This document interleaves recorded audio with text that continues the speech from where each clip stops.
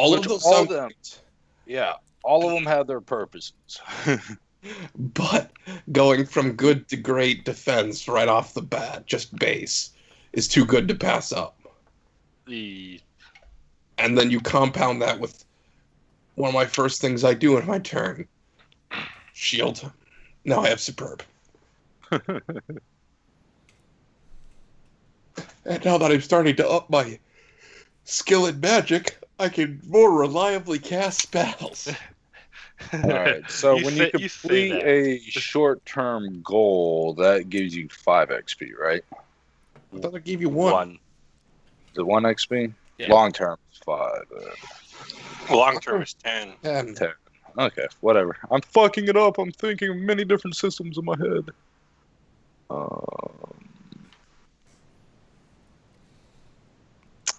It's okay. We'll forgive you this time. Short-term goals. Just want to make up 1 XP. And then at the beginning of this session, we got another experience, correct? And then when we finish it, 1. So we'll end today with 2. Yeah. Unless you get a short term. Okay. The XP gain innately is brutal in this system. How slow it is? Yeah. Yeah. Yes, but your skills top out so low, and your and while your tributes are expensive as fuck, since you have we to haven't remember started, I'll be right back. they're not that. I mean, they're not prohibitively expensive, especially consider, one long-term goal, and you're almost guaranteed to be able to up your cost or be really, really close. Yep.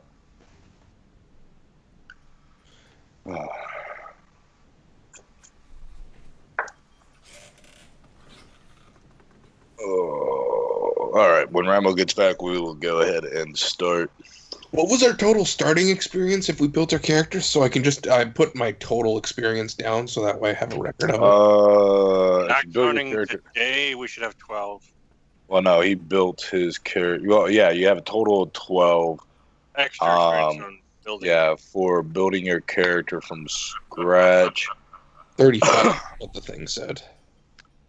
I honestly wouldn't 35 count XP. the other experience. The 35?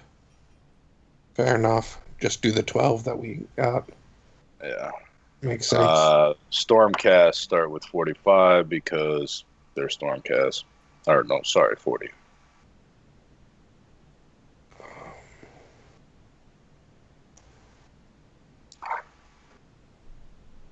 All right. So yes, is Rambow back? He doesn't know. And it freaks me out every time. So I'm in the kitchen, have my computer set up and all that, right?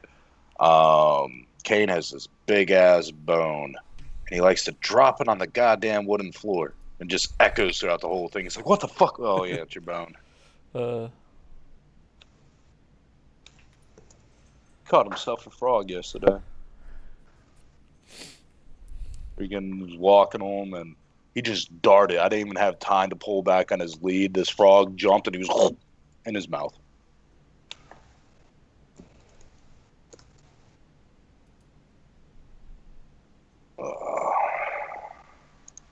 I'm so happy the gyms are back open, at least here. I missed them. I missed him. My abs hurt really bad, though.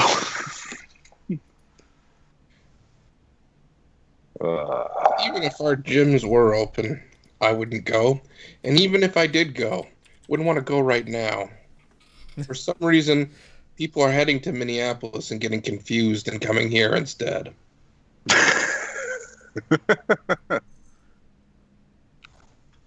You mean what's left of Minneapolis? Yeah.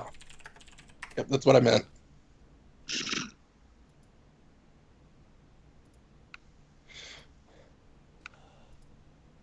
So yeah, I mean, I've seen some very funny memes. One is, take 2020 out of the Nintendo and blow into the cartridge, please. It's not working right. I just saw that on Facebook. I've been seeing the 2020 fail memes all over, years. Because I love the one. Or go ahead, sorry. My favorite one is, and 2020 tops itself again for worst year ever. And then it's a picture of the 2020 year, and it just says, hold my beer underneath it. Yeah, there's two I really like. What was it? It was like, what else could happen in 2020? A tornado, natural disaster, meteor, a new Nickelback album. I have a story of Midwestern stupidity. Oh. Here. Of course, there was like a protest over here, and they were all peaceful. They weren't even blocking the road or anything like that, and they were all, because the mall in town is still closed. They were just using like that parking lot. It's on a major intersection on one of our major roads going north and south, and the other one going east and west. So this car drives by, windows down, and the sides, don't know why they were doing this, but I'll be right back, guys. Blowing mace at the protesters. And that guy decided to follow traffic laws and got stopped at the intersection at a red light. So then the protesters just got maced, went over and beat the living fuck out of this guy's fucking car.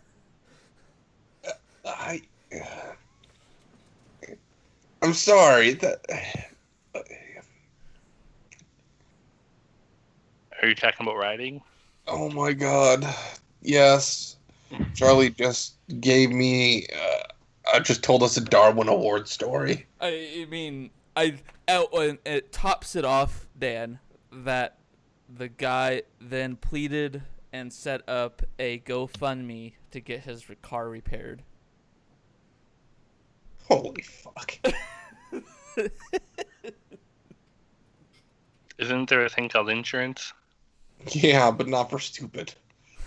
Fair enough. Not for driving. And he at first started to deny it, and then the entire thing was, of course, captured on like phone cam or whatever of him driving by and spraying mace at protesters that were on the sidewalk, and then stopping at the red light right there in front of the protesters.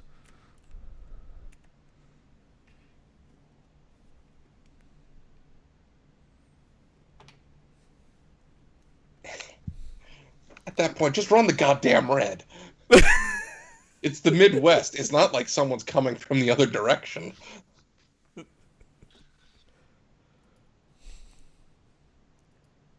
Fuck. Yeah, no. We have another protest that we're supposed to have gone on today. It started at 1 at Island Park. Yeah, but I don't know how it turned out. I have not heard. So apparently... Yeah, we have another one downtown. I think it's tomorrow. Walmart, Sam's Club, both of them closed up. Closing up at 5 or so, 40 minutes ago. And our store is basically on alert, so that the first thing we hear about any violence kicking up, we're going to close the store too. Yeah. Tom would have loved that last week. Saturday, apparently every other liquor store in town closed except for ours. You could imagine what happened. When word got out, we were the only one of probably maybe 2 liquor stores opened. Well, we're going to be the only one open because none of the stores are opening until 10 tomorrow morning. So. Oh, son of a... And I got to be there at 7:45. Yeah. Oh, God. We're going to have fun. Some of my vendors showed up at like noon. I was getting ready to close up for the day. And a couple of my vendors come in through the front. Any chance we could deliver tomorrow's product today? Fine. Fine. I'll milk the clock for a little extra time. All right. I'm going to pull my chicken off the grill, then I'm good to go. I'm guessing Derrick went to help get everything in. Probably. Because he's muted. All right. So I'll be right back. All right. I keep telling people, I know all Midwest cities look the same, but they're confused. This isn't Minneapolis. They need to go 3 hours that way. And I point in the direction of Minneapolis.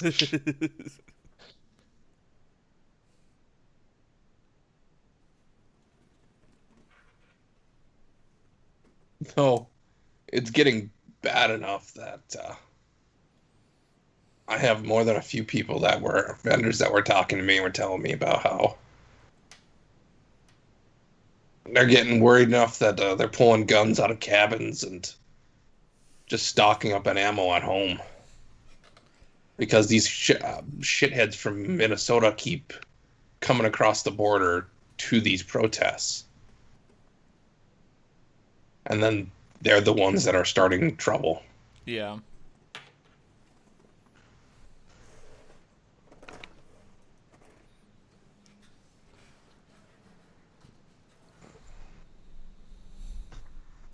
So how's it been handling down where you are, Charlie? It's been pretty calm other than that one incident. That was just a funny fucking thing. The thing was, it was also a PT Cruiser, so I was like, fuck, burn that shit down. So we couldn't tell the difference when it came out the other side. Yes. Send it in for the insurance claim. We can't tell any difference, sir. Yeah. I'm still waiting on Elgato to come out or to restock their cam link, so I can finally, because I plan on getting an actual professional camera for not only recording video, but doing the stream stuff with the webcam and everything. And the best way to do that is directly plug into a USB thing called the Cam Link that'll hook into my computer and everything. But those right now are out of stock and are pretty price gouged the fuck off Amazon. I think at Best Buy they're supposed to be sold for like $129, $130. Mm-hmm. And right now on Amazon, the cheapest one I think is like $270, $280. Fuck. Yeah. 100% markup. A lot of things that are being price gouged right now. Yeah.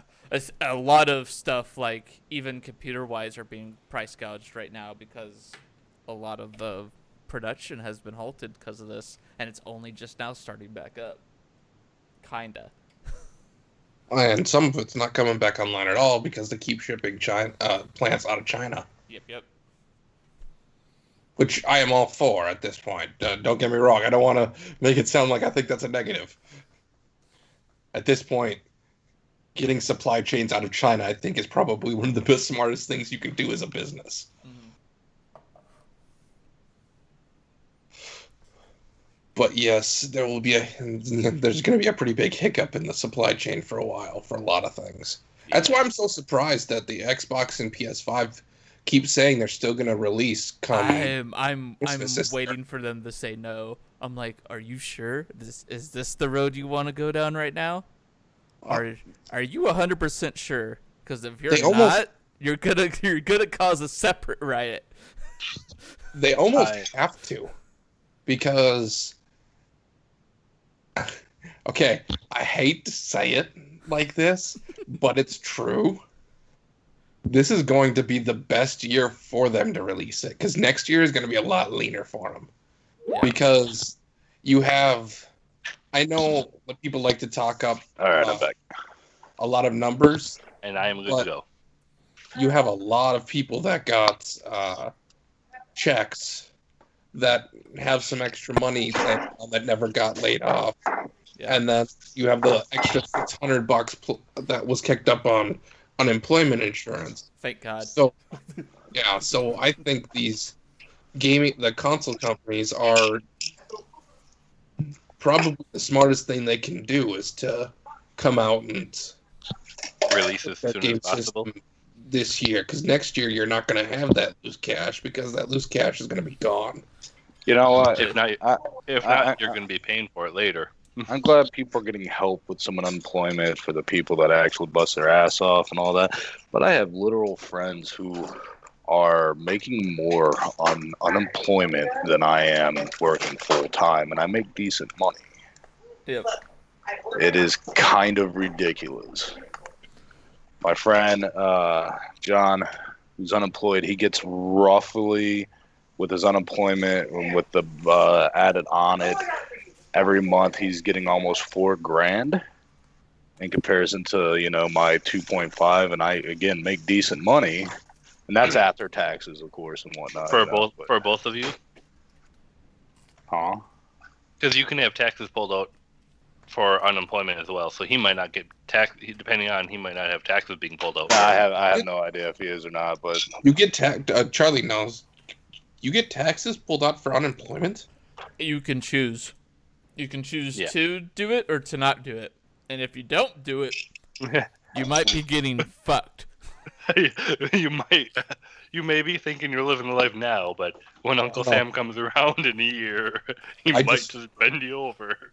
I just find it funny that, or kind of ass backwards, to be getting money for the government and then paying money back on said money you were getting from the government. Yeah, doesn't that pointless bureaucracy? Isn't that just funny there, Dan?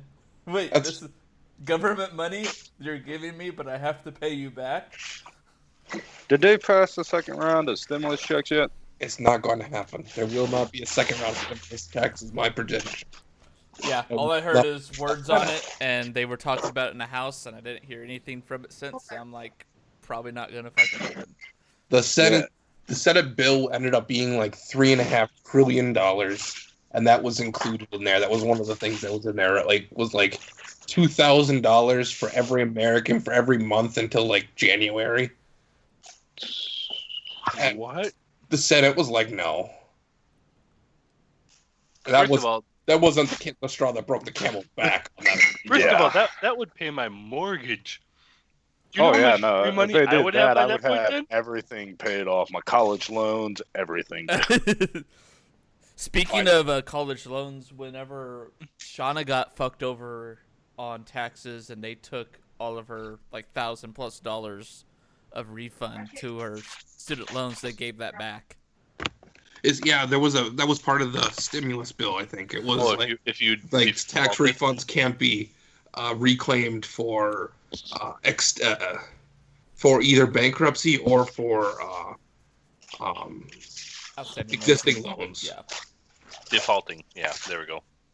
All right, so let's go ahead and kick this off. Bridget will be joining us as soon as she can. She'll be starting here in a few minutes, but where we left off last time, y'all uncovered a few clues of where to begin your search of what's going on and why the Everqueen has called for this ancient order to be reestablished, creating a soul binding between your group. Sigmar agreed to help her, lending one of his cherished Stormcast Eternals to aid you all. In turn, however, your aid is required for his personal quest as well. You ended up in the small frontier town of Heimberg, right? Is it Heimberg or Heimgard? Heimgard, sorry. Heimgard.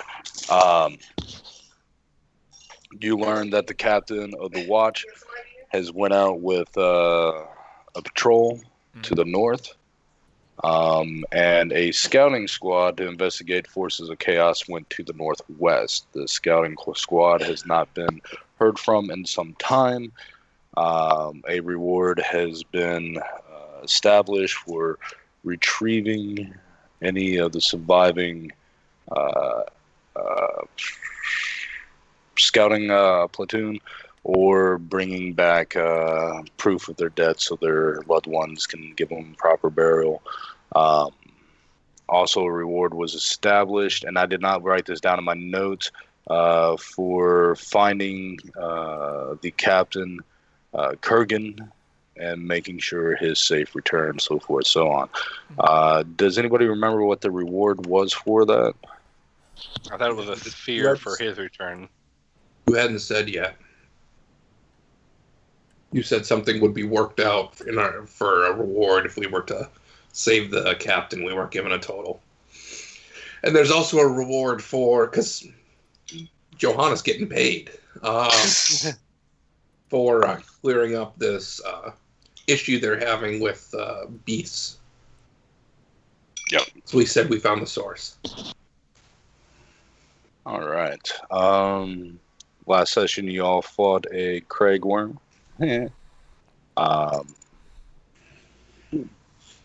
Coming ahead victorious, it was a tough fight. Your Night Quester. You could say the worm turned. Huh? You could say the worm turned.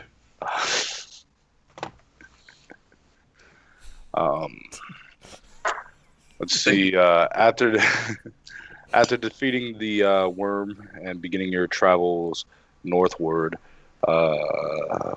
Kelara found tracks and the means of what direction and the general whereabouts where Captain Korgen is. The night storms hit the fire realm, and in it she saw what appeared to be several maw crushers, prized beasts, and mounts of very prominent, powerful orc bosses, mega bosses, so forth, so on. After the storm, the next day came, tracks of several hundred orcs and greenskins were marching westward.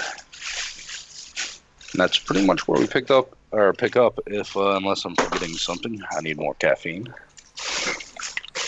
Can I make a roll to determine, with all these orcs, if I think this is a wog? Yeah, hold on. Let me bring up wog. The fact that I got Dan to say the word wog. On video. On video. It's recorded. It's for the internet, and it's not getting taken down ever. Wog. Yeah, go ahead and give me a mind lore test. Difficulty is going to be 4, complexity 1. I got 1 success.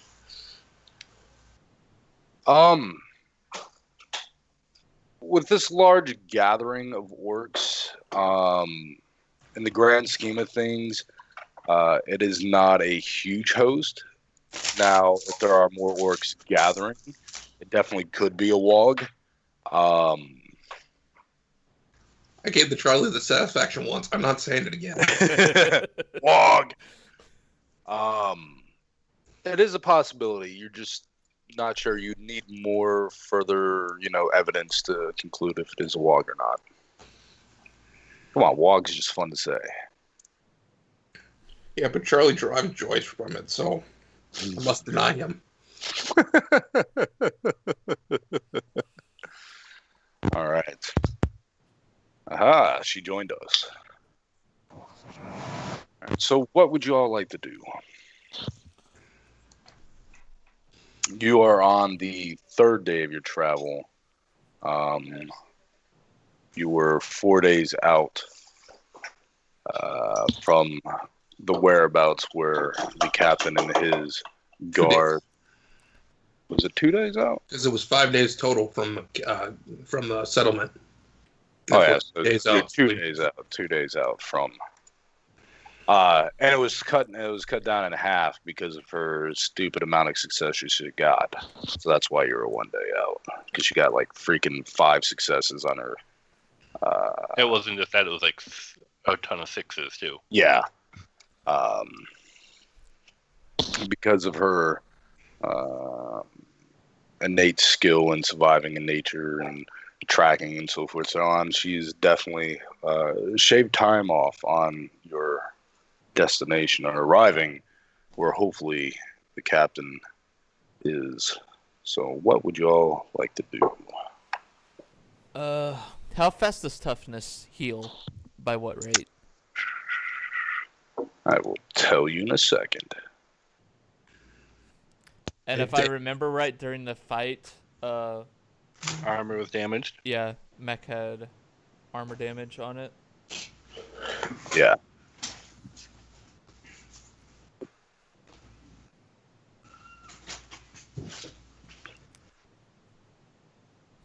And I don't know if Berg has the means or the materials to repair said armor.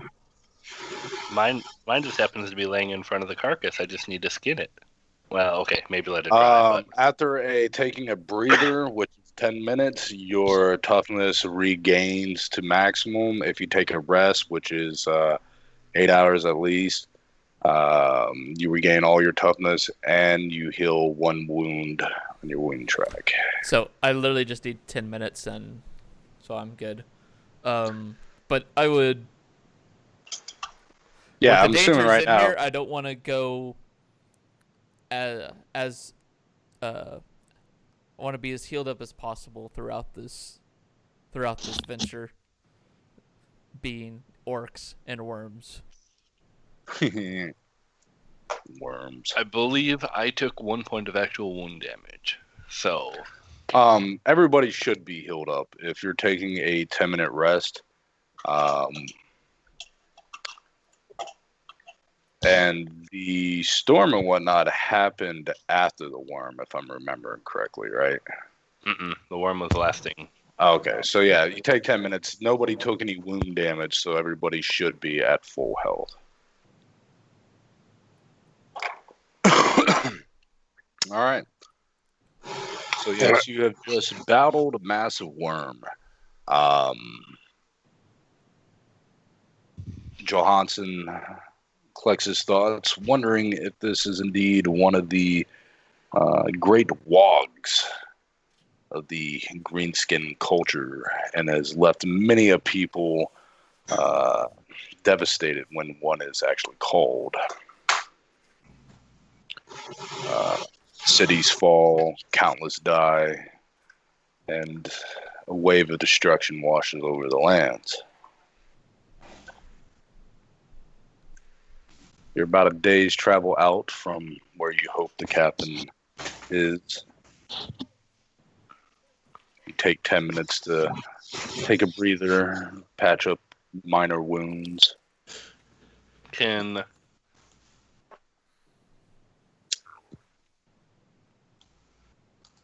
We have 10 minutes, and I'm trying to see. Now that I've a dead creature, can I take 10, 20 minutes maybe to see and dissect the worm a little bit and see if it's, or if I can find a means of what's causing him to go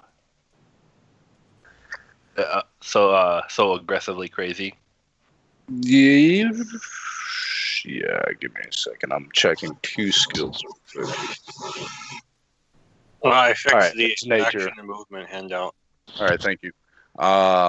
It would be a mind nature test. It is going to be a difficulty 6, complexity 1. So survival then for nature? Or no, it's mind. Is there an actual? There's a nature skill. Yeah, I have it. Already.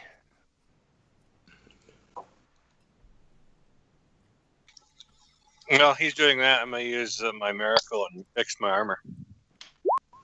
Okay. I got 1 success. How many did I need? 1. Perfect. You have never dealt with one of these worms before. and figuring out its anatomy and so forth, so on. You can clearly determine that after, about 20, 30 minutes, nothing is plaguing it like a disease or anything like that. Whatever is causing beasts to show such aggression is definitely an outside source. What that source is, you do not know. But it's not natural, and it's not something that is afflicting. It doesn't look like it's physically causing...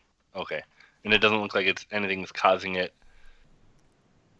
mentally or something to appear bigger, like organ size-wise, bigger?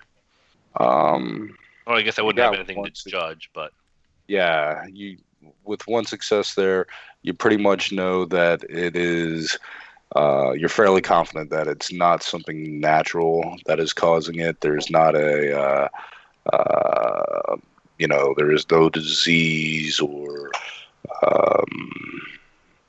virus or anything like that that is afflicting it to cause it to behave in such a manner. All right. I kind of clean up a little bit. I use the dirt to absorb some of it and brush it off. And I look at the group and I go, well, it didn't give me any information we didn't know already. But it isn't, at least we know now, or at least we can completely wipe off a disease or plague. I make a daisy grow on the worm's head. I'm going to call him Frank. Nice.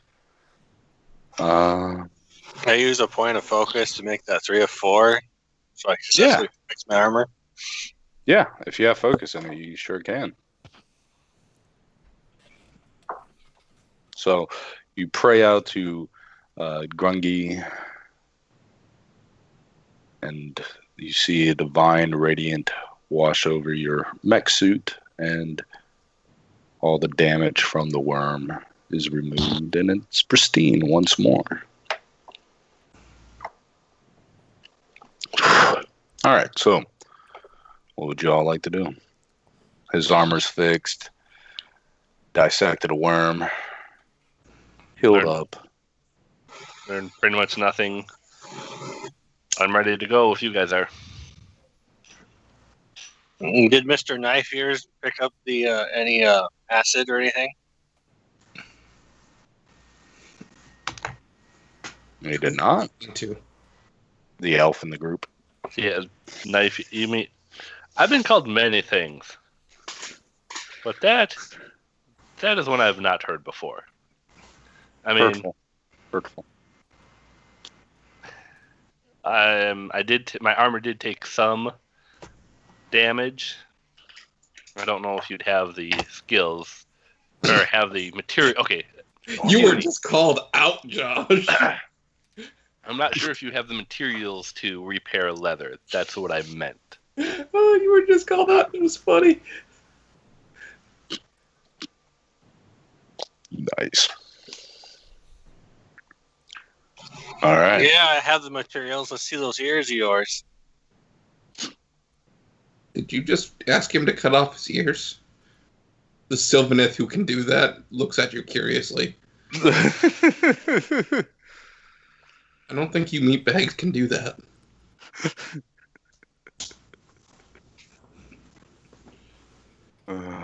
It's not a pretty sight when it happens. Let's just leave it at that. All right. What kind of armor is he wearing? It'd be medium leather armor. Is what I chose for medium armor. With the damage on the armor where it was like a temporarily -1, is that now gone now too? Then now that we've rested for he had to take full rest. Okay. Go back. So my toughness is back to normal, but the armor is still -1. Okay. Because your armor's attached to you physically. Well, I knew that. I wasn't sure how it worked. I'm really curious. I'm going to try something, Derrick. Okay. I focus on my Sylvaneth companion for a moment and see if I have a hack here. My blessing is verdant growth. I cause things to grow at control. Can I cause her armor to grow back? I will allow this. Thank you. This is the most useful blessing I have ever chosen. I will allow this. That's all right. You win this round, Dan. You win this round. I look at her and I say, see, this is why we are inherently superior. As we continue marching in the direction she found. And I nod in agreement. All right. So, unless there's anything else you all do, you begin your travels once more. Travel through the blistering heat.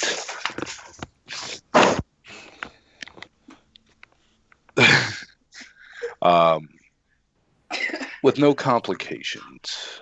Once again, night, or the sun begins to set, and peculiar enough, once again, storm clouds begin to roll in. I make for us like a rabbit burrow, so you know how the grass will grow kind of into a, like over and like almost a comb over kind of. So that way we're not, we can't be seen from the skies. Okay. 1 second.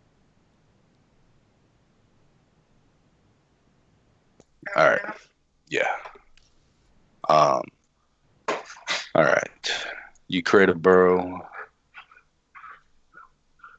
Lightning cascades through the sky, and thunder echoes as far as you can perceive. What do you all wish to do?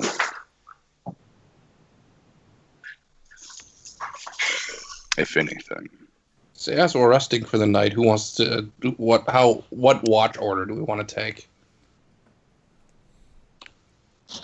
I can take one. Well, it doesn't matter which one. Depends on who else we have willing to. Zayek, do Eternals need the sleep? You know, they leave a lot of things like that unstated. I'm going to say yes. Gosh.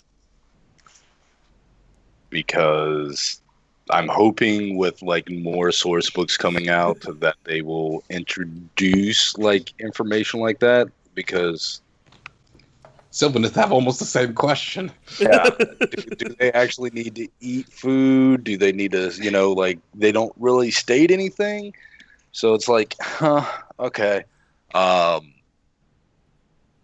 yes, who's taking first watch? I can take first. Okay. I'll take last. Okay. I can do second.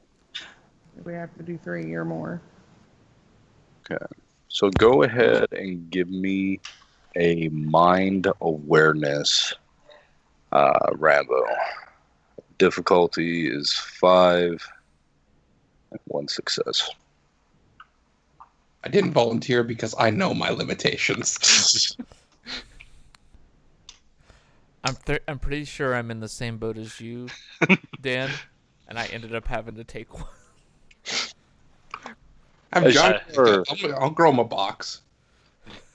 As you are, looking out beyond the burrow, open plains, or desert, I should say,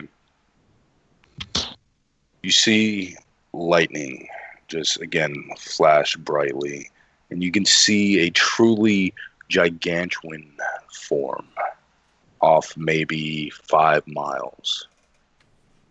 It looks kind of reptilian in nature. It is the largest creature you have personally ever seen. You had 3 6s right there. Well, 3. Yep. You can see that part of its scaly nature, and it's pouring down. It's a deluge. You only really see the outline because the lightning that arc through the sky. One thing you do notice from where its scales are, some of it crack, and you see almost this glowing like red. This kind of looks like fire or magma. You're not sure.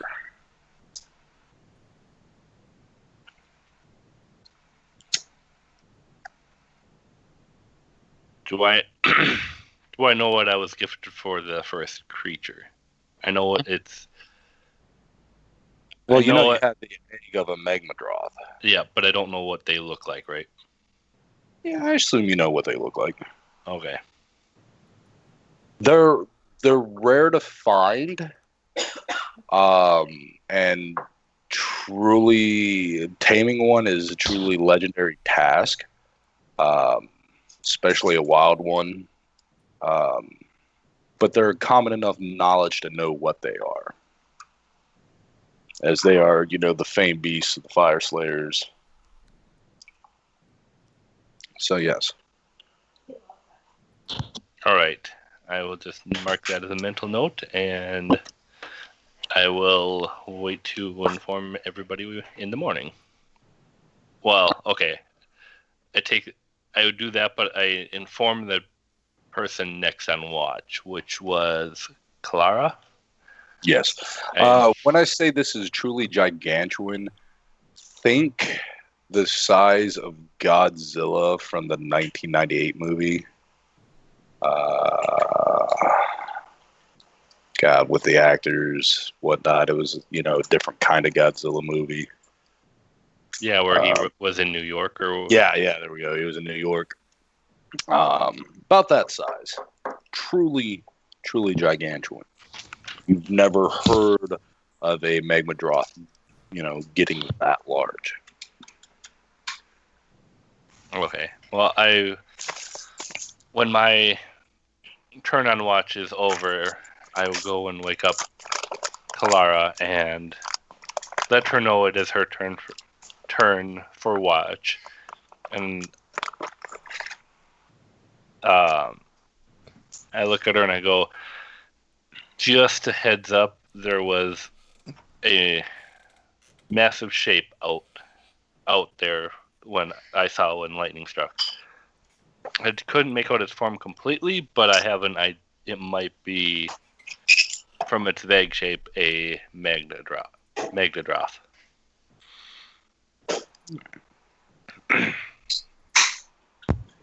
Okay. All right. Kelara, as you are taking your watch, several hours pass by. The lightning seems to have stopped, though the rain is still heavy. You find yourself almost in a trance-like state. I need you to give me a soul. Where to go? Determination. Difficulty is 4. Complexity 2. Oh, you're trying to set me up to fail. Why couldn't you give me the mind and awareness thing? That would have been so much easier.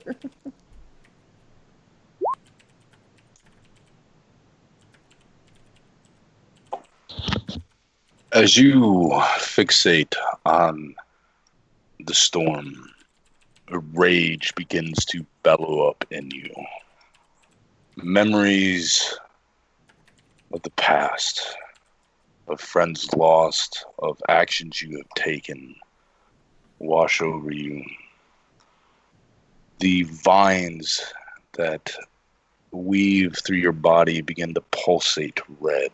The leaves that are on you take on a maroon coloring, with the edges almost bright crimson. Didn't have a map made for this, so everybody please drop your tokens. Hey, I dropped my token. Woo! Just creating a little burrow Dan made.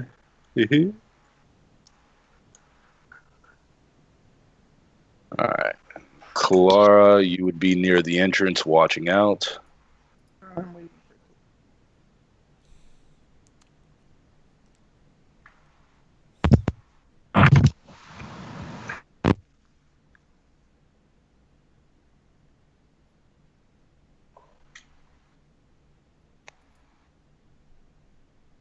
And Dan, if you will, drop your token. Yeah. All right. Put your tokens where you would be resting at.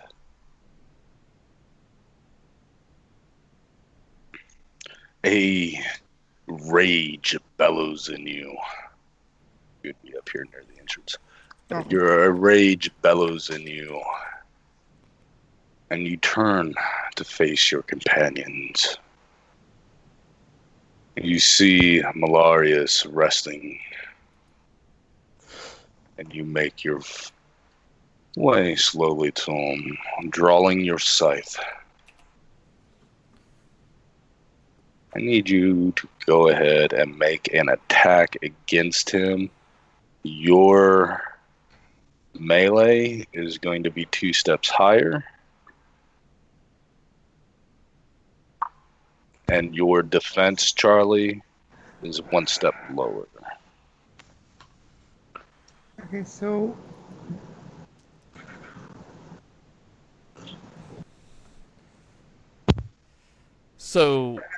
does my combat ready come in here? As it says, I can never be surprised in combat. Combat is initiated, yes. okay. So as you're resting there, as quietly as Kelara is being, just a small sound of rock moving manages to stir you in time to see this raging Kelara standing over you with her scythe raised, coming down on you. So your melee and defenses are treated normally right now. Okay. So what is your melee, Bridget? Good. Good. And what's your defense, Charlie? Superb. All right. You do not have your shield. Your shield is aside right now. For this attack, I wouldn't say, you have your shield on you because you were sleeping. You can grab it on your turn as a free action. Mm-hmm. So that would bump it down to great, right? Let me see, because that would just drop it down. Yeah, that would drop it down 2 steps from superb. Okay, so you're actually at good. Because this is the beginning of a combat, Kelara, you really have no control here. You're just going to do the rolls for your character for me. Okay. You are in the stance of war, so your melee is increased by 1 step. So that goes up to great. So make a body weapon skill. The difficulty is 3.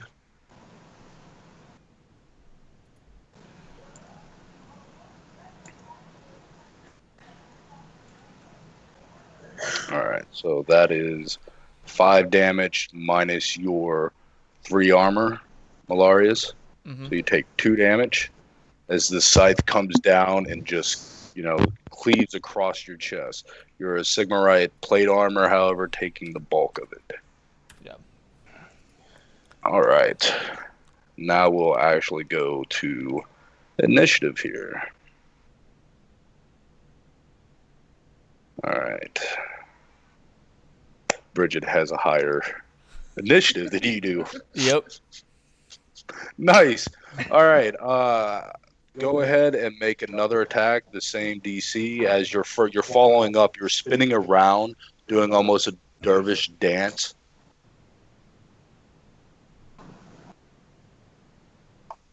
So 1 more. 6. So you take 3 points of slashing damage, and you're going to spend a point of metal to attack again, as you are a whirling dervish at the moment.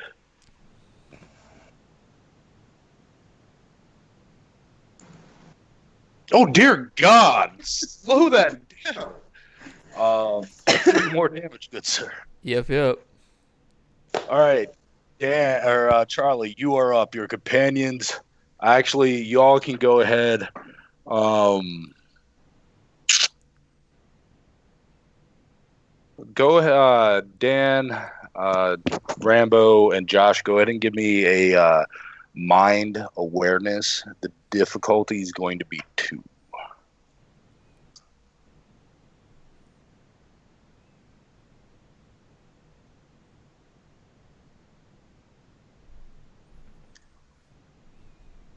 Woohoo!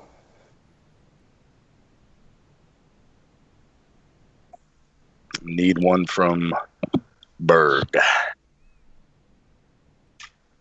All right. So yeah, after Kelara manages to deal her third blow in succession, all of you manage to wake up, stir. You're groggy-eyed, and you see Kelara. How tall are you?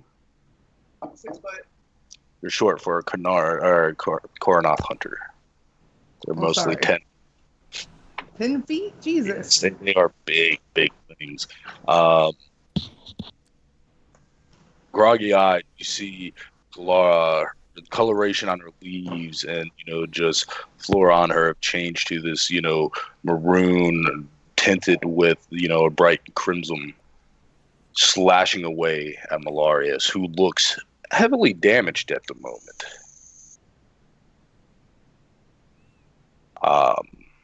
I know I fucked that up. I should have did that roll on the first round, so apologize. Dan, we'll go with you. Then we'll go Charlie, Josh, Rambow. Bridget already took her turn for the round. Well, they both have 7 initiatives, so she acted first because everybody else was asleep. Still works out. How many? What's a movement per round? I don't remember off the top of my head. You can take as a free action. You can move 15 feet, or you can move. Normal is 30 feet if you take because you get your move action is normal, so you can move 15 as a free action, and then you use your move action to move 30 feet.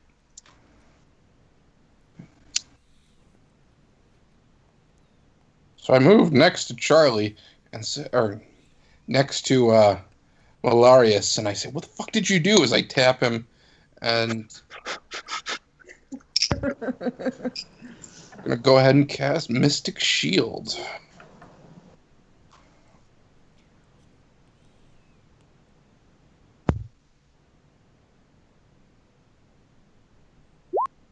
Holy shit!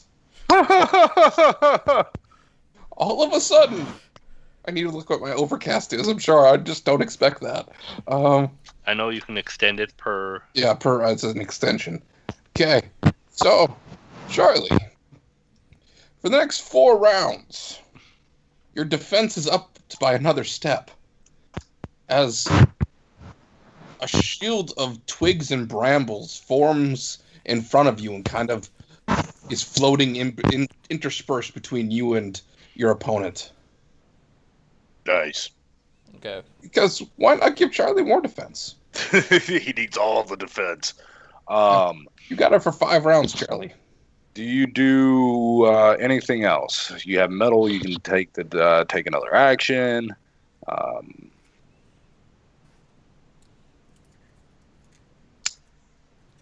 Yeah, why not? I'm metal, and I'm going to cast the spell again, but I'm going to cast it on myself. Nice.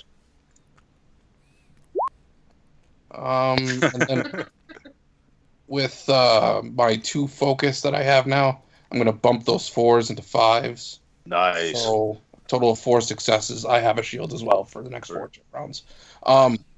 Did you find out, because I need confirmation for sure, is it per roll that you can add focus, or is this... I couldn't find anything, so I am going to say per roll. Okay. I thought I saw something, and it could be, but until I actually find a definitive answer, or I can find it in a book or in the book, I'm just going to do a per roll. In that case, Charlie, you actually have it for 6 rounds. Ooh. All right, that's your turn. Charlie, you are up, good sir. Oh, I definitely pick up my fucking shield. So with all of that, you have extraordinary defense. Extraordinary defense. Fuck it. Dan might take a fucking offense to this shit, but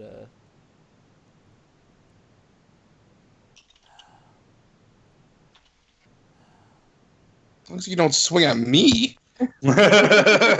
Fucking tree people. It's almost as I say chaos take you, you damn tree, before I fucking I'm switching sides.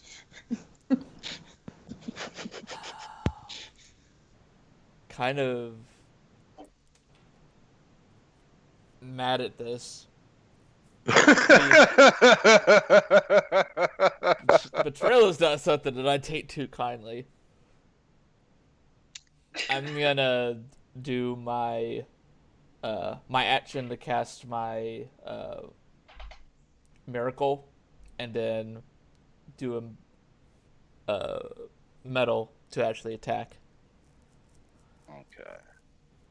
Her defense is... What is your defense? Alright. What is your offense, Charlie? Great. Alright, DN3 to hit her.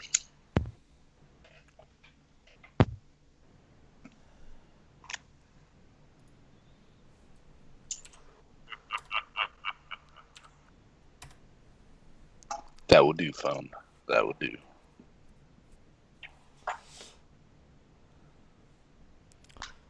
That's 6 damage altogether. Nice. So you take 4 points of damage. And she is stunned. Give me a mind determination test. Hold on 1 second. DN for that is 3, and you need 2 successes.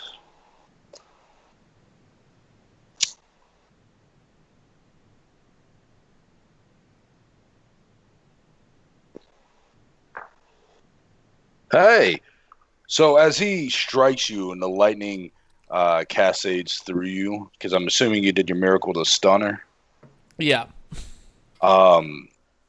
The blinding rage that filled you fades. All of you noticeably see the coloration of her leaves and vines and whatnot go back to normal. Her eyes are no longer, this glowing, pulsating, deep red. But what color were your eyes? Like greenish? Sure. We'll go with that. More common Sylvaneth. You drop your arm a bit and your scythe goes, lax. And you look around confused about what's going on. You do feel a twinge of pain on you. And you see Marellarius bloodied and cut to ribbons as well. What do you all do? We cool? Okay, I'm going Yeah, back. I don't really know what's going on. Trees get to stay over there on the far side of wherever we camp, and you no longer get to watch. No tree watchers. This is a time to, never mind, I'm not going there. Thank you, phone. So yes, Kelara looks confused. You're telling her trees, they stay on that side of the burrow. Okay, so here's what happens. I wave my hand, my eyes go pitch black for a moment, and I just sit there and I start staring at Marellarius. I cast Nocturnal. I don't have to sleep for the next 24 hours.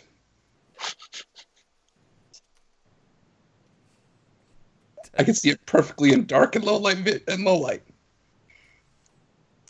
Nice. And because I don't have to, I don't blink either.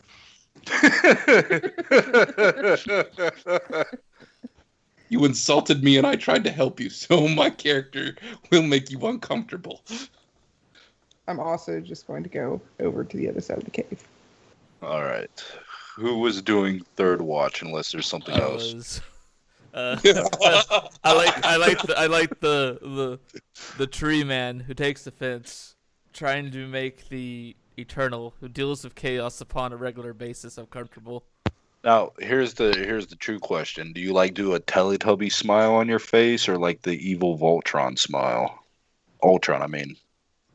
Like the anime smile when the face goes black, but the smile is face. Fair. All right. All I picture is a jack-o'-lantern head with no light behind it. Like the dad from Codename Kid Next Door when he smiles. Fair. I salute anybody who gets that reference or knows that show. Yes. Marellarius, as you are on your watch, and again, you take the entrance to the burrow to watch out, give me a mind and awareness test, difficulty 6. Love my pun. Oh no. This is gonna be fun.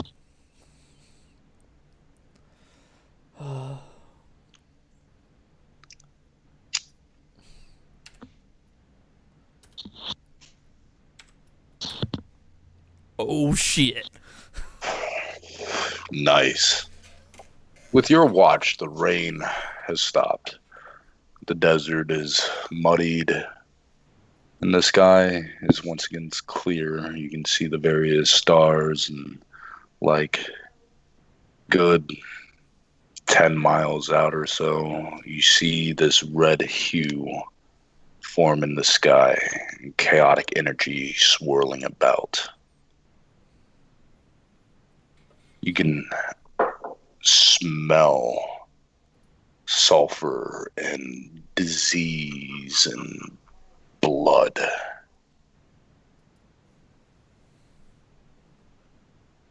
What do you do?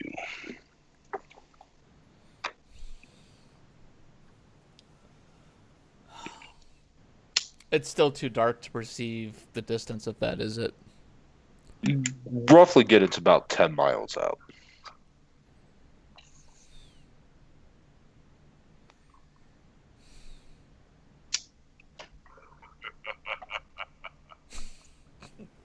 That's what my character's doing in the corner, just talking to himself. Since I know the reasonable tree is still awake and staring at me, I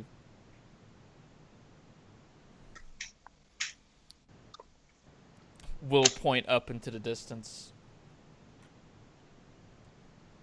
Okay, I look out. Derrick, like I said, I can see. Yeah. I go back into serious mode now that this is... Because Right. I actually know what happened to her, because I remember I experienced this once when I tried to do the world roots. That's why my character isn't delving too deep into it. But, as you go to the entrance of the burrow and you look out, you do see the chaotic energy and the red hue. Your senses pick up what Marellarius did, the scent of brimstone, blood, disease. And with your dark vision, you can see a rift in the sky, as if a crack in reality. I said, wait, the others. It is pulled open, and you see something of true nightmares. As a massive winged daemon steps out, towering, blood red, a massive greatsword of some kind. Lets out a bellowing roar, and you see waves of smaller red demons, elongated heads with horns, also wielding blades. Give me an awareness mind test, difficulty 5. Good at mind.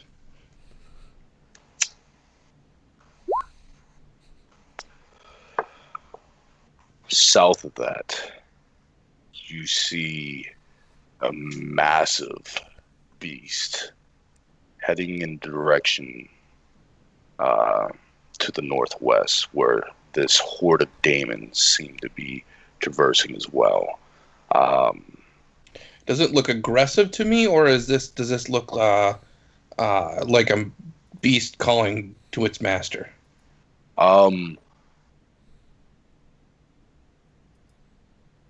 Go ahead and give me a mind intuition.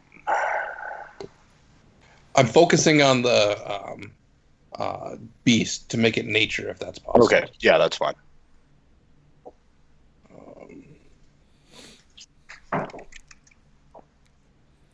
And it was what was the difficulty? This will be 4 for you.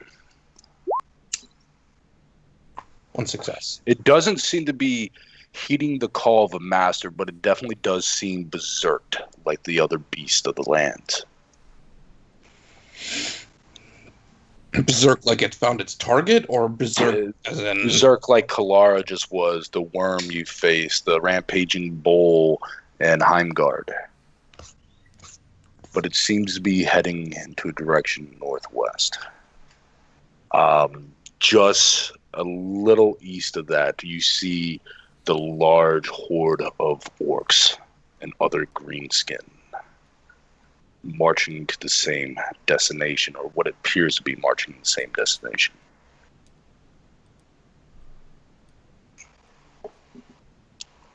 Has Marellarius woken the others yet? Yes. Yeah.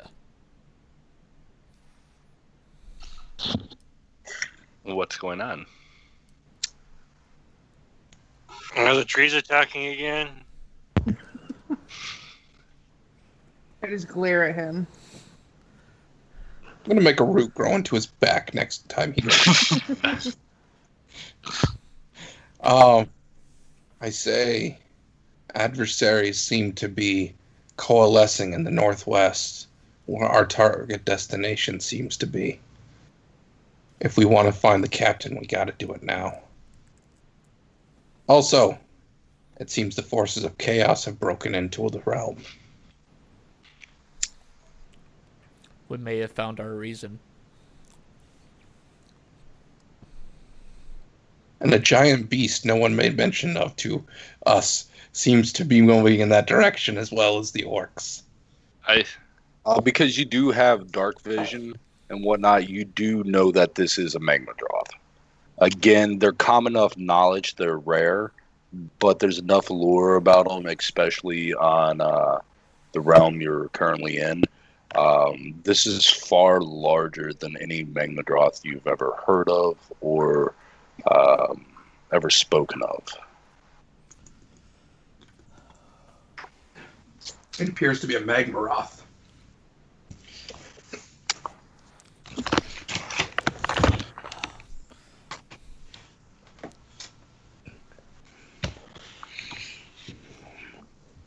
All right.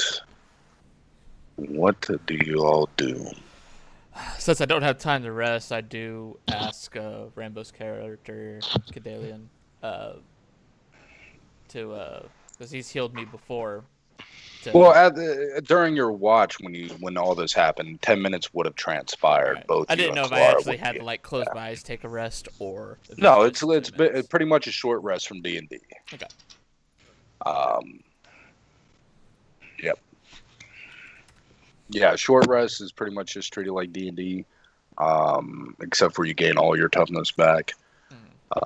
Wounds are the ones that take longer to heal. Yay! The fact that we haven't taken wounds yet. Yay! Yay! The tank has done his job. Yes. Apparently, even while he's sleeping. I'm pretty sure that would have killed anybody else.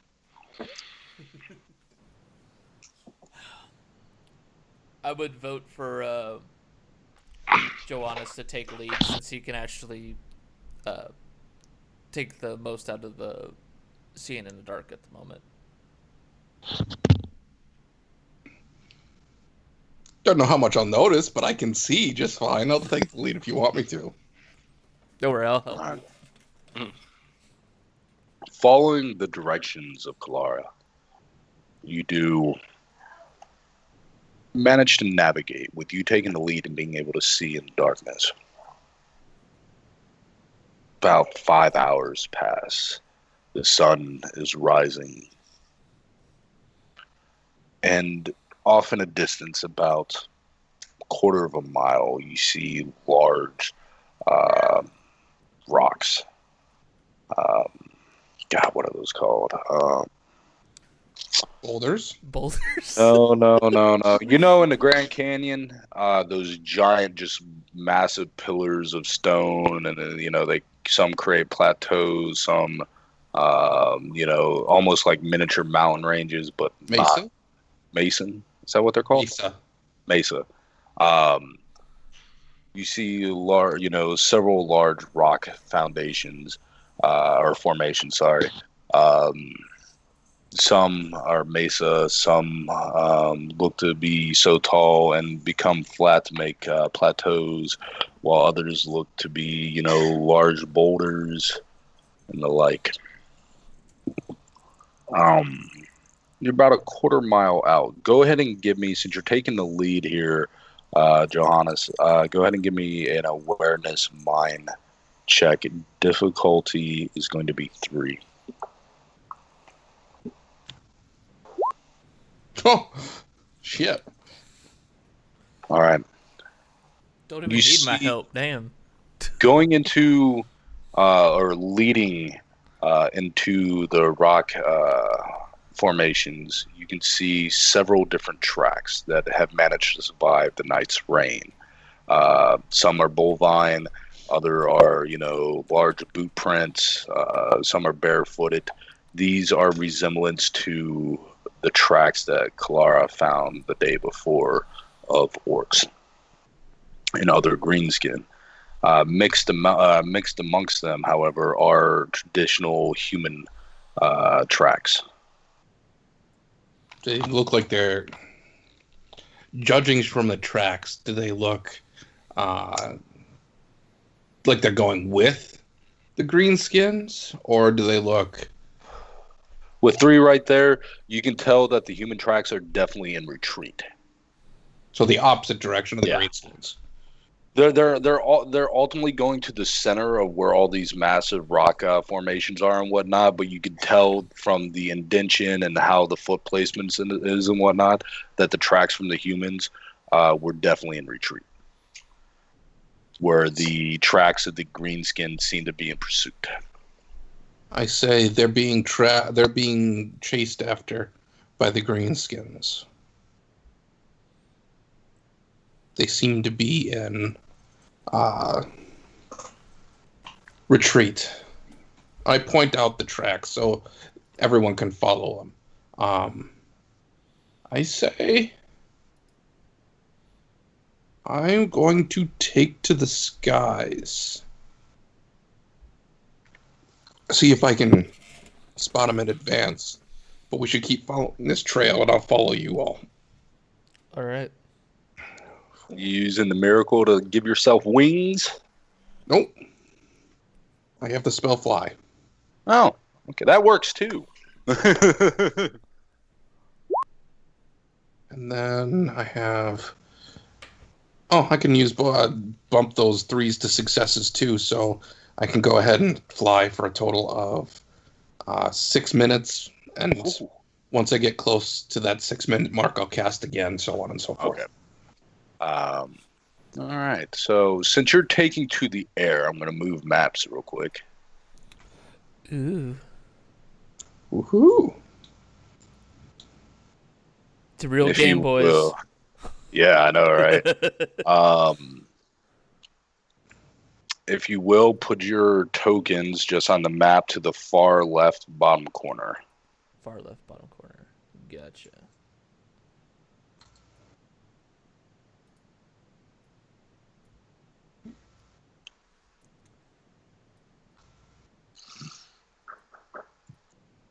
Hold on 1 second, Doc, at the door. Oh. You getting that?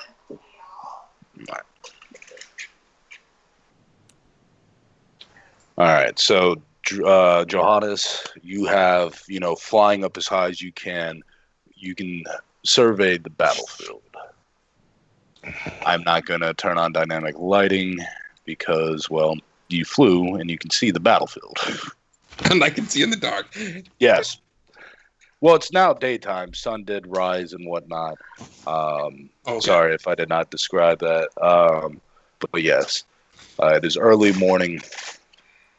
From your vantage point so high up, you can see to the north on the ridge leading up on that plateau, a small grouping of guards are facing off against a small handful of orcs.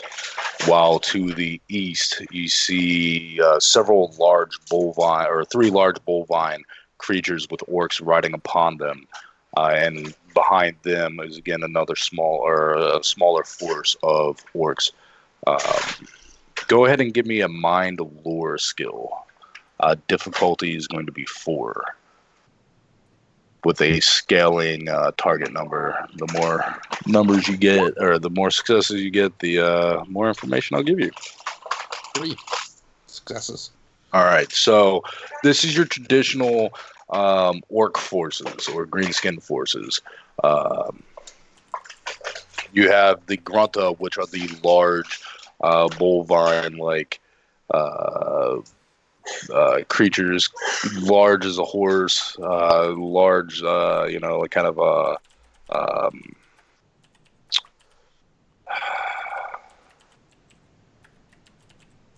God, what's the fuck the creature's called? Kind of pig body, serrated teeth, so forth, so on. The numerous orcs you see are classified as Ard boys. So your common infantry fodder. To the east, where you see the larger gathering right there making move up to the plateau, you see a orc war chanter and a weird noob shaman. The shaman himself is a spellcaster, of course, and the war chanter is able to give boons to the orcs within his immediate vicinity. Okay, so I fly down to the group, and I quietly say, because I don't know how good their hearing is, I say just around this rock formation, we have a total of 10 grunts. I'm going to call them grunts. A war chanter and a shaman, as well as 3 mounted grunts on top of grunta. Engaging the free guild is another 8 orcs up on a narrow pass leading to a plateau.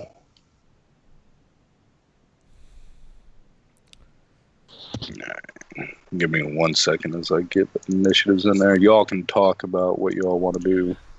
I kind of draw it on the ground, like the rock formation, so they can see what I'm talking about. Because you said it was kind of a dry area. Well, no. Yeah. It's muddy. So. With how hot it is, though, it started to get to that really dry mud. It still looks muddish, like dark and whatnot, but it is enough where you can use a stick and whatnot to draw a design and so forth, so on. So I actually draw the map for them so they can see what I'm talking about. Okay. Are there any other plateaus or peaks we can hide behind to sneak up on them to help? Up to the east, there's another plateau with only a small gap that they could feasibly traverse in order to get to us.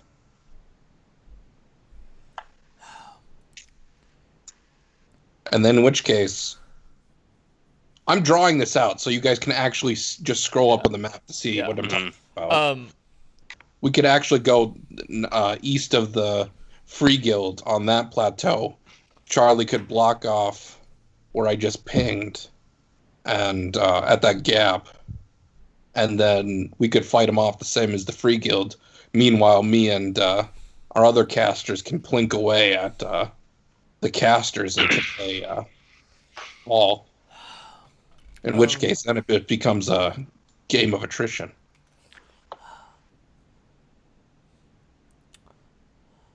It just depends on how fast we can actually get up there. Because I would assume the other... How fast and quietly. Well, question. Derrick, with 3 body, could I feasibly pick one of these guys up? All except for Marellarius and Kelara. And the dwarf. So you can pick up Rambow. You could pick up your favorite. I say me and Khedalion, me and Khedalion could probably sneak over there fairly easy. I could lift him and just fly over high enough so they can't see me. Because it's still, is it early morning, Derrick? Or yeah, it's early morning. Still, it's just now, twilight is pretty much fading away as the sun rises. Now, so we still have the twilight on our side. We could feasibly fly right over them. I don't know how good you all are at sneaking. I could also, after dropping Khedalion in the mesa to the east, I could fly up by the Free Guild, like behind the first line of the Free Guild, and drop a rope down up there. Like tie a rope off, and you could come up behind the Free Guild, walk behind the Free Guild, and then drop down that mesa right there, and then basically set up on that. Yeah, so us pretty much go direct north. Yeah. North, sneak around to that one side-facing cliff. I drop a rope down to you. You climb up, and then you can climb down, and we can open up a second front. Okay. How tall are these mesas, by the way? Anywhere from the cliff sides and whatnot, anywhere between 30 to 80 feet. So as far as the second grouping of soldiers that's not currently fighting the Free Guard, well, they did fight the Free Guard and they won. Are they just kind of resting at the moment, or are they looking to immediately reinforce the troop to the north? That's fine. Go ahead and give me an awareness intuition. Difficulty 2. These are orcs.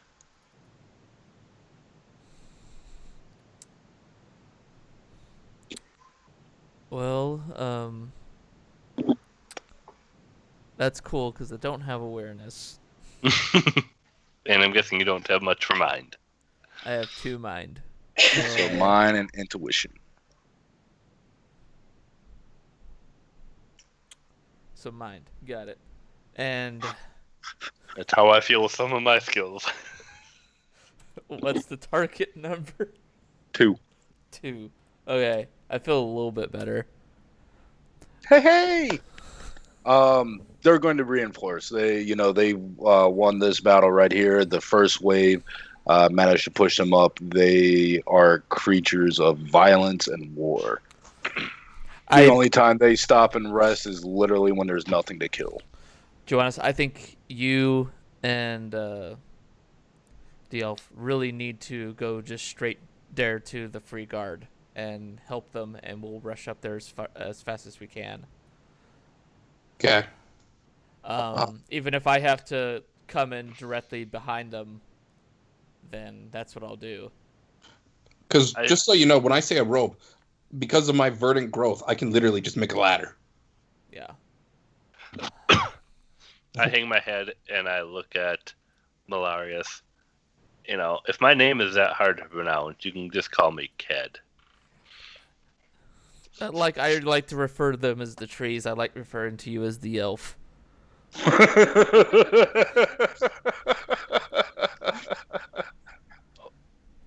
So I grab, before they say anything more, I grab him under his armpits and I fly off. All right. So we will be doing this in initiative order so we can see where y'all get, see how the Free Guild fares against what is being thrown at them right now, and just, play the course of this battle. It is about to be 8 o'clock. Let's go ahead and take a quick 10-15 minute break, guys. Our food just got here. Let's eat, grab a drink, whatever. We'll pick up, and 10-15 minutes we will commence this chaos that is about to happen. yeah. All right. All right.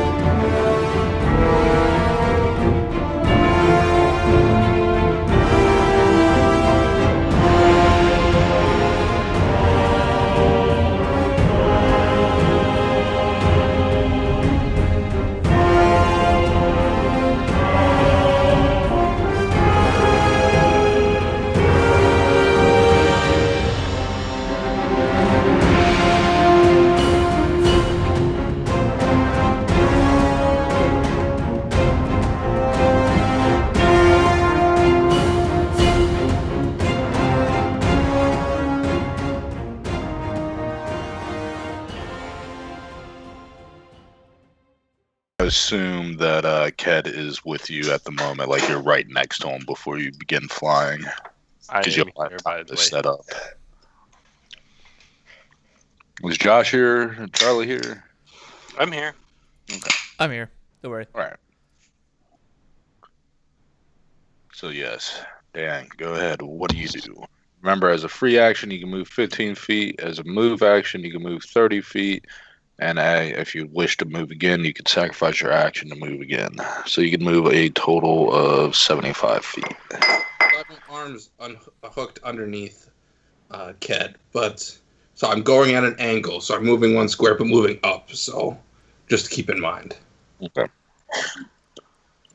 5, 10, 15, 20, 25, 30.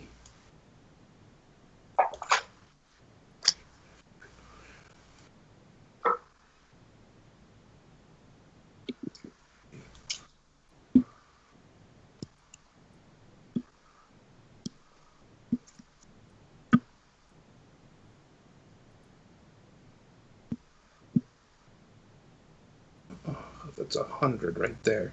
That would be 30, 60, 90, because I'll spend a metal to again. So be 90. I get to move 5 more feet. So there. Okay.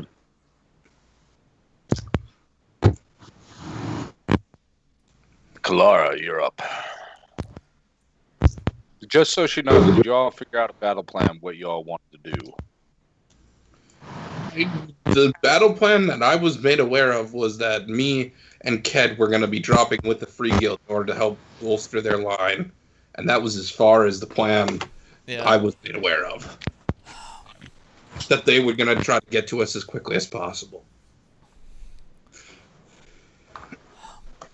Dan, what are your thoughts on a pincer? I think you'd be overwhelmed. True. Then have the plan be like this. Plan A is you guys dropping off there, and while Ked go ahead and does his tries and support the Free Guild before you join him on that. Do a rope drop somewhere safe where we could see in that general area where you don't think the orcs would be like, hey, rope there. So don't do it like right next to the orcs, but somewhere anyway to the north, where the ridge looks like it curves straight west and stuff like that. I think that would almost be far enough for them not to notice, and that wouldn't be far for us to get to the battle as well. It's going to take us a bit to run up there.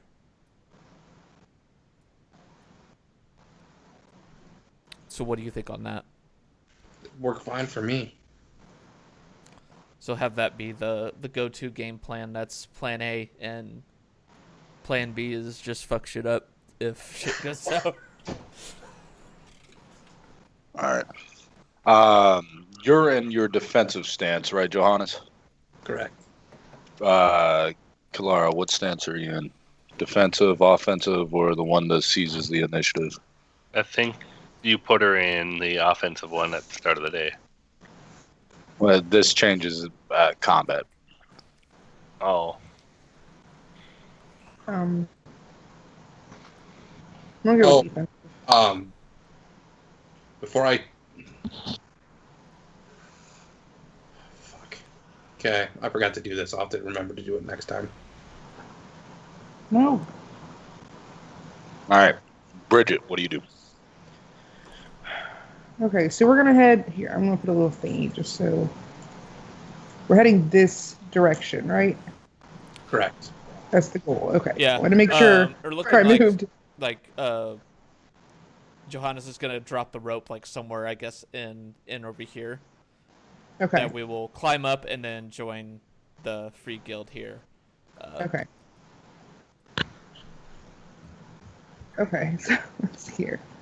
So I can move up to 45 feet, basically, if I give up my action, my free move, and my move, correct?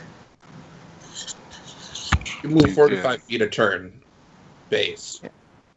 If you give up your action, you can move an additional 30 feet. If you move, and then if you use a medal, you can move an additional 30 feet on top of that. 105 is basically what you get to move. 8 squares, 5 feet. Yeah.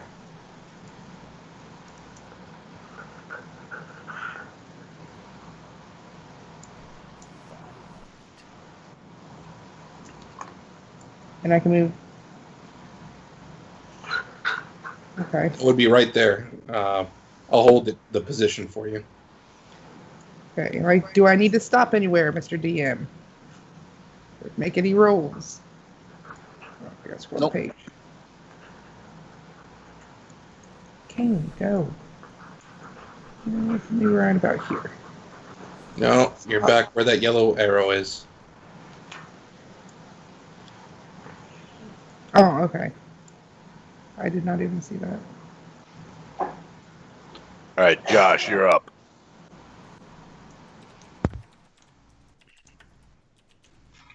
I guess I run up there like, wild man. Run up there, mech man. For a reference, though, I don't think my mech is actually the heavy. It's made from Aether Gold. Yeah. Which is lighter than air. I'm marking your 30-foot mark. Go ahead and move from there. Then it would be right there. Okay.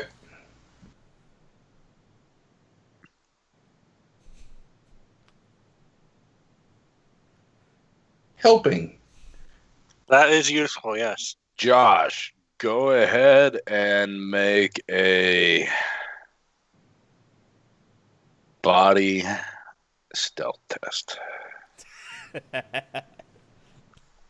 You want Sir Clanksalot to make a stealth test? Yes. At least it's Difficulty body. is going to be 3. At least it's a body test.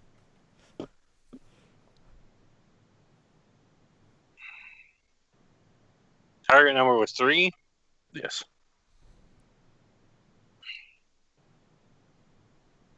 All right. As you start, making your way past him, you see one of the gruntas lifts its head up and then puts its head back in the direction of the free guild.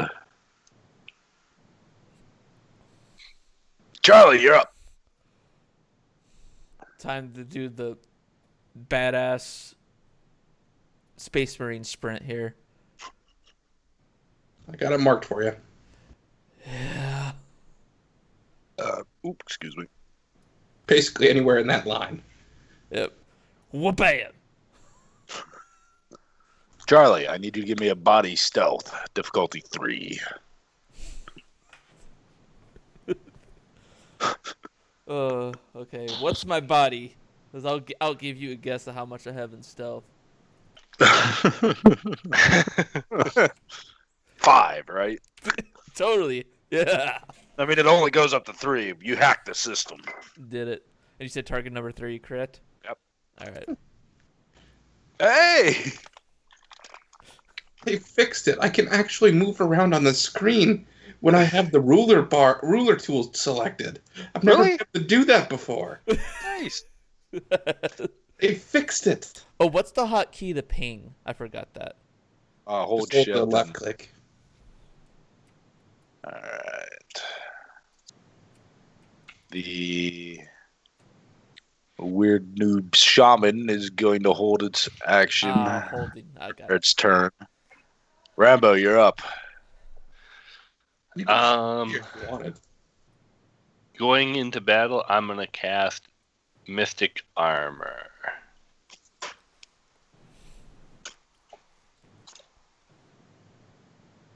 So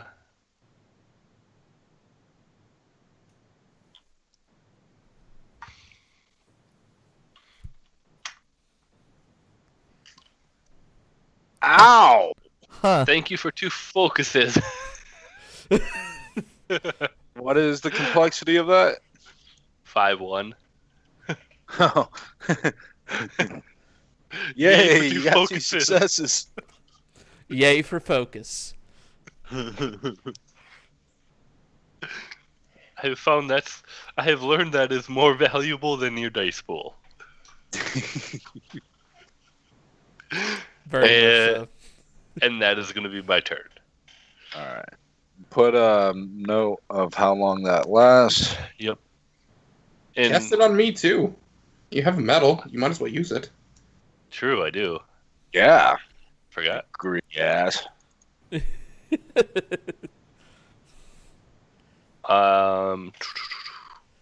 not like casting spells costs anything.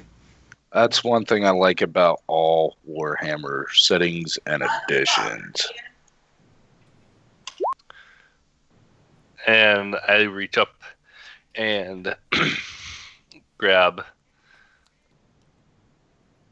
Johannes's arm, and now you have a clear glimmering shield around you as well. Oh, you cast shield or did you cast armor? Mystic shield. Sweet. So you have +1 armor grade for 3 turns.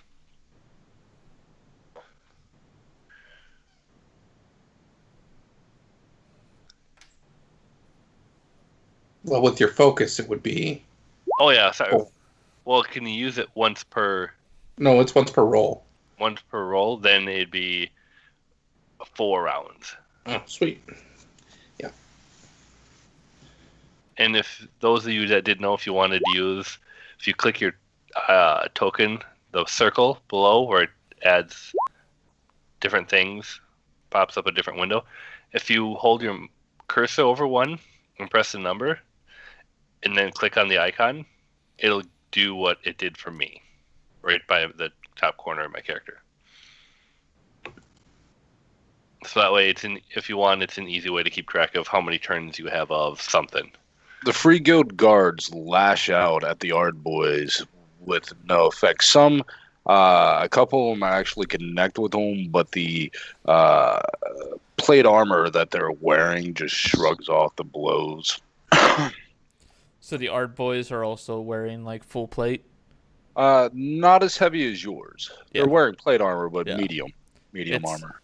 It looks like scrap, but it works for an orc. Yep. Orc War Chanter is going to delay their turn. Ard Boys. Hold on.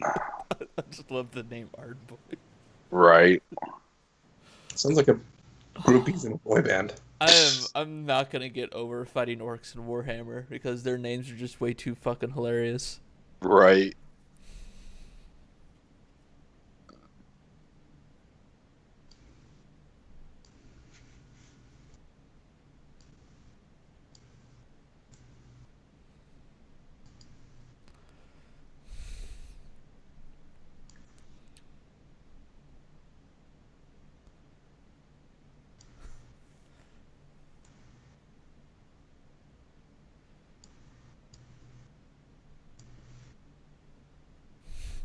Now, Alright. Grenthas, are they like you said they were like bull type? They're bull pig-like creatures, as big as a freaking warhorse. They got kind of a snout, kind of like a warthog, with serrated teeth and shit. Built muscly like a freaking bull. They're not pleasant. But like them trying to like climb over the ridges or shit like that is That ain't gonna happen. yeah, that ain't gonna happen. All right, gotcha. The ridges are taller than they are, correct? Yes. Okay. Damn it. Damn it. All right, there we go.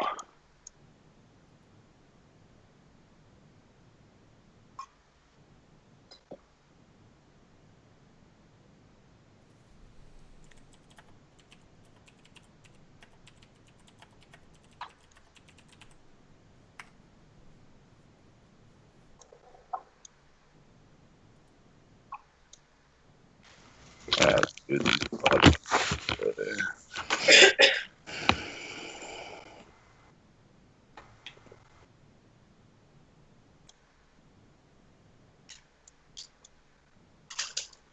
All right. What was the number of successes you got on your stealth roll, Charlie? Let me go back. 2. All right. Give me 1 second. All right.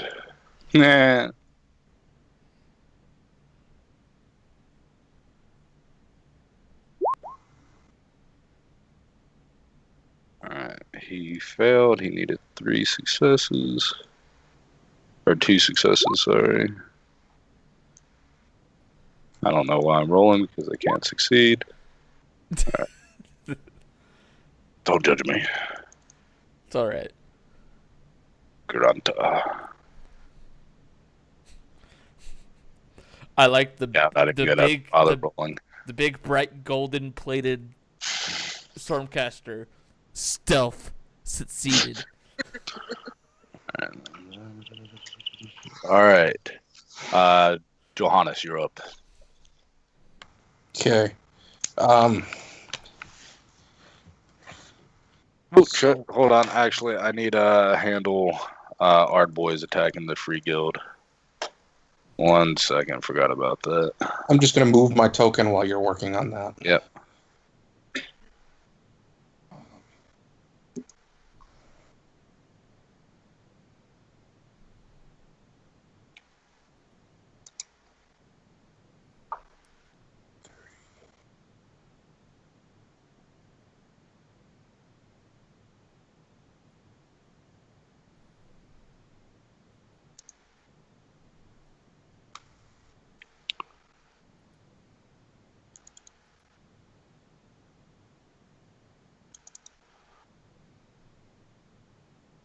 Alright, you see one of the Free Guild get cut down, and then another cut down.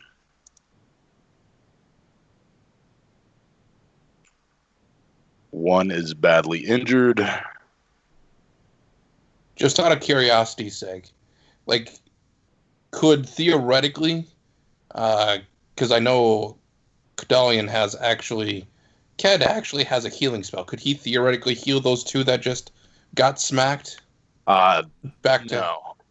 Or they're dead. They're dead. You see one of the Ard Boys literally carve into the Free Guild member from shoulder to hip, and body just kind of splits apart, while the other Ard Boy literally cuts him in half from the hip to hip, and body just goes. Okay. Drop Ked there. I turn to the Free Guilds to the northeast there, and I say, reinforcements are here. Drop Ked. Move 5, 10, 15 here. And then, as my action, I cause a vine, several vines to form a rope ladder and grow out of the side of the cliff face here. Okay. That is a miracle, right? Yes, it is. Okay. I'm going to cast Amber Spear, but I have to take a phone call, so give me 1 second. Yep. Hello? Yes. Sure. Yes.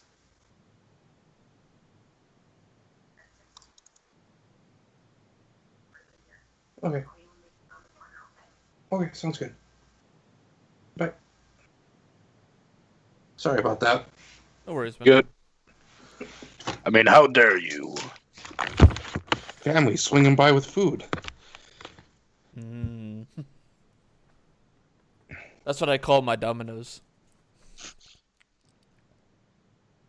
Family. As much as I go there, yeah. All right. Okay, and then I'm going to, and then my +2 for, is that 6? I hit that wrong, didn't I? It's 5-2. I did.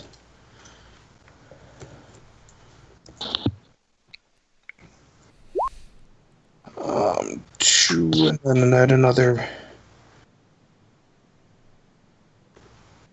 1 success. So I'm going to go ahead and extend my hand and hit the orc war chanter with an amber spear. 3 damage that bypasses armor. I have a long range on it. Long range, which is 120 feet. Oh, okay. I didn't know how the range bands work. Give me a second. We have a handout for that now, right, Josh? I believe so. I'm well within the 120. I'm at 75 to the war chanter. Yeah, long range is 120. All right, you going with the war chanter? You said 3 damage. Yep, bypasses armor.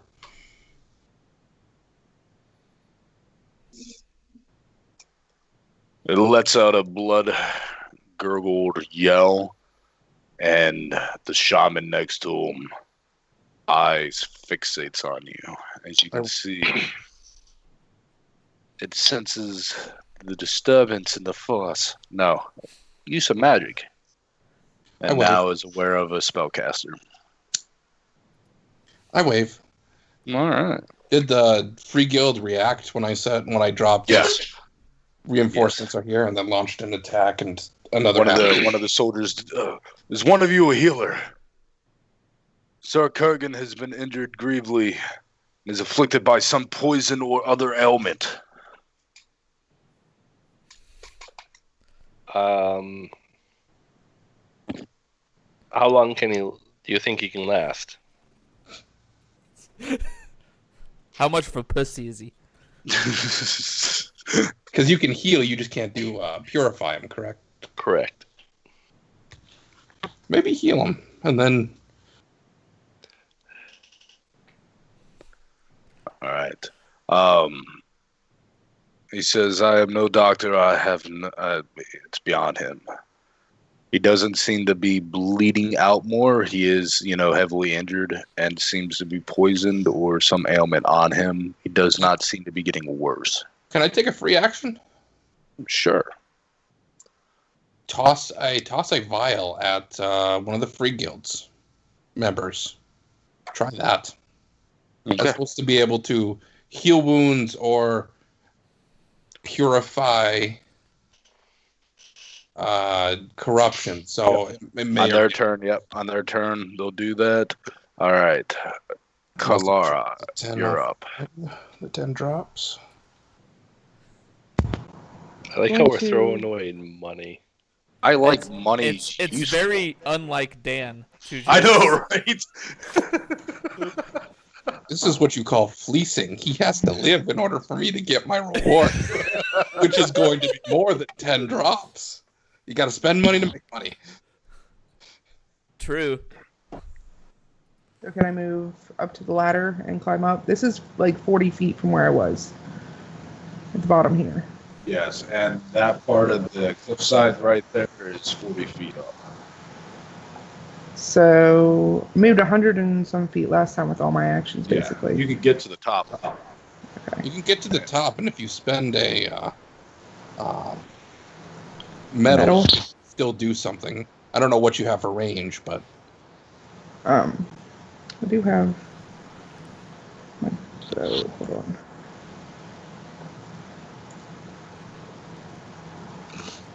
My metal comes back every turn, correct? Correct. Or 1 point of metal comes back each turn. I only have one, so. 1 truly is the loneliest number. Yes.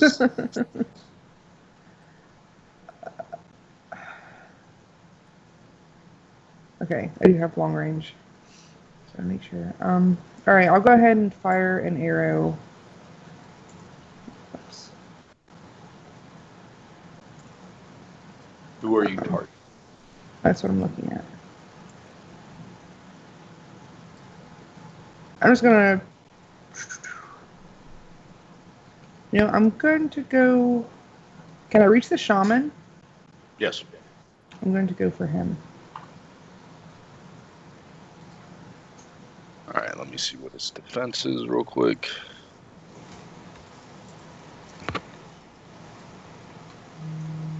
His defense is average. You have good accuracy? A 4. I have average. You have average? So it's a difficulty 4 to hit. Should I use accuracy and...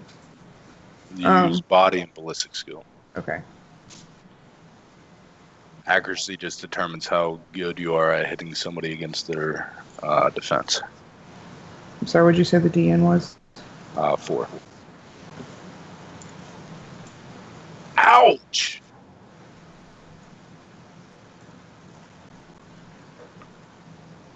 As the shaman is letting out cries, and while you can't understand the language of the orc, it is cut short as the arrow just pierces into the side of his neck, and you just see gouts of blood shoot out. He's still standing, very pissed off, but, you know. He now has a new rage for tree people. Burn them all down. Josh, you're up. Alright. I believe I go there, use my action to climb up. And then I can move 15 for free action. Yep. Those will be 1, 2, 3. There. And I can use the metal to use another action. Yes. What is range? What's the range on your weapon? Long, actually. So you can hit anybody there. My thing is it's a spread, so I don't think I want to shoot through people. Sure you do. So long as it's the enemy.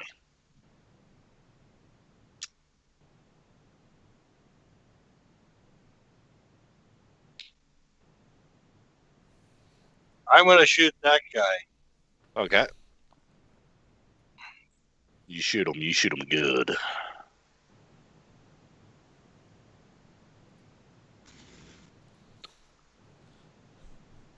What's his defense? Do I have to be? Oh, I'll tell you in 1 second. It's I apologize, I'm back. No worries. welcome back, buddy. His defense is good. So we're even then. I'm good as So well. it's DN4.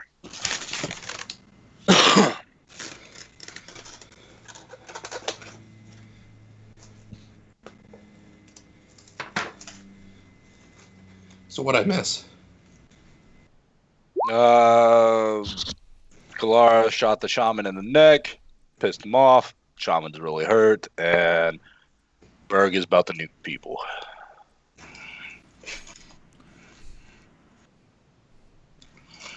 All right, so how does your spread work? Adjacent or close enemies take half damage. Round it up. Um, All rounding in it is up, so that is what's the damage on your gun? 2 plus successes. So that is 3. Half of 3 rounded up is 2. I'm also going to use my focus to make that 5 a 6. So my talent procs then. Okay, actually, and that what's that do? It makes it so that I ignore 1 point of armor. Hey, you actually do 1 point of damage to him then.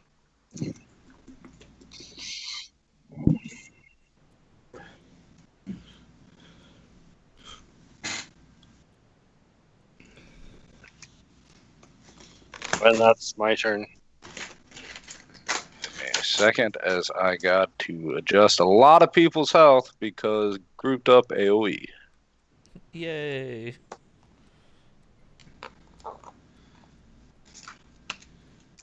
The War Chanter takes 2 damage. All right. Charlie, you're up. All right. Marellarius. So, let's see. Right here is 20. Then it's 40-foot cliff face? Yes. So let's just say right there. And then...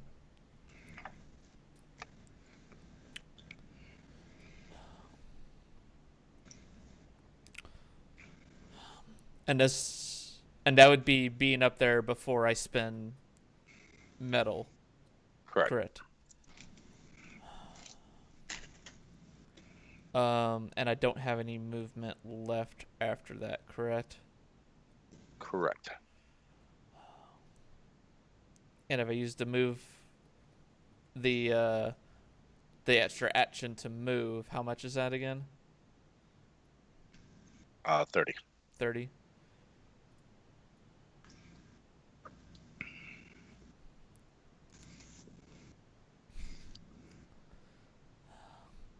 Would you let me grab this free guard guy and throw him behind me as I take his spot? That would be an action to do that because you're forcibly moving them. Yeah.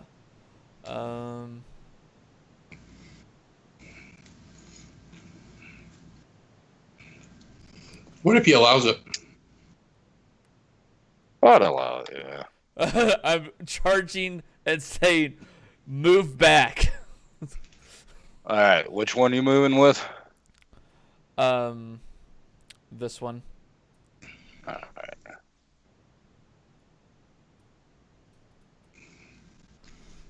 He looks relieved.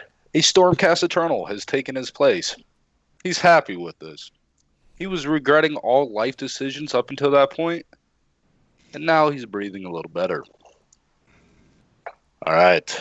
I also tell him if he retreats, I'll throw him back in. Damn it. I'll attach him to my shield. Shaman raises its staff and begins uttering words of magic in a language you do not understand. Counterspell. Do you have Unbind Magic talent? Nope, I don't. Okay. Does anybody have Unbound? Or I was tempted. I know how nice it is. That would be a no. All right. Now you're about to experience why orcs are bad in large groups. As he raises his staff, you see all the orcs in his zone. That's his aura right there. You see kind of like the winds of magic pull off them and go into the shaman's staff, enhancing his spell casting.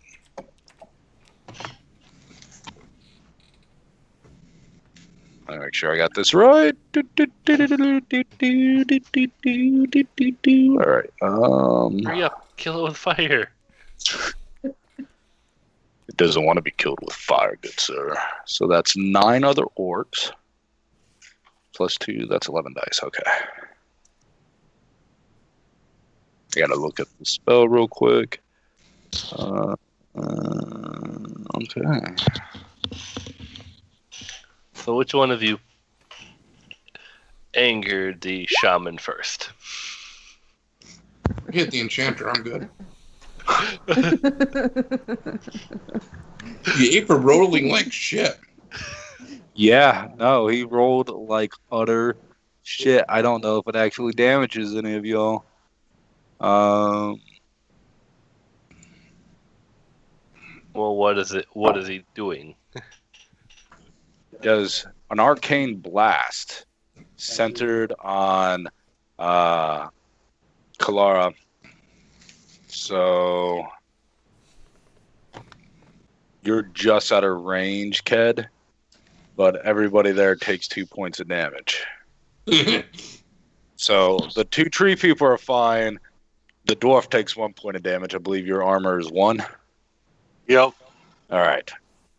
You see the shaman very annoyed with himself. Like he looks at the staff and like starts like shaking it. Like what the? Starts like hitting it, like shaking it, getting to work like you would like a TV remote. Bang it against. I mean, 11d6 and it got 2 successes. Admittedly, it was a DN6, but come on. Coming from a tree that's lips aren't moving, I'm a tree, and I find that very disappointing. And I make it sound like it's coming from the branch. the staff. Nice. Rambow, you're up.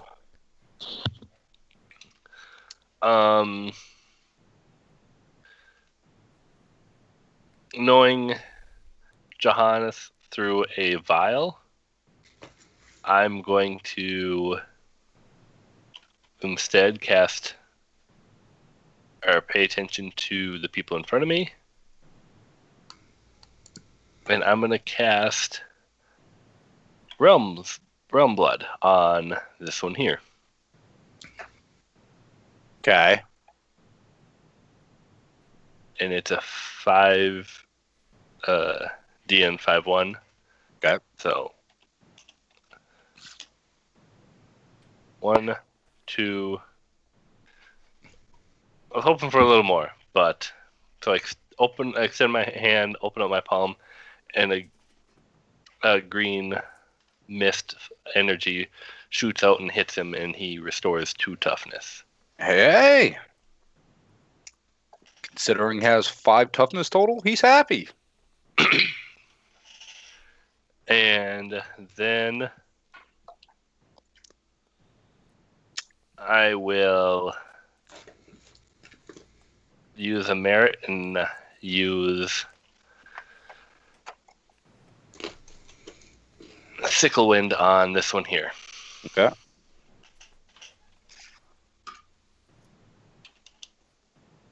I actually need to look something up real quick. And even with my focuses, I fail by 1. All right, go ahead and roll d6 and see what happens.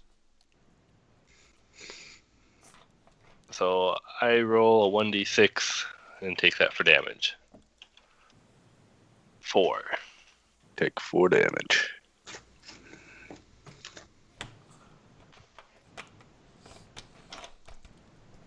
And that will be my turn. As I grunt as it backfires.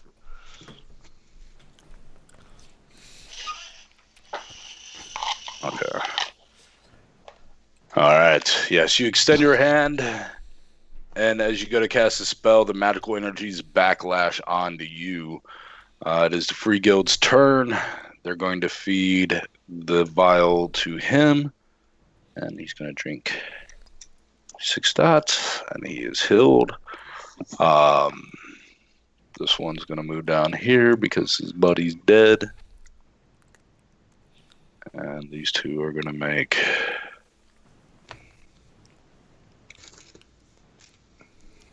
attacks. No damage.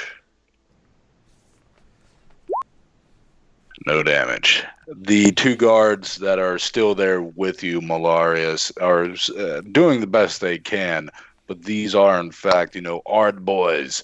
They are tough, they are sturdy, and the blows that the Free Guild or Free Guild guards are landing on them just are not piercing the armor or their tough, thick skin. Okay. Orc War Chanter is going to delay his action or delay his turn until the Ard boys move.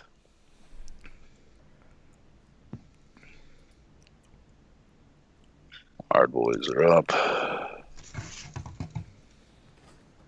See this one shift here. See this one. Do you have opportunists, Charlie?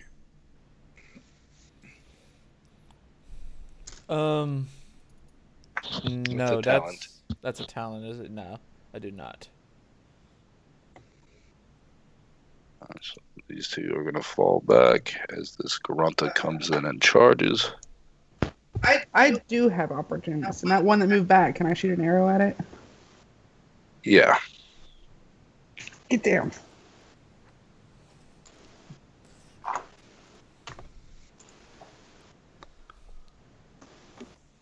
What's the DN? It has average defense. What is your accuracy? Average. So DN's 4.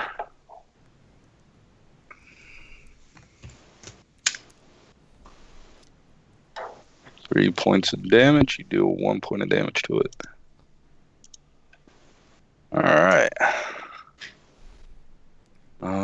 They're going to make their attacks.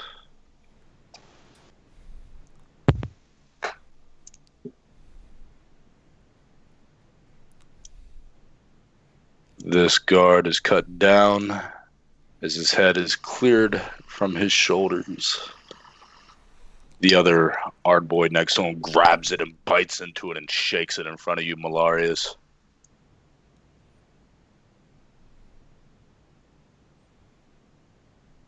Eh.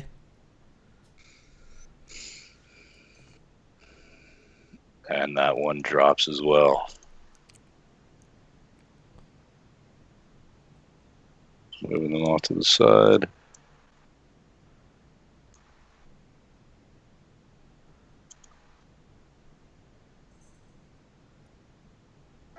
Move back.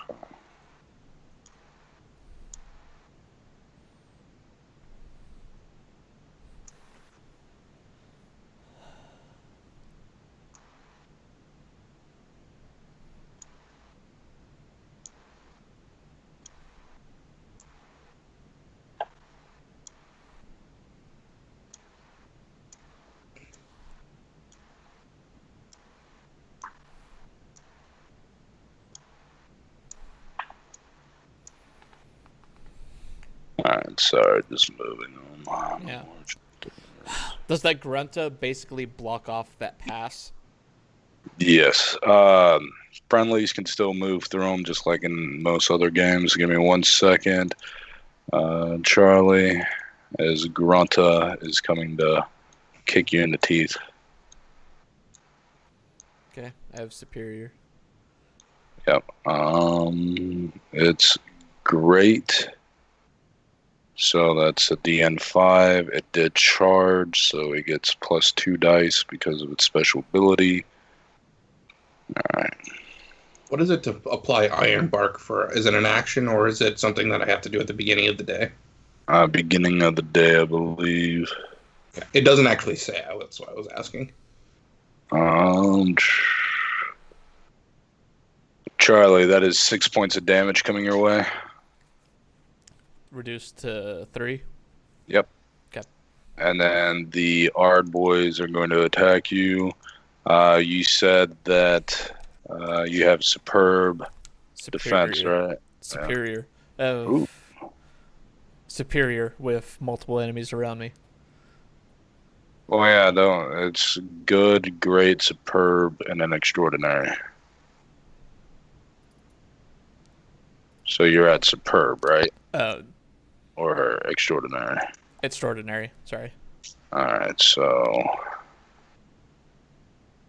you're 2 steps above it, so the DN is 6 to hit you.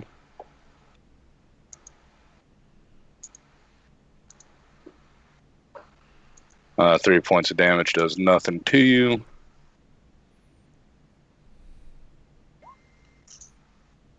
Oh wait, that fucked up right there, sorry.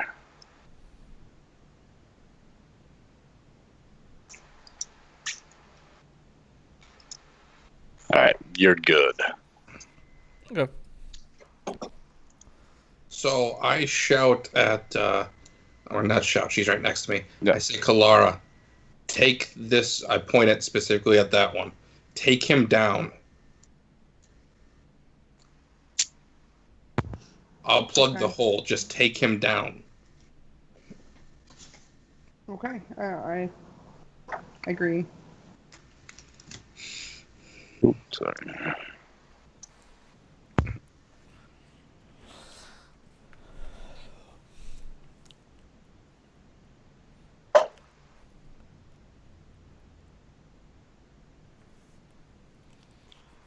Alright, what are you doing then?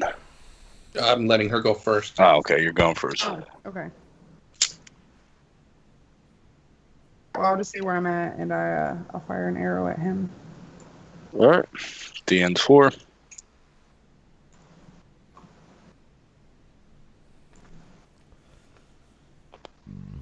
Excuse me. 3, 1 point of damage. The one directly left of Charlie, right? Yep. No, Yeah. Alright. Just so it's known, on my martial memories, I'm going to choose to up my defense by 1 step. Yeah, you already did that. Okay, I didn't know if I said it or not. I just want to make sure. All right, Dan. Is that all your turn? You're going to spend metal to attack again, or? Yeah, I will. I'm gonna shoot for that same guy.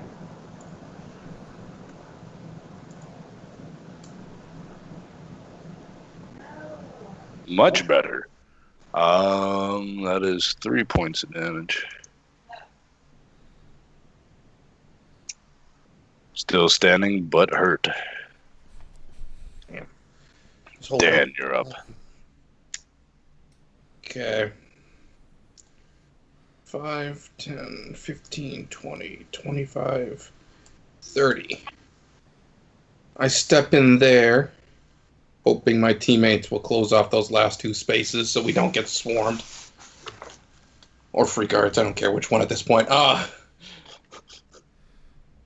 Extend my hand towards the War Chanter again. And I am going to cast Amber Sphere.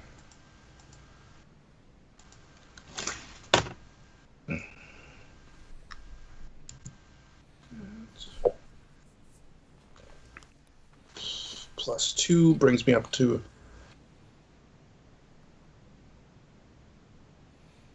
so 3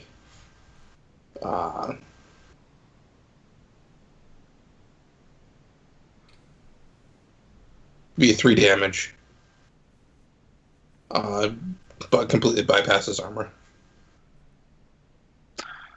All right. As you go to cast, the War Chanter raises its staff and begins chanting words of power and goes to undo your spell. However, your power is far more potent than his and goes through. Woohoo! So how much damage? Actually 4 damage. Because focus. How do you want to do this? So I raise my hand and I point, and then all of a sudden the shaman raises his staff to try to interfere, and the staff just says nope.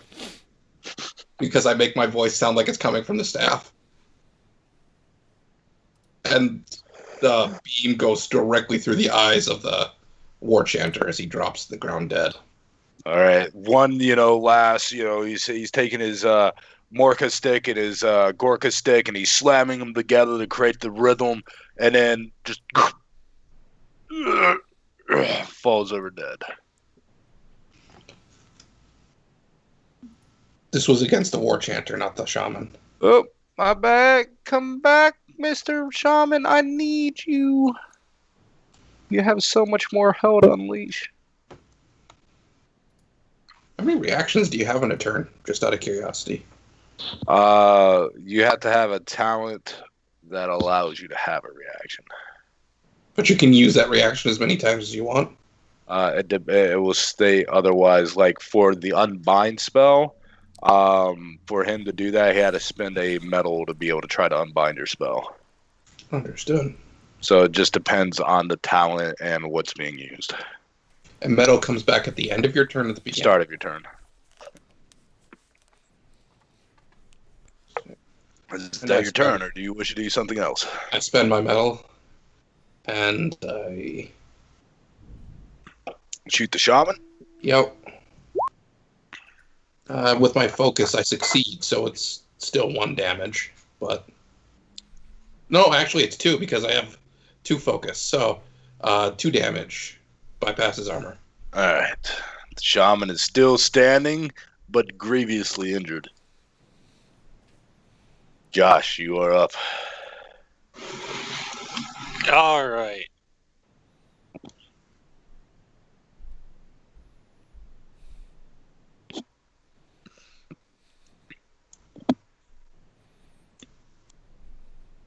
I'm going to move here so I can actually get a better, using my movement and my free action to get there. So I can get a better line of sight on these guys. Okay, because you are on higher ground right there, I am going to increase your accuracy 1 step. So it's great now, yep. I think, is the next step. Yep. DN to hit is 3. For the Ard boys.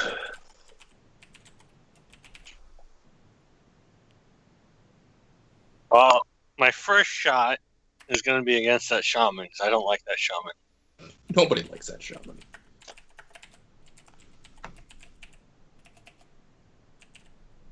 What was the...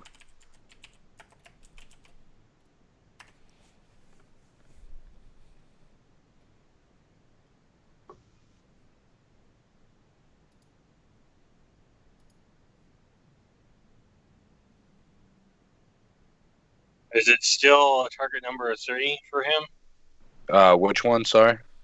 The shaman. Yeah.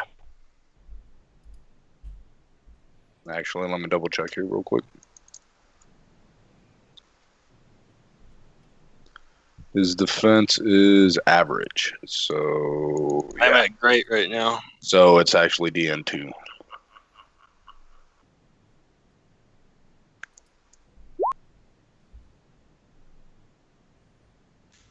You got 2 focuses. I have 1, I think. Oh, sorry. It'd be 3 successes. Man. It would be 3 successes. And 5 damage total. And it has the area of effect, right? Yeah, but if the other ones have higher armor, they could make a test. I think it's like 4-1 or something. Let me find... Where the...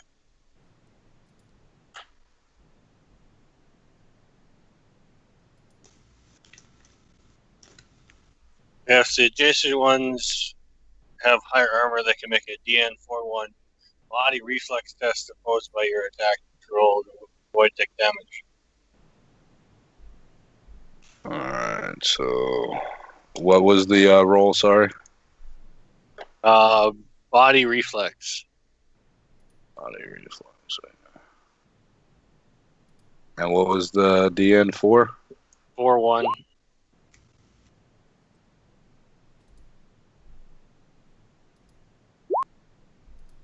Alright, so the Ard boys take no damage. The Gruntas take 3 damage.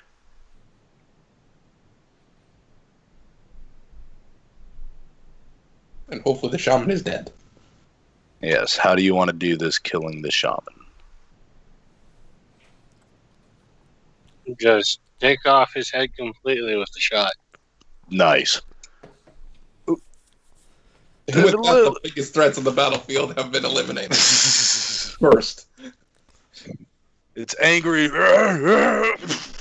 Just red mist covers the Ard boys. I feel like our chances just got a lot better. Possibly. After that, I use my metal and I'm gonna attack that guy. Okay. If he covers me, and because I was like counter damage them, and they have good defense. Let me double check. I think it's good. So then it would be a target number 3. Yep.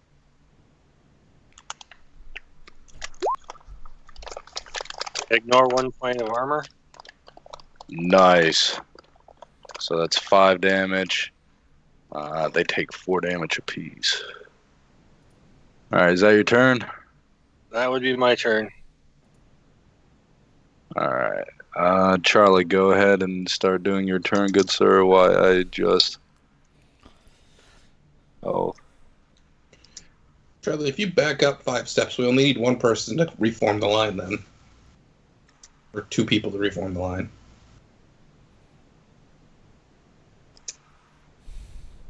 Okay.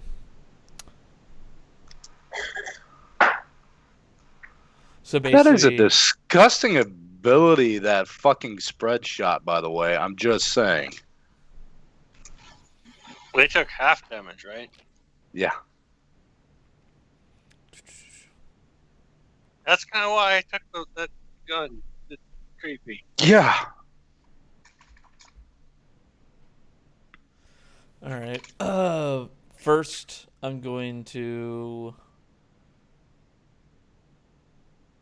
be directed to step back and form the line. I was like, there's something in my way first. Give me a second.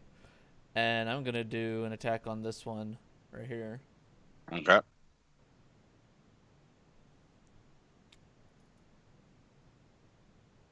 What is its?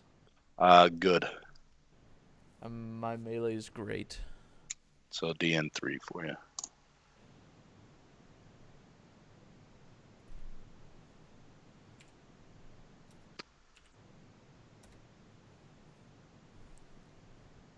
I deal 1 point of damage to him. I'll boost one of those two. It's a DN3, right? Yeah. So Yeah. one of those twos will be another success. All right, 2 points of damage. And then it will also suffer a sever as well. It's knocked prone. And additionally, anytime If it moves, yep. takes 1 damage. All right, being knocked prone, what does that do? let's double check here. Conditions. Thanks to Josh, we have conditions. Prone. A prone creature can only move by crawling unless they use their move to stand up to end the condition. The creature's melee and accuracy are decreased by 1 step. A creature attacking a prone creature from close range increases their melee or accuracy 1 step. A creature attacking a prone target from outside close range decrease 1 step. So you get you're superb against it right now. I'm gonna attack it again. All right. So DN2 to hit it.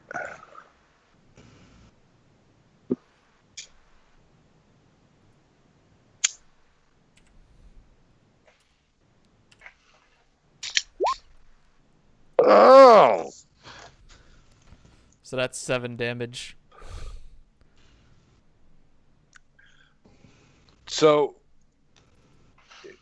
he's dead. He's dead.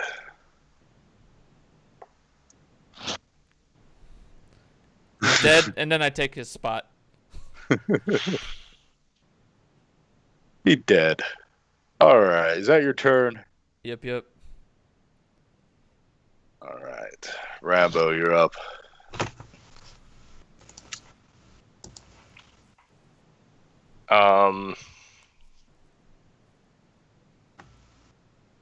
Seeing what's around me, since I've only used 1 metal, I have it back.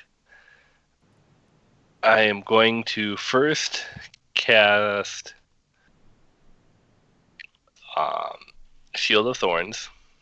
Okay. It's 5/2.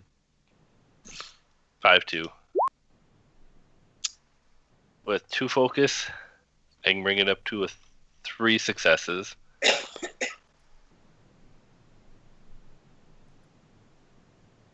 And with each additional success, I can increase the damage by it. Alternatively, you can choose to extend the duration of the armor. So I'm going to extend the duration.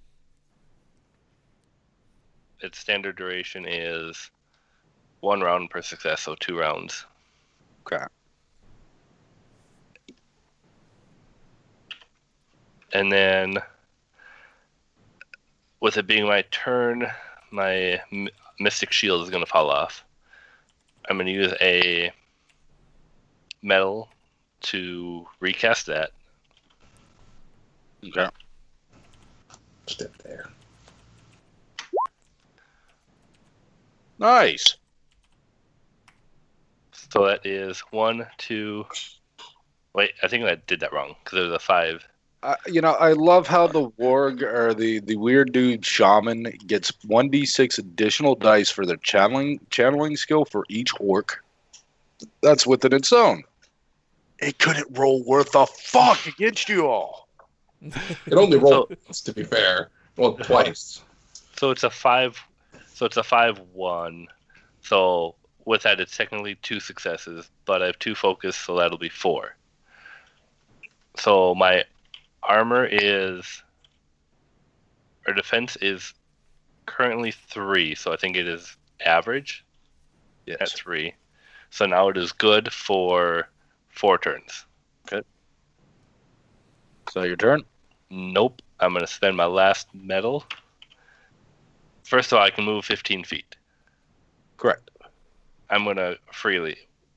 So I'm grumbling, knowing that the spot needs to be filled, not wanting to,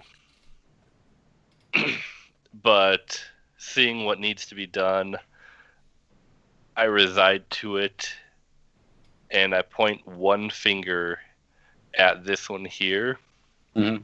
and I'm going to cast Soul Steel. Okay. So the dark winds of Sayesh wrap around it as begin to pull its life essence from it. And This is the first time the other spellcaster in your group has seen you do this too, isn't it? yes, in fact, it's the first time the group has ever seen me use this style of spell. What kind of Goldan bullshit is this? Some goddamn bullshit, that's what it is. So with 2 focus, I can turn my 2 5s into 6s. Send it to 6/1. That's 3 damage that ignores armor, and I recover 3 health. Or 3 Nice. toughness. Johansson, you know instinctively because you have second sight, right? Or witch sight, whatever the hell it's called. No, You don't have mage sight? I think I'm the only one that has witch sight. I didn't take that talent.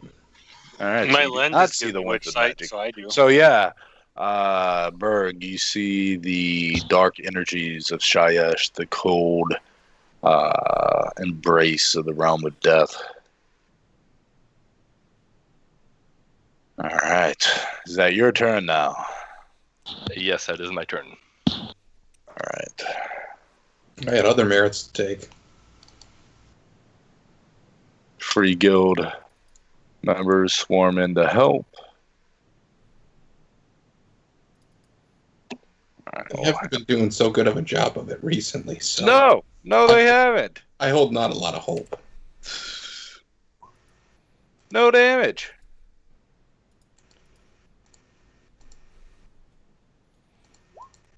One damage. That's 1 more damage than they've done the entire fucking 2 combat. damage. And now Berg. And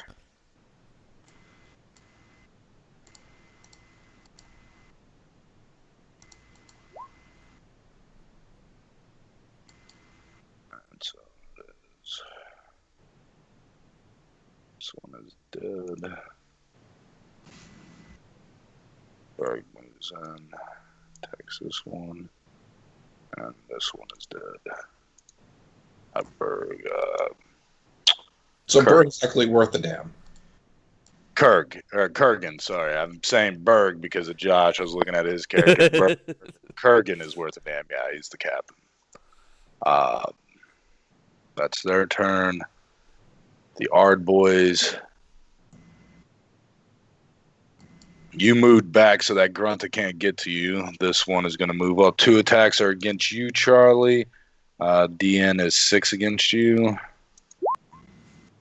Ow! All right, so you take a whole lot of 1 damage. You take no damage on that one. Ked, what's your defense? Sorry. It is good right now.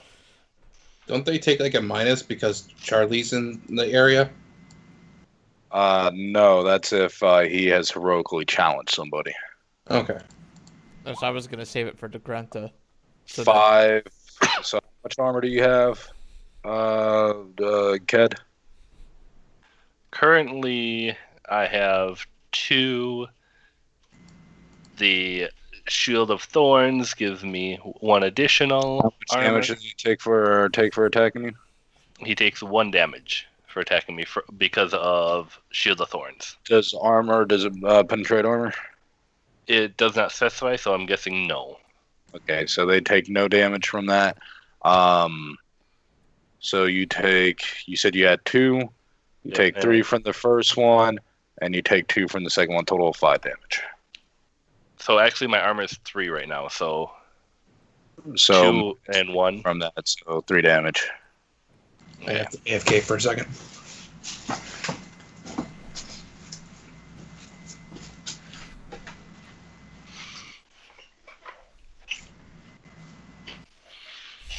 At least we only have to face one grunt at a time. Right. At the end of the round, off in a distance, you hear a massive roar that echoes through the canyon. This grunt here. Did it do? No, I don't know. Hold on. None of them actually moved away from you. They're moving closer. Are you sure? Yeah. This one over in the far right. Like, I thought the distance was a little bit further there. The Grunta? Yeah. Technically, that would be moving further away from you. So, yes, you do get your... You fit right into the group, trying to Jew the system as much as possible. We don't know what you're talking about. I'm going to go after the rider. The rider? Mm-hmm. Alright, has good defense, so DN is 4. Am I above it? Yes, you do get your 30. Your accuracy is increased by 1, so the DN to hit it is 3.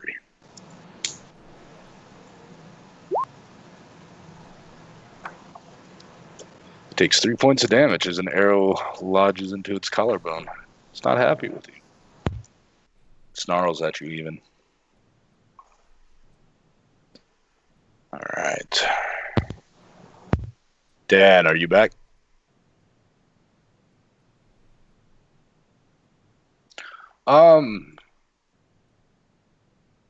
Kelara, go ahead and give me a mind test. DN 3. Just mind, no skill.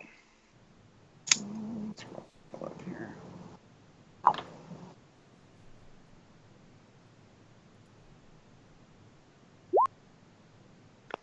That roar you heard reminds you of the night of the storm, the first night of travel, where you saw the giant ball crushers flying in the sky.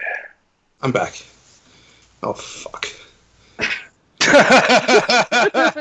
Way to come back. I'm back. Oh, fuck. Dan, you're up. Can I look around? Like, Yeah, give me an awareness mind. Maybe they'll go after the big gruntas first.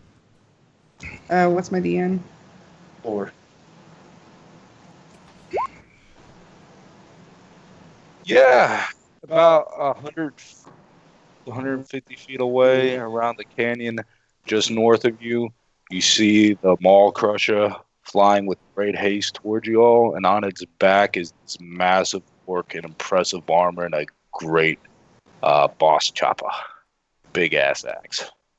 I'm at least gonna yell to the party. We got a Maul Crutcher on its way, coming from the north. You can give me a mind lore test, difficulty 3. I don't have lore, so.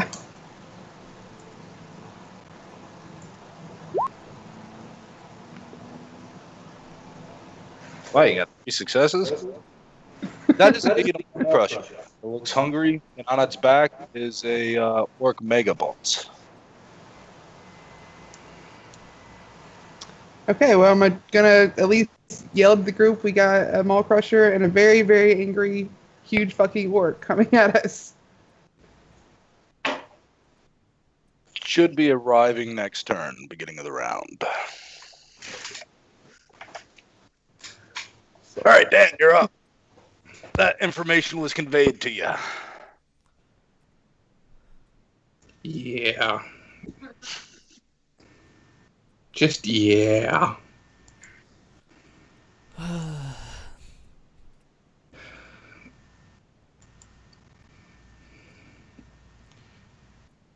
So,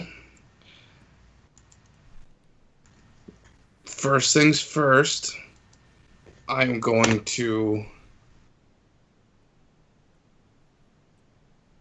6, 5. Unleash holy hell.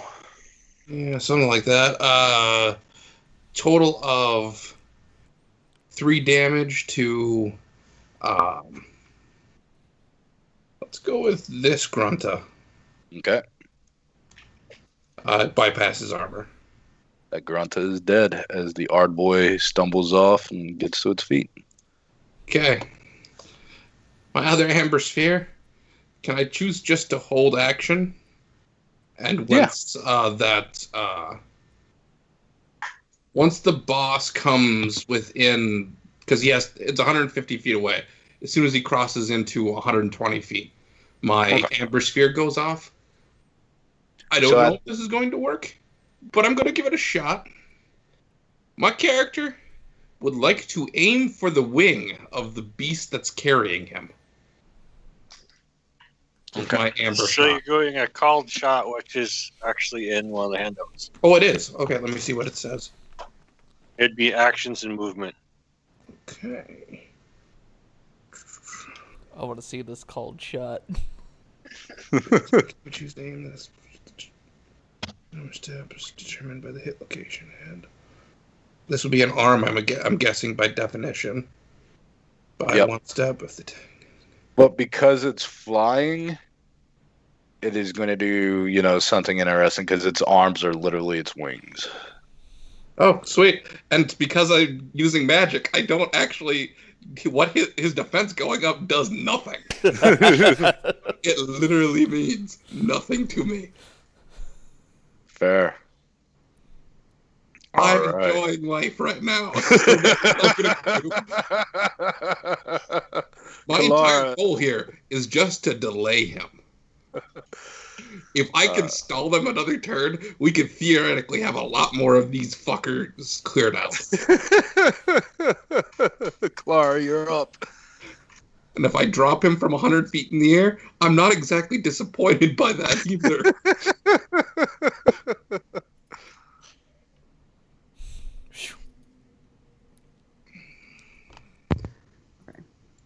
Gonna move up here. See, I didn't realize Dan took the fly spell yet, so that really helped you all in this regards. Hey, when it came time to pick spells, I could have picked a bunch of amber spells, but I'm like, no, flight seems like it's a good plan. Flight seems like a good plan. It helped you out tremendously. I'm gonna go for this grub here.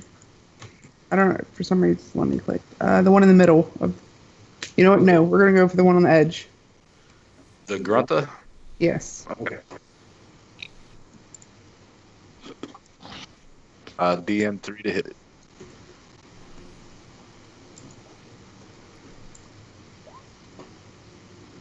That's 5. It has no armor. That Grunta is dead. And I'm going to go ahead and spin metal, and I'm going to fire at the other Grunta. All right. That Grunta has not been injured yet. You do not, because you're on the same level right there, roughly. Yes, You do it's not. 4. Right, okay.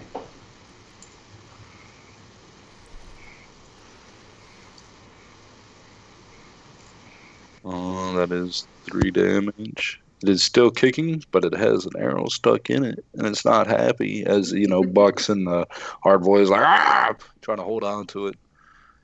All right, Josh, you're up. All right. I'm going to shoot that one right there. Which one? Sorry. Okay.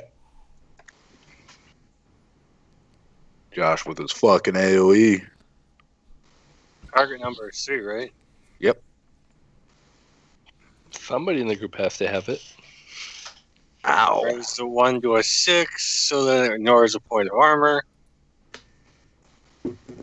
Or the 5 to 6. Yep. So they all take 3 damage. No, half of that. They take 1. He takes 3. That one is dead. And then I'm going to target the remaining Grunta. And everything Not around the it. Grunta.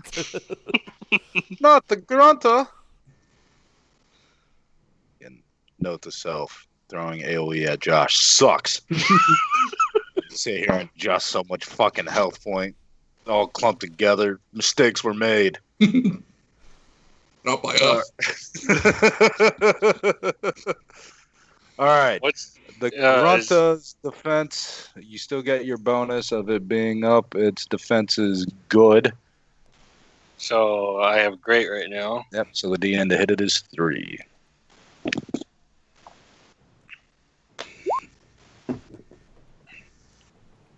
Let's see. I'm going to use my focus up that 5 to a 6, ignoring a point of armor. No, wait, I forgot your weapon does 2 damage, not 1. Yes, it does. These guys are dead. Murdered a quarter of the group. Alright, so that's 4 damage. They take half. The Grunta has no armor. You do know that the Grunta has... Well, you haven't shot a Grunta yet, have you? No, I haven't. Okay. But that's still good for them. So that's 4. They all take 2. The Grunta is still alive.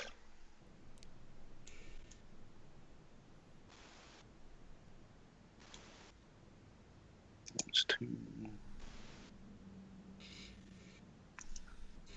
-2. God damn it. -2. -2. -2. -2. -2. And -2. All right. Is that your turn? Yeah. Charlie, you're up. All right. First, the one in front of me. Let's see. My melee is great. What is it, defense? Good. So DN is 3.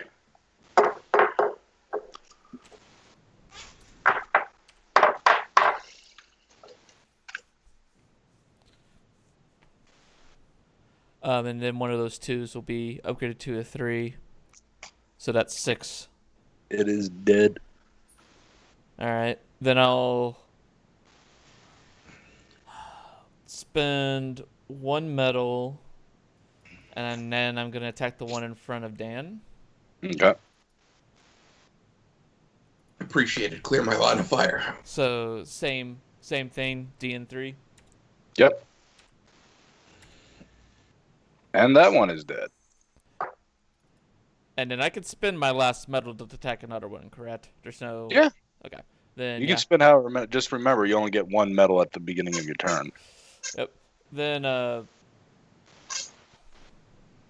going to keep that line, and then I'm going to take care of the one that's right in front of Ked. Okay.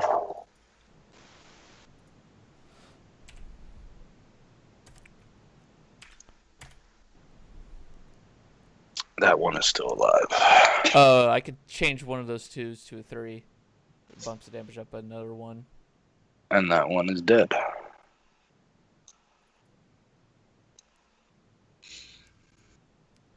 But that All right. is all of my metal. I made another bar so I could keep track of my metal. Okay. Rambow, you are up. First thing I'm going to do is point my finger at this one here. Okay. And I am going to use Soul Steel again.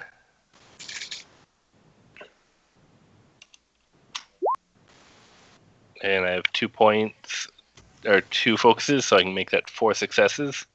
All right. You literally suck the life force out of him. You see his skin, grow tight around it. Its innards and whatnot sucked out, and his life force is gone. It looks completely emancipated. Nope, wrong word. Emaciated. There we go. He did not get divorced from his parents.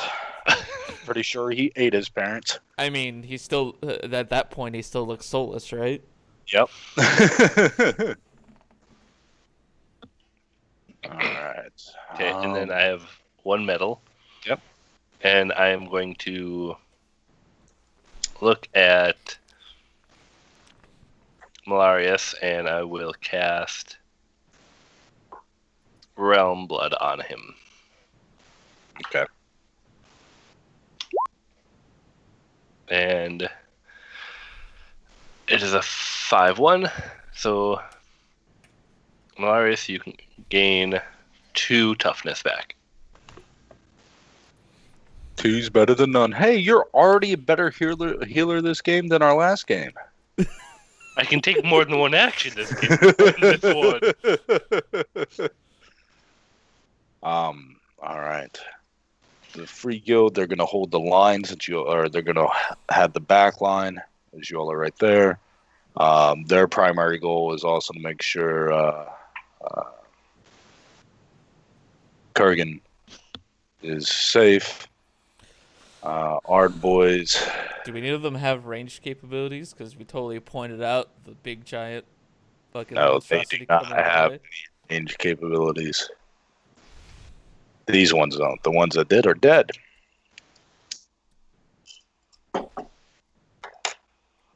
It seems like poor planning on Kurgan's part.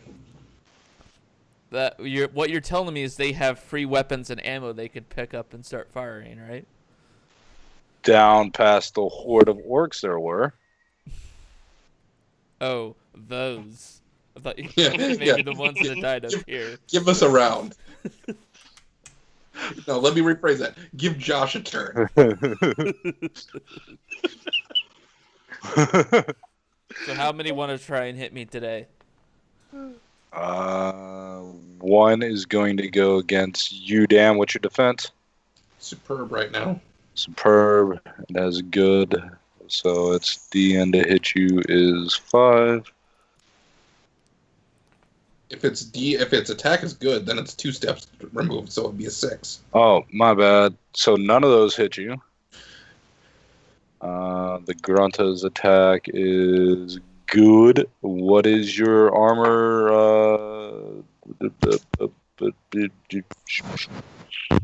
Charlie, there we go. Birds. Extraordinary. Extraordinary. Extraordinary. DN. Why is it like this? What the fuck?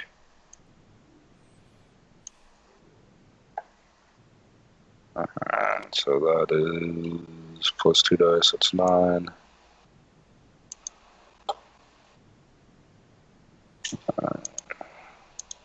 I gotta start clearing this shit out. Give me 1 second. 9 out of DN6.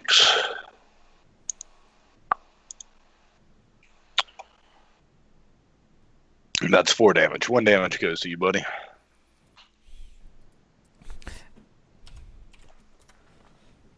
It's much better than what I was taking against the goddamn worm. Right. The worm is more difficult than this. And you take no damage from the Ard boy. Rambow, there we go. I can make words today. Let's be honest, Charlie. That's because we took out the potential AoE fuck-ups. 4 damage going your way, and the Ard boy kills himself with... No, he takes 2 points of damage. He's still alive. Thought he was going to kill himself hitting you. I mean, really much of a threat when the guy had 11 dice and... No, wait, I attacked... No, that one actually did kill himself. I accidentally selected the wrong one. He only had 2 hit points left. You can get 2 hit points back to this guy right here. Did you take the 4 damage? I don't know what armor you have. I have 3 armor right now. And this one, so you took 1 damage. This one's going to attack you. So he impaled him on the spike. That is 4 damage. So you take 1 damage, and he takes 2. All right. Dan. So as they're approaching like a cliff face or some rock formation, Yeah, I extend my hand, and the group has to decide if they fight me on this. I spend a soul fire. Ooh. I mean, I don't care. So. Do we get to know why you are? Yeah, you're feeling this connection in your soul, like you're having this brief, momentary, basically soul conversation with each other. Well, you feel no, because the thing is, like, you can use it without approval from the group, but they can choose to resist you pulling from the pool. And if I do something epic enough, I earn it back.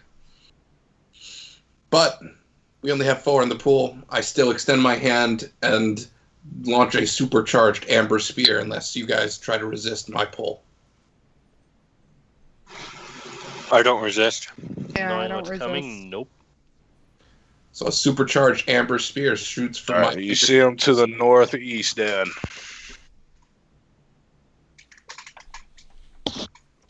Oh, shit. So, yes.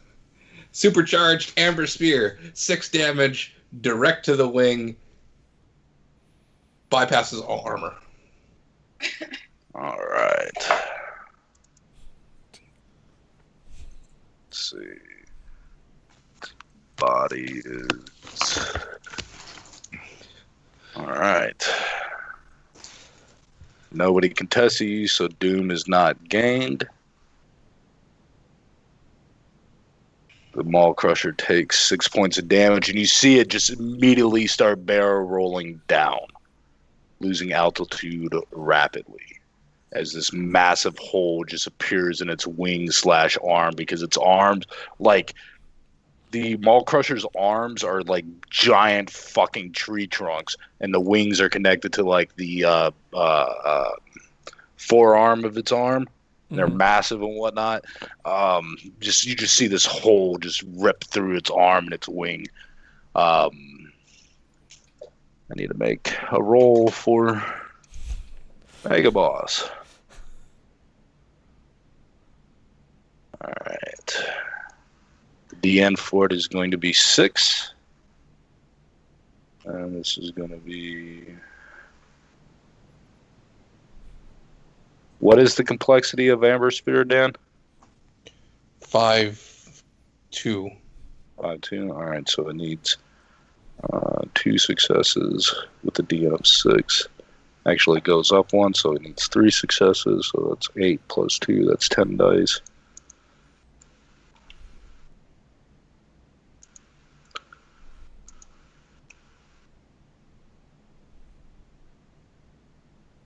No, that fucked up.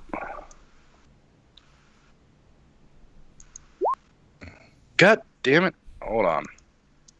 10. There we go. So 3. It still holds on to the Maul Crusher. Let's see.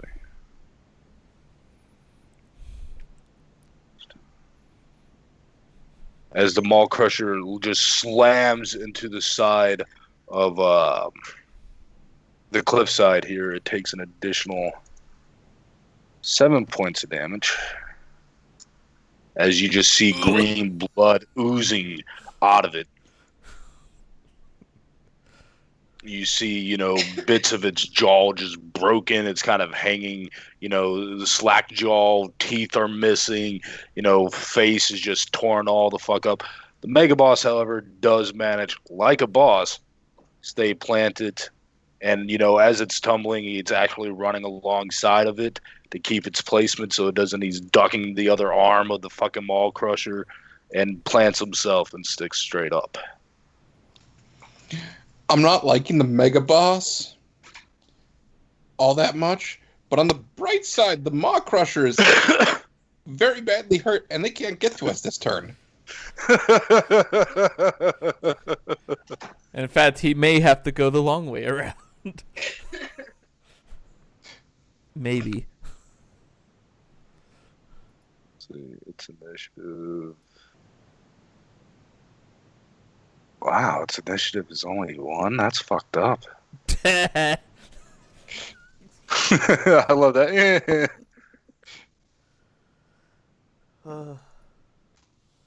God. You know, the greenskins are hardy as fuck.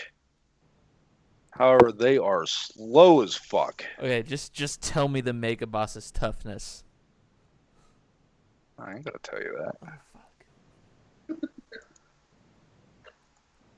I'm more worried about the fact that he has wounds. Yeah. All right. I'm still going to focus fire on the Maw Crusher because orcs typically are melee entities, so I'm less worried about the Mega Boss being a shaman. So, beginning of the new round, the Mega Boss looks up at the cliffside, jumps onto the side of the cliff with its hand, just like slams it into it, and starts climbing. Spends 15 feet of its movement to get up. So the Mega Boss is climbing up the cliff? Yep. He has an initiative of 8.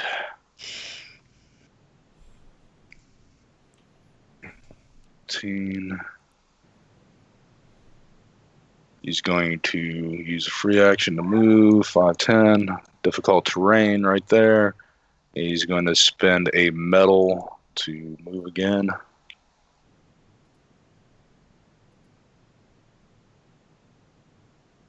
All right. That's its go. Kelara, you're up.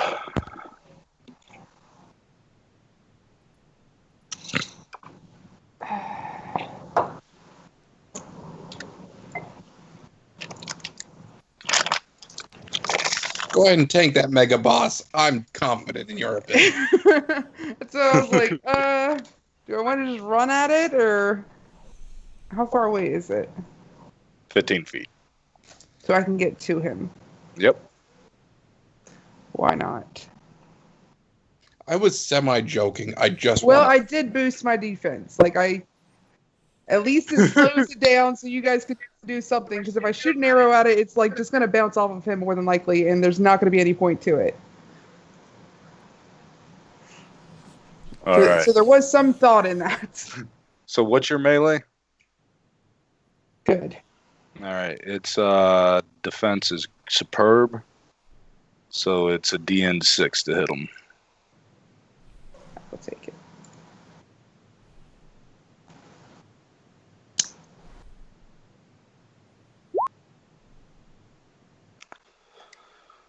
You strike down against it with your scythe. He takes his hand and just knocks it to the side as you just scrapes across its armor, dealing no damage to him. You want to spend a metal attack again?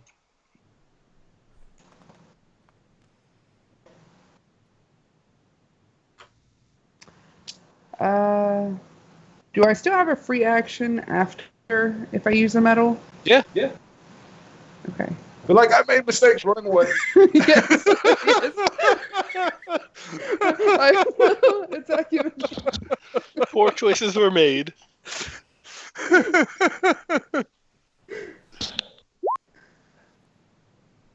Same thing. He just... Stupid tree. Okay. I gotta see. We're gonna go. Hold on. Why let me click? There. We're gonna go right over here. As you go to run, he takes its axe. Of course and it does. cuts into you. My defense is great right now. Its melee is extraordinary. I'm gonna count for whatever I got. Okay. So the DN to hit you is 2.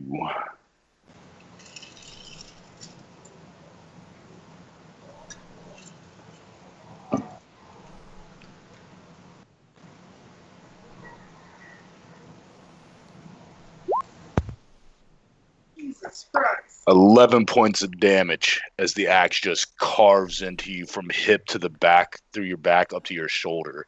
You have 2 armor.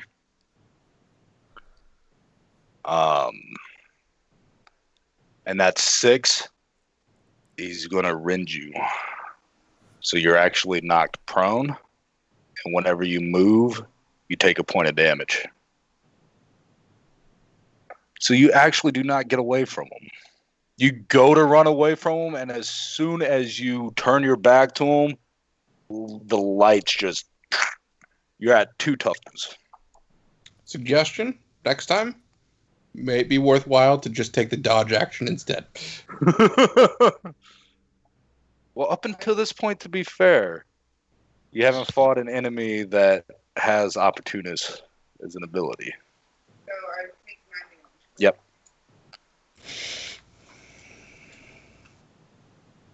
I'm glad you have a decent amount of health. Because shit. Right. Johansson, you're up. I almost called you Drake. It feels like I am Drake a little bit. It's radically changed what I was going to do. I'm far more scared of him now. Gonna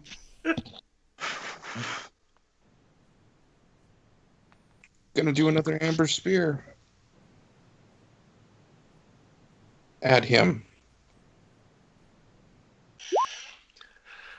But I have 2 focus, so I can bump the 2 4s to 5, so I still succeed. It's only 1 damage, but ignores armor. All right, 1 point of damage. I say to my companions, I'm saving my next shot for the Maw Crusher. I'm going to choose to hold my next Amber Spear from the metal spend for the Maw Crusher to come into view, because that worked well last time. And let's be honest, I'm nothing if not predictable. All right, Charlie, you're up. All right, I get a medal back. That's cool. So you would have, if you would have been able to do 1 more point of damage to him, Dan. If you would have been able to do his body score and damage to his arm, you would have blown his arm completely off, and that would have, with the crash and whatnot, would have killed him, and I would have rewarded a point of soul fire back, because that would have been truly epic right there. Fair. So I'm gonna move to face the boss and use my action to do the heroic challenge. If the creature attacks any target of you, its melee and accuracy decreases by 1 step. And my melee increases 1 step attacking that target. You see the mega orc mega boss look at you, and he looks at your helmet. I need new codpiece. Oh, you bullshit motherfucker. I look at Marellarius, and I'm like, did he just say he was going to skull fuck you?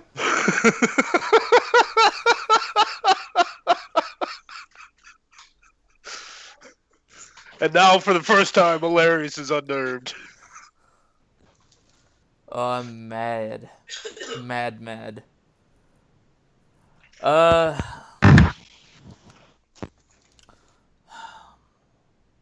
So, right now... my melee went up at least, so... From... great to superb. We both are able to 4 to hit. Okay. I will spend the point of metal I got to attack.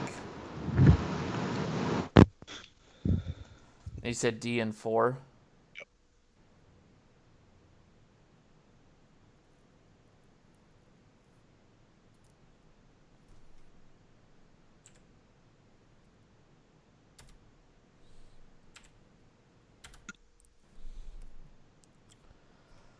I'll put that 5. It's D and 4. I can't add any more. I'm gonna rending blow. Okay, so he's rending blow. Is there a DN to fight being knocked prone, or is he just knocked prone? It just says, no, this rending blow does not knock him prone. It's destroying his armor permanently till it's repaired. So you destroy 1 point of or reduce it by 1? I reduce it to... It only adds 1 success.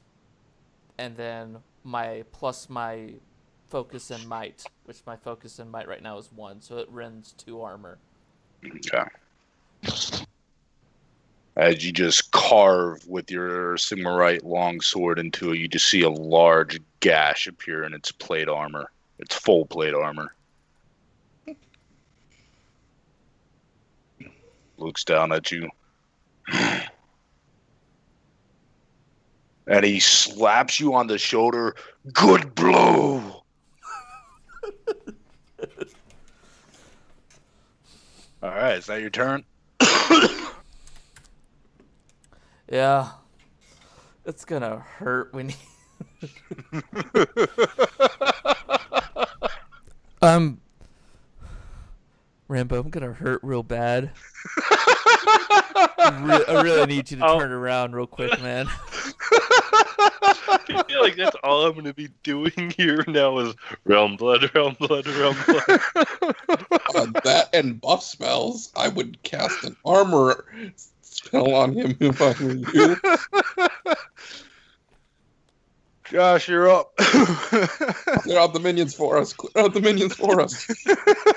All right. I'm going to attack this guy. Why not the Grunta so you get all of them? Because it would have hit. It'd probably hit Johanas and could. Oh yes, it would. Any creature in close range. So that guy. If you target, He could. No, it doesn't matter. Go ahead and hit me. Yeah, because even if he hits this guy, he's hitting 5 targets right there because he's hitting the goblin on his back, on the Grunta's back as well. Go ahead and hit me. I'm trying to hit me and hit me.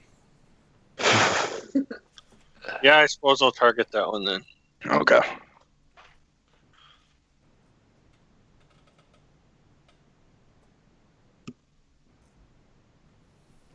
DM is 3. Push the one of the 5s to a 6, ignoring a point of armor. And so that is 5 points of damage. He is dead. The others take 3. So he dealt how much damage to me? None. Oh, I didn't The target one close enough to you.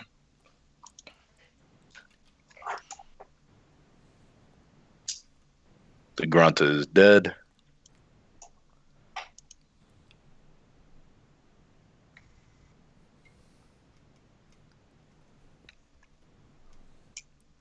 Alright. Is that your turn? Or are you firing again, boy?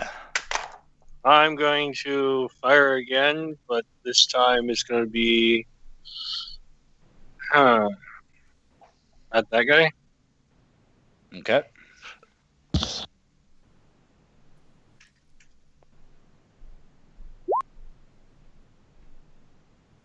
I would take my point of focus and make that 5 a 6, so ignore a point of armor. Alright, so that is 3. He's still alive. 2.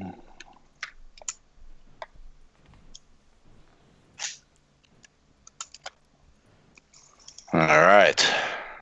Is that your turn?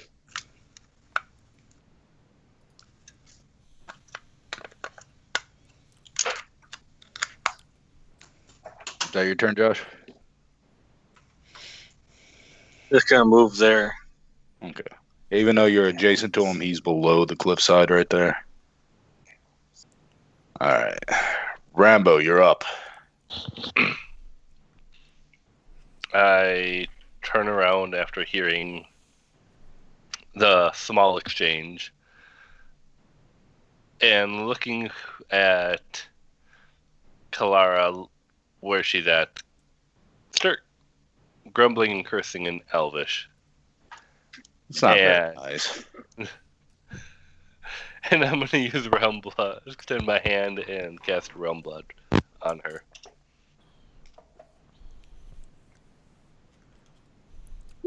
All right. I didn't realize Realm Blood was ranged. It is a long range. Nice. So 120-foot heal? That is nice. Holy shit. yeah. And it's only a 5/1, so granted, I've been at least making it. How many focuses do you have? 1? 2. You're So, going to bump that 3 up to 5? yep.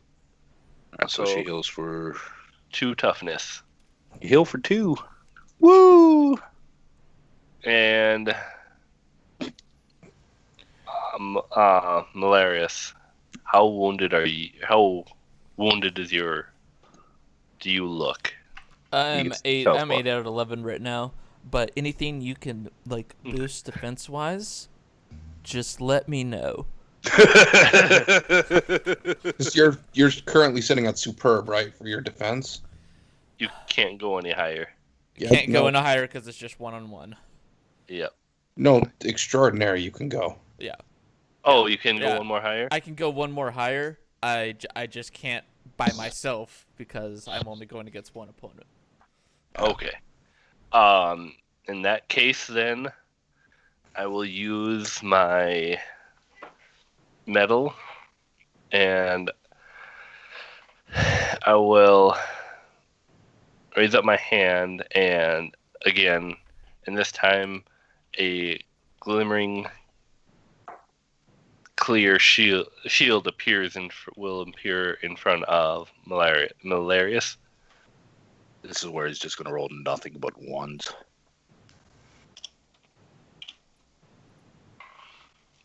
So, four successes. So Marellarius, your armor rating is boosted 1 for 4 turns. So you have an extraordinary armor or defense. Is it armor or defense? It raises defense 1 step. Okay, because those are 2 different things. Yeah. Yep. So extraordinary. Woohoo! All right. I'm at least at equal footing. The orc kind of shifts his body to the left a little bit, looking past you, Marellarius, and sees Khed. I did nothing. I tell him, like, I look at him, like, pat him on the shoulder again, and I go, "Nope, my eyes are here." I'm not sure with what he said he was going to do to you last time. You want to draw his attention there.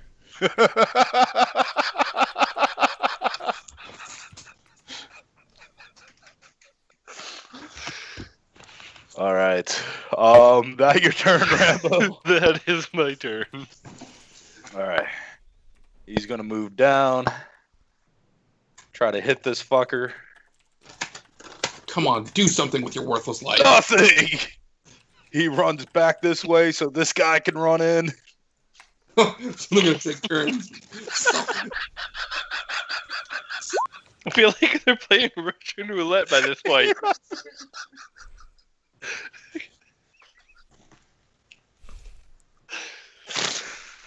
Oh, shit. Thinking maybe at this point we should have just taken the captain and just ran. Fuck these other guys. They can't hit worth Each shit. one of them swings and misses as they walk by. I don't think I could have been more disappointed if I tried. I've been alive for hundreds of years, and I've never seen a worse swing. Actually, thousands upon your previous one. But yes, that's... And the last comes by, and I'm just like, I'm not so sure I should have let humans live. Crawled out of the muck. Korgen. If I hadn't, I would never have had to witness that. Korgen He goes in defensive stance. The Maul Crusher's up. It takes to the air again. Dan. Korgen didn't go? He went into defensive stance. Okay. He's surveying what's happening at the moment. Right now, his attack is blocked because of Kelara and Marellarius, and there's just fodder below y'all, though his men can't hit anything. This reminds me of the dwarf in the very first Warhammer 2nd Edition game we had. Motherfucking Slayer was stacked out, couldn't hit a goddamn thing. Yeah. That was hilarious, though. No, it wasn't. All The right. fact I couldn't hit anything in that game. That was hilarious. All right, the Maul Crusher takes to the air. Dan, you held your action for this moment. It is flying. When it flies over the Mega Boss, I launch my attack. It's not going to go directly to the Mega Boss. It's flying the way that I'm moving it at the moment because you pissed it off. When it hits here,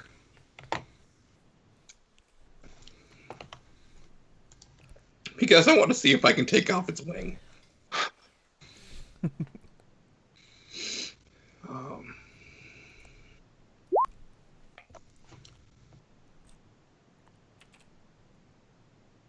So it's only another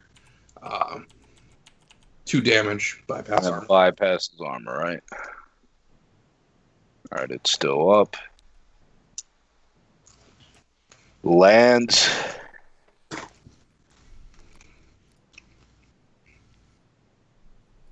Here. Actually, no. Just going to hover. I'm going to keep him right there, but he's hovering above you all right there. I got to look at his special ability as. He just took 120 feet. I'm hoping that's all his stuff. That is his movement. He has fast movement when flying. Let's see.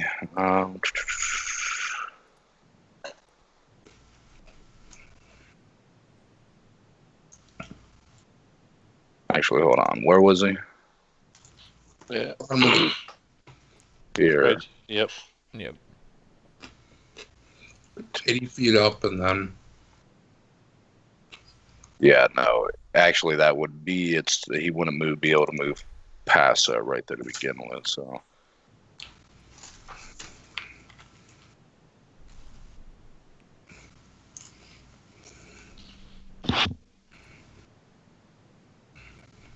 Who's up?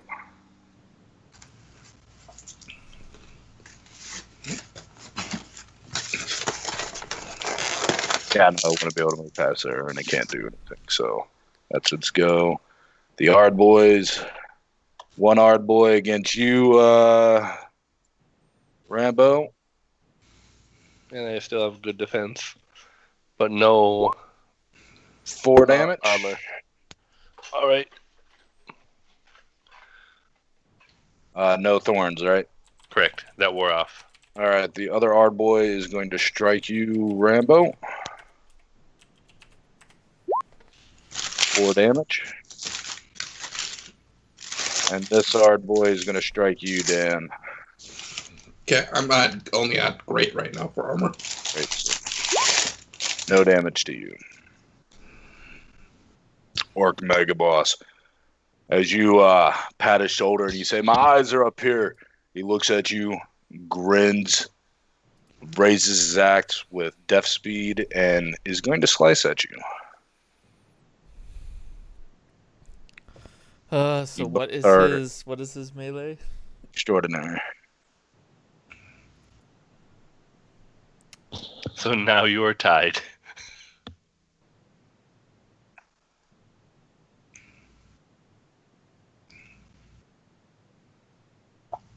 All right. So each 6 ignores a point of armor.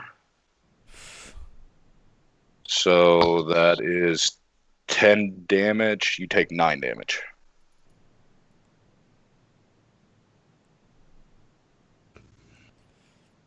Nine damage.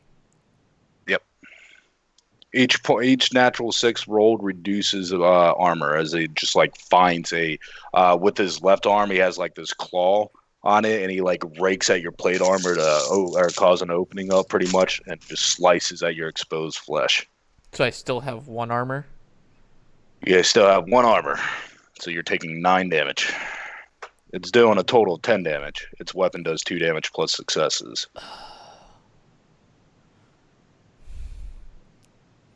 Well, that's toughness gone -1. Okay, so we gotta actually look this up real quick. You're taking wound damage now? Yeah, he's doing 10 damage to me, even with all the way up defense. He just got stupid lucky on that roll. That was a really good roll on his part. Yeah, I just haven't gotten to the part where I'm able to, like, take his melee down a step and shit like that yet, so. I thought you did that already. No. Alright, so wounds. Even the most Star Wars hero can't shrug off every blow and eventually wears down. When a character has been beaten, cut, or burned more than they can withstand, they begin to suffer wounds. Wounds represent injuries endured in combat that can't be ignored. If your toughness is reduced to 0, any remaining damage is converted to wounds. If you are at 0 toughness and suffer damage, it is dealt as wounds. Characters can suffer 3 types of wounds. Minor wound, if your toughness is 0 and you suffer 1 damage from a single source, you take a minor wound. A minor wound fills 1 square on the wound track. Serious wounds, if your toughness is 0 and you suffer 2 to 4 damage from a single source, you take 2 spaces on your wound track, and a deadly wound is 5 or more damage, and you take 3 spaces on your wound track. So you only took 1 damage. Yeah, 1 altogether. damage. 1 damage over my toughness. So yeah, you've taken 1 wound. As for the first time in this life, this current incarnation of you, he made you bleed your own blood. So that 5 is just -1 then. Right. Yeah. Now, to 4. Okay. And he's going to spend a point of metal, and he's going to cleave at Kelara. His melee goes down a step. Oh. He's not attacking me. He goes down That a is step. true. So his is extraordinary. Your defense is great. Yeah, so DN3 to hit you.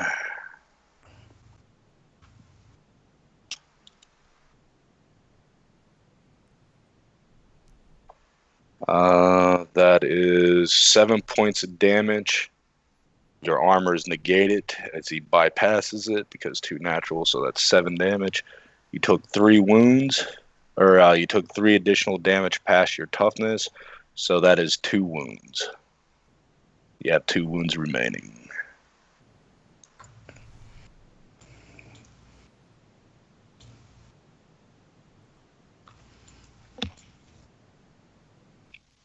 We may be fucked.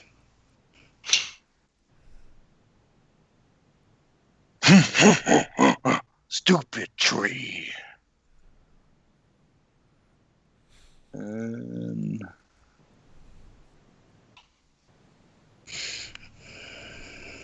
he's going to move down here. Actually, I need to find out if you drop to... no, you're good. He actually can't actually walk through there because you all are not knocked prone. Sorry, used to D&D and whatnot where you drop to 0 hit points. He is going to stay right there. That is his turn. Wasn't I already prone from the first time he attacked me? No. Yes. Yes, you are.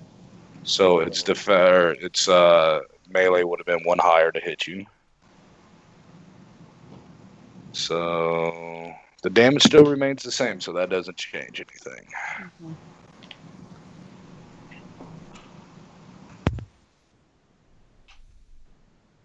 You can stand up. Oh, my phone's laughing at you.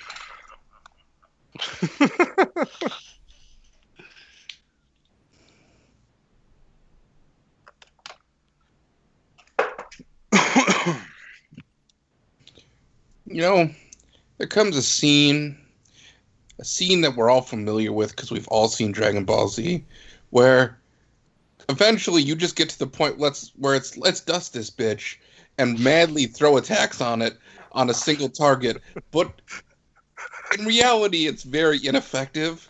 I feel like we're about to feel that scene.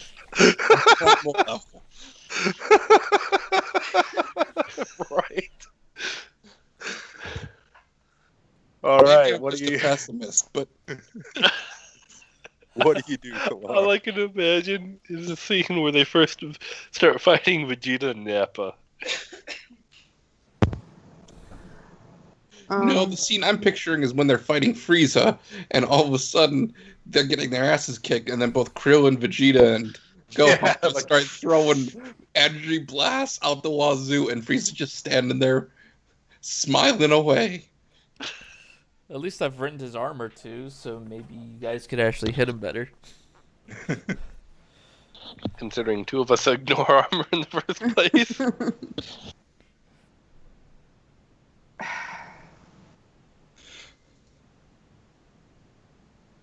I'm gonna stand up. Okay. Do you have any currency available? I can never remember how to pronounce it. Gyranus. Yeah. Yes, You I do. You can drink it. Yeah, unfortunately you could burn it to heal. I love will money take in it. this game. Is What? it an action to burn it, or is that free? Free. Okay, so how much is it to... A vial contains 10 drops, and each drop heals one hit or one toughness. Okay, so if I take a vial, then I'll heal 10. Yeah, and just Okay. mark down you have 10 less money. I can do that. All right, you healed 10 toughness. I will take it. Because I'm not going to be able to heal Dan, everybody. For the first time in any game we've ever played, money is its own true superpower. Money's always been its true superpower. Trust me, as the one that always has money, I know. Forget Age Come of on. Sigmar. This is Age of Capitalism. Money is the true power of any game. I pretty much can't move. If I move, he just gets another attack on me, and then I am more likely probably just to be fall prone again. Just help me. It's all right. I've taken away some of his armor. You might be able to hit him. Okay, this will be Alright, my well, what's suggestion that? to you. For your action, select dodge. For your medal, select help. And when nobody comes to help you, choose to help Charlie instead. Okay. Dodge So, allows you to increase your defense by 1 step, and if you have to make a reflex save for some unknown reason, you get an extra d6 to that as well. So that would be handy for you. And then helping Charlie means that he gets on his next, if you're helping him attack, he will get an additional d6 to his next attack. Plus an additional 1d6 for each rank and training you have in the skill you're helping them with. Which would be the weapon skill or whatever. You have Which 2 would be training, 2. so yeah. So it'd get a total of 3d6 if you help him. Okay. And then if I use dodge, I'm not attacking, then I would be able to like slide out of the way. You're Or how still does that standing work? in your square, it's just you're being defensive, so it's harder to hit So you. I'm not okay. So I'm not taking a swinging action. I'm just kind of prepared. Right, Or- and then when you're okay. helping Charlie, basically like you're lashing out at him with his with your scythe, but you're not trying to actually cause any damage. You're just causing an opening for feinting. him. Yeah, you're fainting him. Okay. You're acting like you're going to swing, and then all of a sudden he goes to block you, and Charlie's able to sneak past his defense easier. Okay. I will do those things. Okay. You don't have Alright. to do those things. I'm just telling you that's... No, it seems like a better suggestion than just swinging at him and scratching his armor again. To be fair, his armor is down. How much is down? 2 points. Charlie rendered the fuck out of that. So But he could also turn around and hit you again. And last time he hit you, he hurt really bad. Yeah, it did. Yeah, we're gonna stick with the plan. I will help. All right, Johansson, you're up. All right. The Mall Crusher is eye fucking you right now, Dan. He's like, And he is my Fine. I up the 4 to a 5, so I succeed. It's still only 1 damage, but ignores armor. hey, that's what matters. You are whittling him away, man. He is so pissed at you right now. Me and him are focused on each other like Right? we know one of us is leaving this plateau, and it's only going to be one of us. You did a mass amount of damage to him at the start, and now you're just whittling him away. So it's like big damage. Now I'm poking you with the stick. Second strike. Up. I'm able to up 2 of them, so a total of 3 damage. Ignore armor. He is still alive, but severely injured. I act confident and wave, come on. Someone's going to KS me. I know someone's going to KS me. There's too many turns in between mine and his, so I know someone's going to KS the hell out of that. And do the only 1 damage left. That's what he left. Charlie, you're up. All right. The point of metal I get back. First, free action to drink. So, and you said a vial heals for 10? Correct. And a vial is 10 drops? Correct. Yeah. Okay. So give me a second. Let me put that on the character sheet. All right.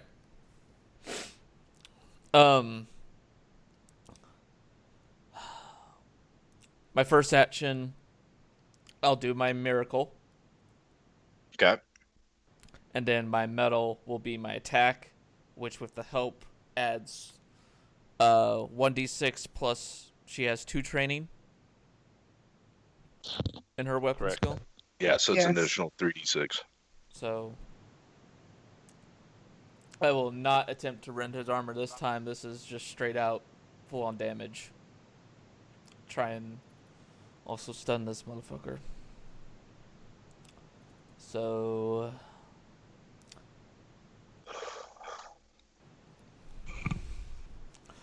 melee now is superb You're both tied, so DN4. with 10 dice.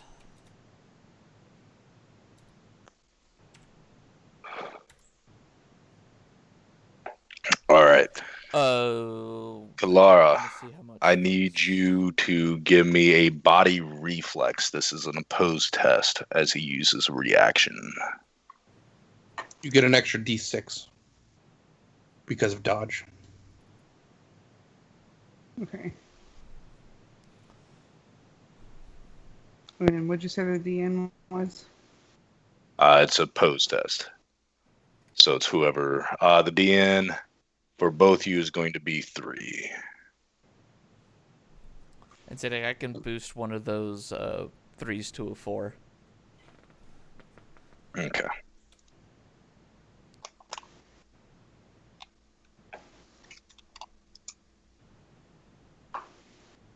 Kelara, as you see Marellarius, he's about to strike a telling blow on him. The orc mega boss, he takes his clawed hand, grabs you by the collarbone, or what would be the collarbone with it, swaps places with you.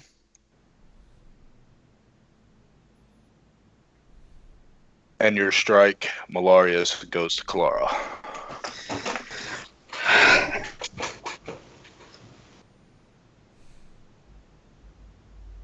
All right. He's too big to be that fast. He just is. Yeah. So you increased your 4 to a 5, you said? Or what did you do? Yeah, it would have been one more success. So that's 5, that's 6 damage. Minus 2 from you. So you take 4 toughness damage.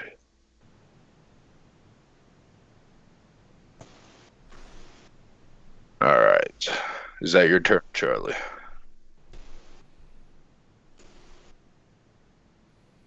To let you all know, you all fought some warriors, you fought 2 champions, and now you're fighting your first ever chosen.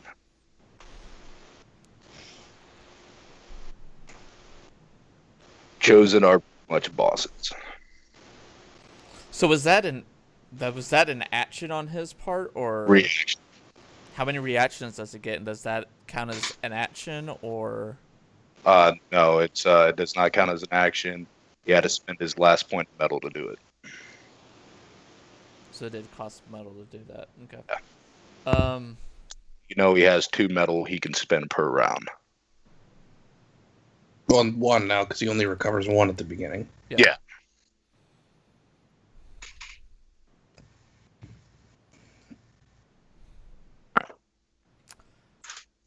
And she's stunned and prone now. You are knocked prone and you are stunned. You just cannot get a break. Can't. At least he didn't take any more runes yet. Fair. Is that your turn, Charlie? I am very displeased with the orc. Real orc bosses take the hit. Somehow, I feel like this was revenge for this morning. That's exactly what I was thinking. Like, well, he's kind of getting me back for this morning. Last night. All right, Josh, you're up. Do you kill still, or do you take care of the mob still left? Well, quick question. Did these 2 actually move, or did they just... Yeah, they would have moved up. I forgot to move them last turn. Kill still or not to kill still? Well, you know Rambow's very hurt. Johanas is like, I'm a fucking tree. Nothing's touching me. Well, I could try hitting that and then take a shot at the Maw.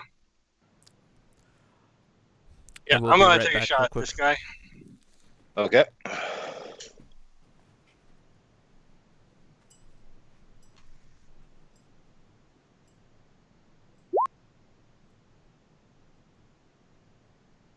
Upping the 5 to a 6. So I ignore 1 point of armor. All right. So that is 4 damage. He is dead. Takes 2. He's still alive. He is dead. And he is still alive. I'll move these off the field. So we got... I am then going to take a shot at the Maw Crusher. Okay. What's his defense? His is 1 higher because he has the advantage of high ground. I will tell you here in a second. Superb. And mine is only good, so... DN 6 to hit it. Oof.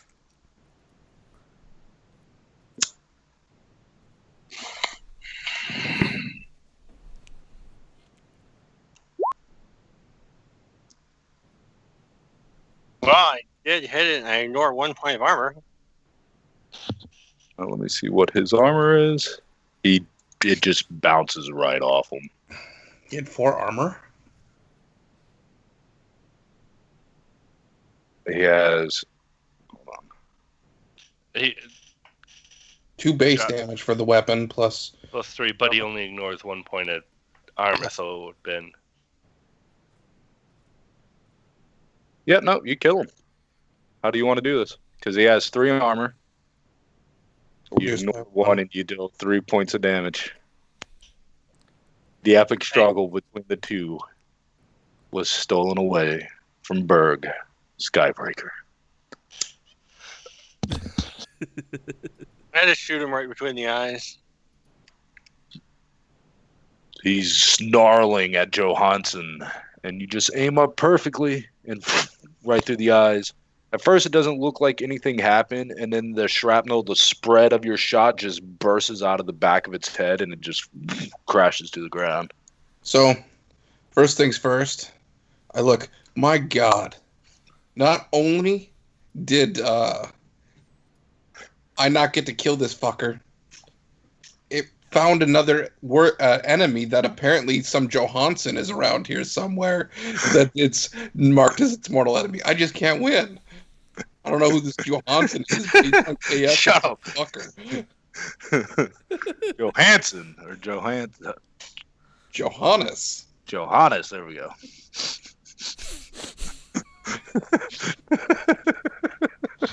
There's no O-N at the end of my name.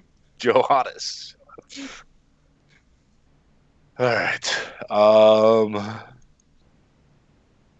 This guy's going to move down here. This guy's going to move over here. This guy's going to move over here, and they're going to try to kill somebody. They can try all they want. It's disappointing so far. No, they're just going to keep fanning them. Nope. Let this be a lesson to everyone. This is why focus is important. Hey, it killed him! Oh my God, miracles do happen. It's a Christmas miracle. They actually killed something! And went back to sucking. Hey, baby steps. Baby steps. He's going to move down here. Right here. Nope. Yeah, he's going to move right here. I will gladly trade spots with him if you want straight. Or you can just kill this orc, then move into the orc spot, and then kill the other orc. That works too. I did not get a chance to fully make his token yet, so I got to look at his character sheet. He does have a point of metal.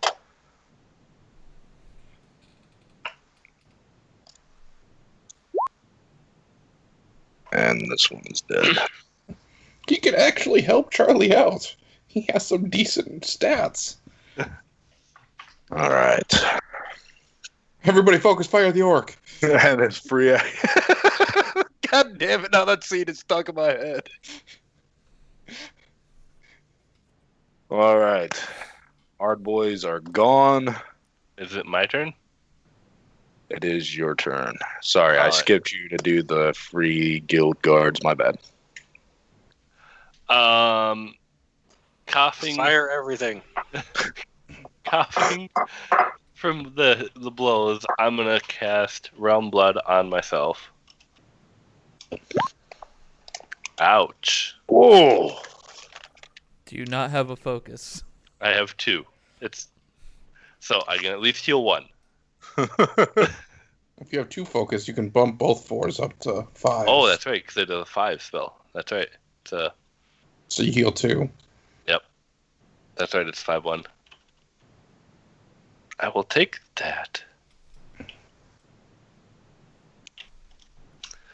And then I'm going to extend my hand over at Marellarius and repeat the same spell.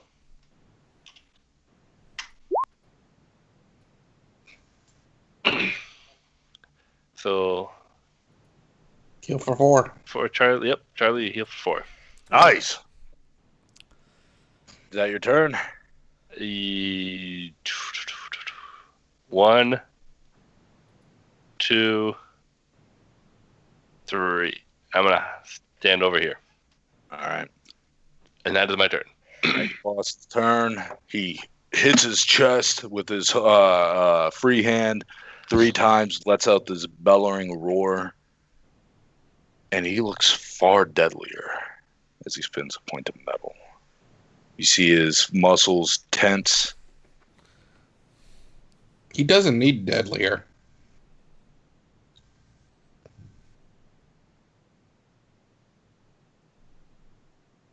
All right. So you get your attack of your free attack against them if you want. It is 1 step lower because you are knocked prone at the moment. I will take it. All right. So its defense is extraordinary.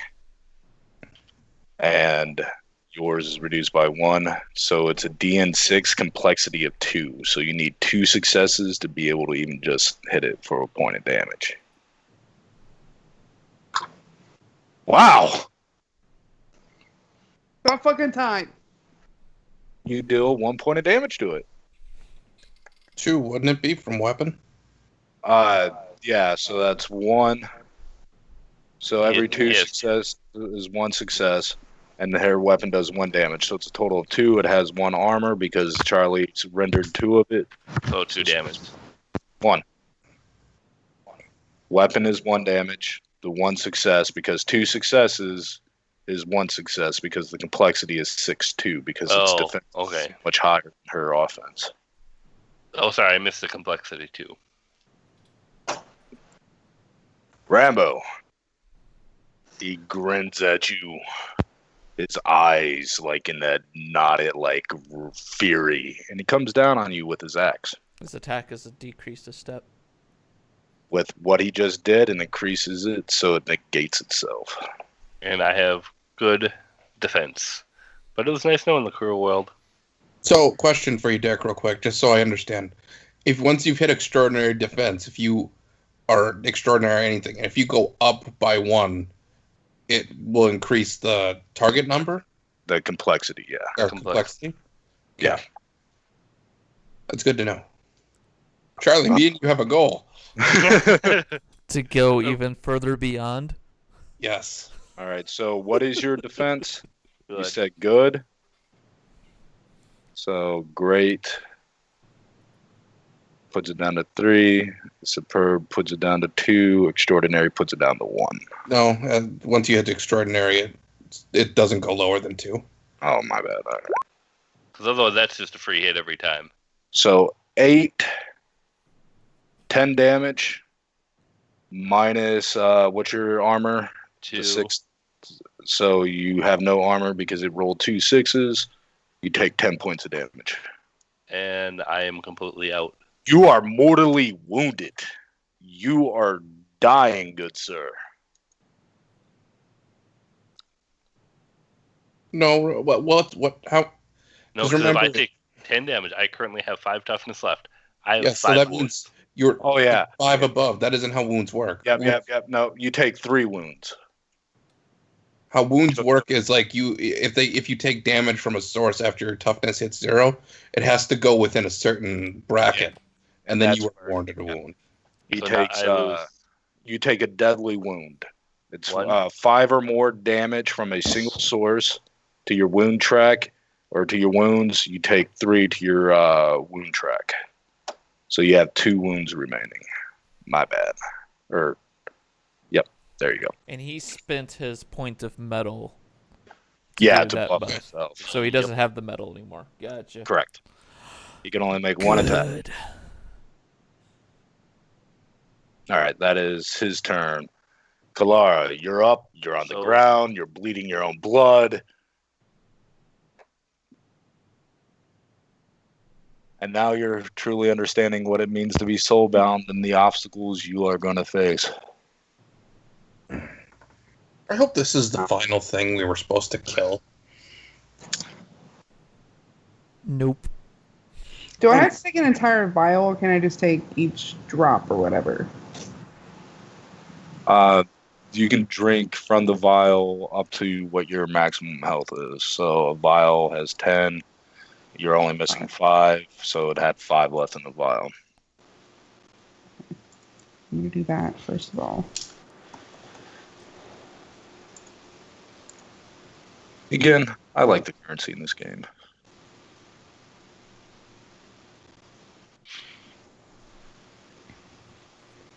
Then. Brings whole new meaning to the words dead broke. So you stand up, that takes your move action. Okay, so I use my free action and I've used my move action now.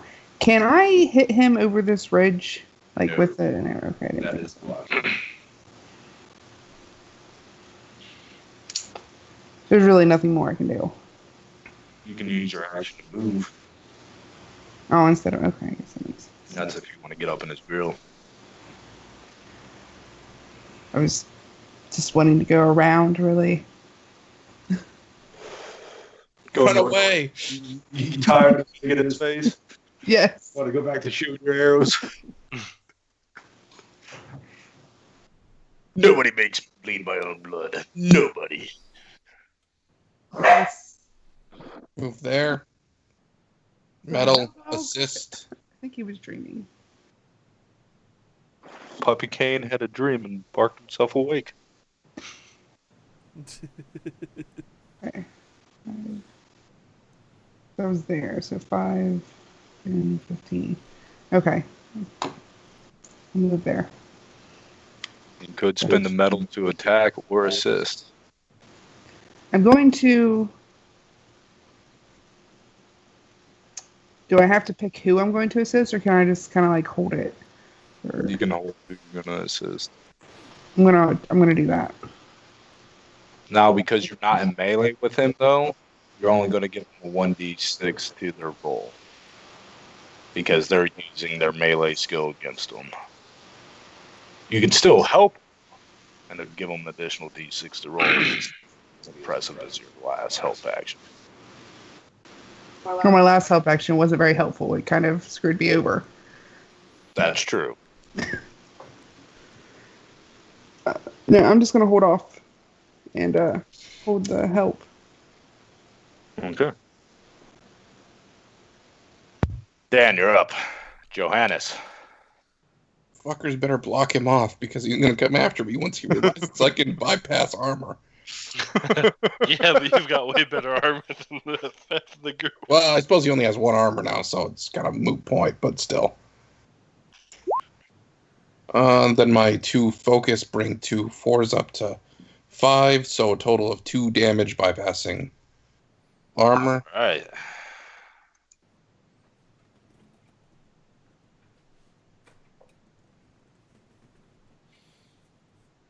Six and 1.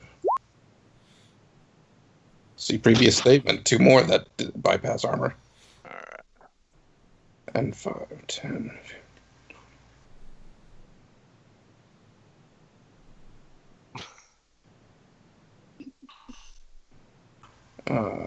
No, then I'm not going to move there. All right. So you said you did 2 more points of damage. He actually does not like you, Dan. Out of everybody, you are the one that's done the most damage to him. Yep, that's why I ran there. So you jumped off the cliff there, or did you run around? Okay, yeah, I see. You ran around. He can't get to me. Is that a challenge? Yes, because he'd have to spend his metal in order to get to me, and that would mean 1 more turn for everyone else to get to him. Or he can do something totally crazy, and if he fails, falls horribly, or jumps on top of you. I'll take that risk.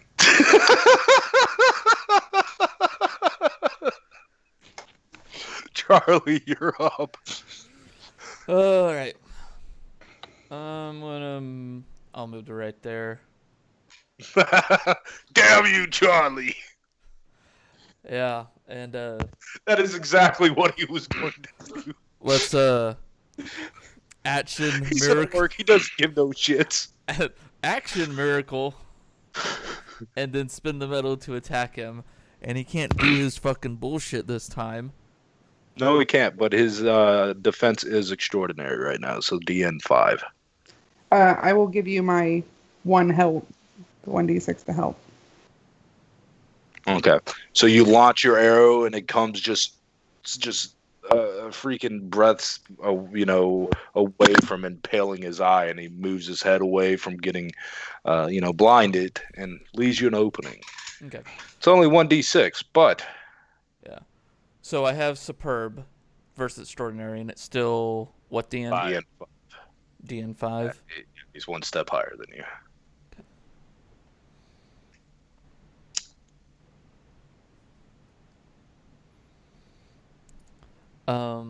How much dice was given? 1 extra d6. Just one extra. I like the help action in this game. It's actually one of the better help actions I've seen in a tabletop game. A lot of them are overly convoluted or doesn't seem like it gives you much help. And this, it either gives you a D6 or multiple D6 if you're actually using the skill that they're using. Now, the help on attack is D6 for helping, and additional D6s for the same skill. Same skill. For the same Yeah. skill. So, like, if you were shooting her, or if you were shooting it with a bow, she would have been able to give you more D6s based on her training. Gotcha. Target number, you said 5, correct? Yes. And I bumped that 4 to a 5 as well. So 4 damage takes 3 damage. 5 damage. 5. Well, yeah.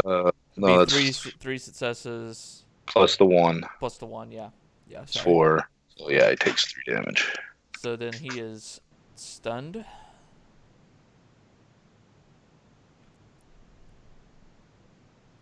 I'm going to do this anyways. I'm going to shout out because free action. Hey, bitch, you're going to die. So stunned, and with the sexes, with the 6s, he's also severed. Okay. With the sever, he's prone. Okie dokie. He is knocked prone. I'm all for him spending the metal to jump down this cliff to try to get to me. He actually can't spin metal now. He has to either move or take an action. He can't spin metal. Yep. All for it. That means he can no longer do that buff he did either. And he can't use opportunist. Yep. So people can get away from him. All right, Josh, you're up. I told him no. I have no idea what to do right now because I would potentially damage everyone in there. And run the risk of killing me. Exactly. Here's what you do. You assist Kelara in her next attack. She'll shoot an arrow, and then she'll get a buff, a d6 plus each dice in your accuracy skill. And basically, you're just aiming at him, and he flinches from your shot, and that's what gives her the opportunity. Yeah, I suppose. Or you like shoot the like the rocks above him or something. Yeah. You pretend load a blank and fire it off.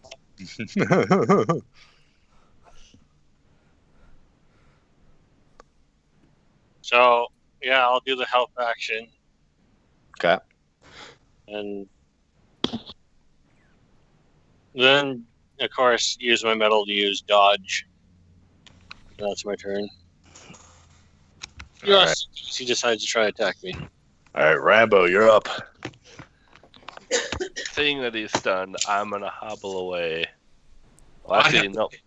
And just for a second, before I leave, I just shout at those 3 fuckheads. Do not go up to him. Stay here. You couldn't hit a gun. You're not going to hit a boss. So, first things first, I'm gonna cast Get rewarded by head. Soul Steal on our green skin. So I recover 2 toughness, and he takes 2 damage, which ignores. Yep. I don't feel so good. And I'm gonna do something.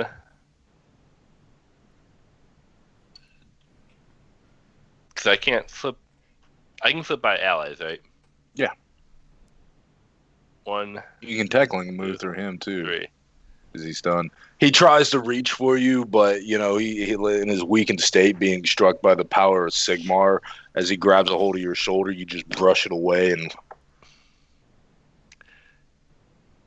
And seeing everybody else is okay for the most part, I am going to repeat the action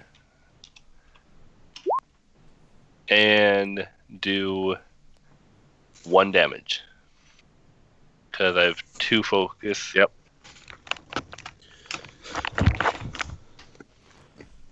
Now you can also free action drink some water and heal yourself.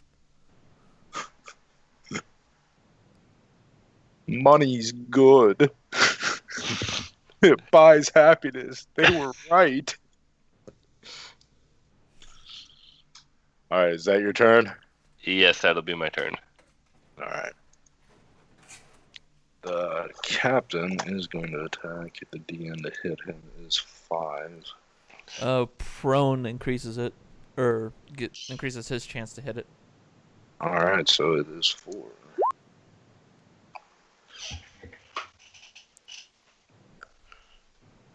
Alright. The NPC kills the boss. No. He suffers the same wound track, so he takes 3 wounds. Alright. I lied. Go hit him.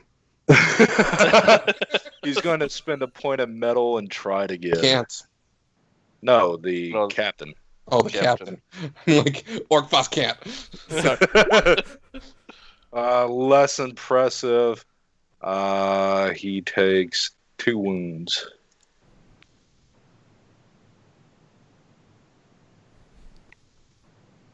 All right. Orc boss's turn. He stands up. If he stands up, that's his move, and that's all he can do. Oh, shit. He's going to go for your legs, buddy. Gonna go for my legs? Yep. Okay. I think I'm still extraordinary right now still. Yep. So DN to hit you is 5.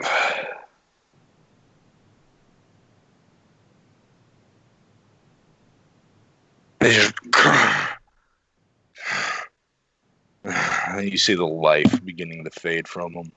You're gonna die.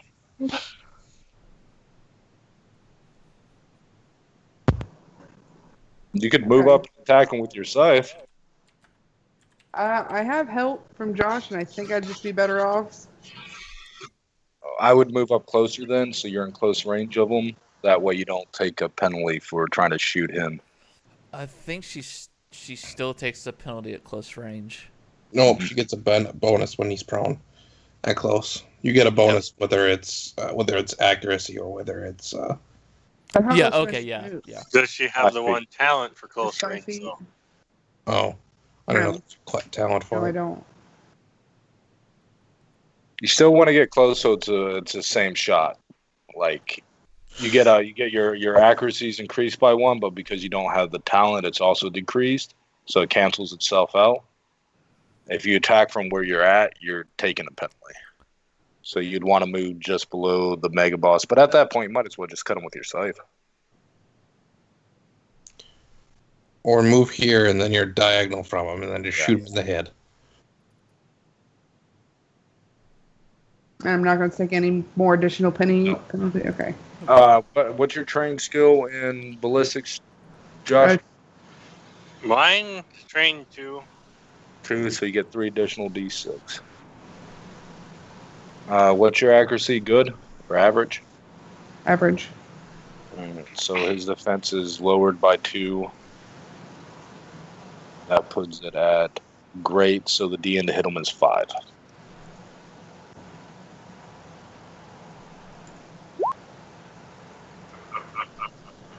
Two points of damage. 1 armor, so he still has 1 health. Or still has 1 health. Oh, I get to KS this fucker. I get to KS this fucker. She can spend a point of metal to attack again, though. Fuck. Can I attack you with my scythe at that angle? Or would I have to shoot? Okay. Yeah. Let's do that. Okay. DN is 5 to hit him. +1. No, it's DN 4 to hit him. There's everything going on with him, and it's still 5? Damn. How do you want to do this? I just want to take the scythe and straight down, straight into the top of his head. All right. With a roar of anger, you slam the tip of your scythe into the back of its skull, and you see it kind of go out, his nose and mouth, the other end, and it just stuck there. Yep. And when you rip your scythe through, the head just goes, flying off. The guards come running up. Oh, thank the gods you've made it. Who are you? Korgen clears his throat. Your saviors, that's who we are. Not worthless. Korgen smirks at that. I am curious what has brought you this way, however. I am eternally grateful for your help. The long story short of it is, we were sent to investigate by the gods something strange that they had detected in this plane. And in our investigations, we discovered the strange atmosphere that had invaded your town.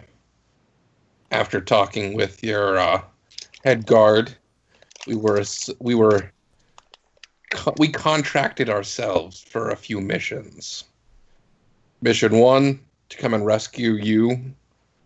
Mission 2, to find out if any of your patrol up in the northwest survived.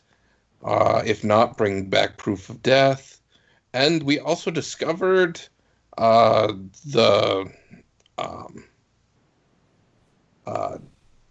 the source of the berserking creatures is.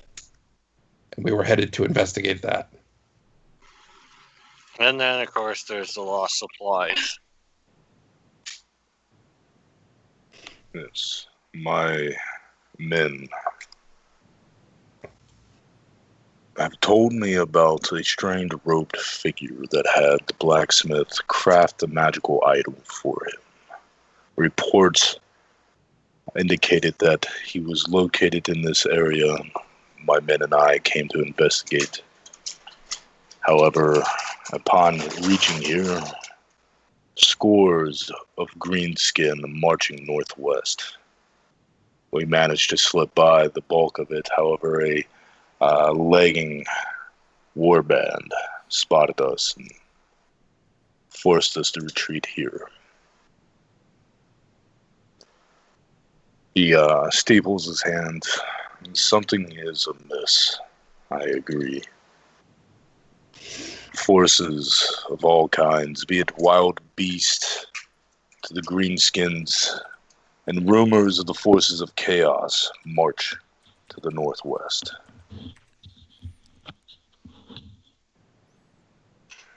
I saw the forces of chaos breaking into this realm last night.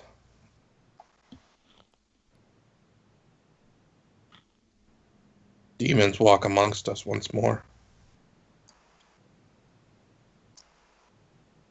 With a new incursion that bodes ill. Our realms, of course, are plagued with daemonkind, but for a fresh rift to appear, it's not bode well. Not at all. Luckily, you have a crack company with you that'll be able to fight to the... You guys did okay. Did okay? I thought they were just fanning him.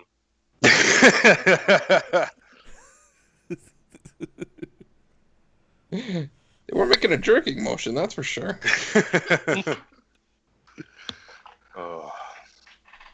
What will you do now?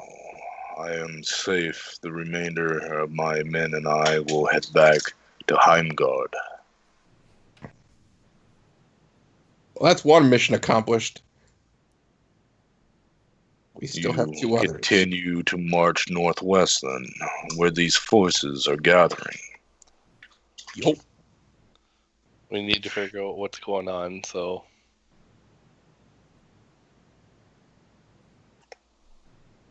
When you return to Heimgard, if you return, A reward will be waiting for you. He nods at each of you and thanks you. He looks annoyed and disappointed in his soldiers. He should be. I look at him and go, I left a griff charger behind the barracks with food for now, and I owe for the time we are out. If you wouldn't mind making sure that it is taken care of. He nods. He opens up one of his side satchels and pulls out a bottle. It looks to be crimson red. I only have one remaining, but may it be of aid to you. And he hands it to whoever's closest. It is a potion of healing. It restores all toughness and D6 wounds.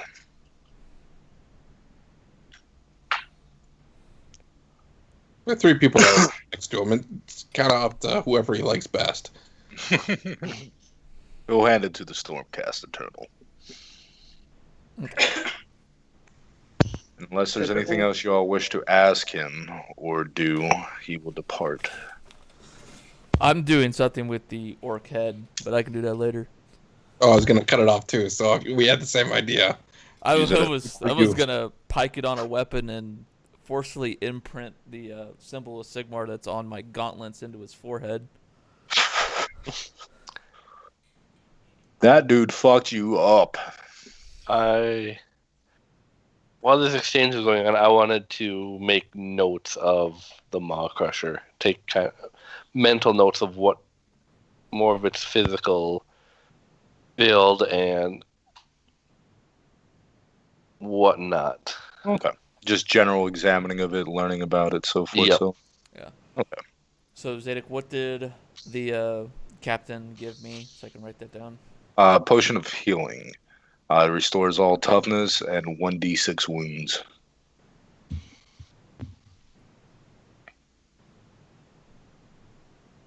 I lean over and speak to Berg, saying it might be worthwhile to collect some powder and shot from from the fallen free guild guards. Because they use firearms, correct, Derrick? Yes. Some are trained in it, some are trained in your traditional longbow, crossbow, whatnot, but there are some shots and whatnot that you can collect. Powder. Well, I don't know if you're actually unless counting I could find a weapon to use it, which wouldn't be a bad idea because then I would be able to shoot without hitting everyone. But my volley gun actually is powered by the Aesthetic rig. Can I make a quick Arcana check over the Shaman and the War Chanter, see if anything of interest is on them? Yes. Give me a Mind and Arcana. What's the target number? For the Shaman, it is DN6, and for the War Chanter, it is DN3. Anybody want to help me? Go look over them? I'm trying to identify magical anything on them. I don't know how long it... Which site? Just tell me there's magic over there. Now that you can actually take a moment to, examine things, both of them do have something radiating magic. The staff for the Shaman, and there seems to be an amulet on the War Chanter. Mine's more to identify him, I'm guessing, for my Arcana. Yes. So, if someone has the Arcana skill, I was just wondering if you wanted to assist. I don't know how long it takes to... It's going to take to examine the Maw Crusher, but I do have it. It'll probably take you a good hour. I mean, you're not in any rush either right now. No immediate threat. Yeah. Then yes, I will help. Is someone gonna examine the headless man? He has anything of note just to help expedite this, since we're going to call it. He has heavy armor 3 that is badly damaged from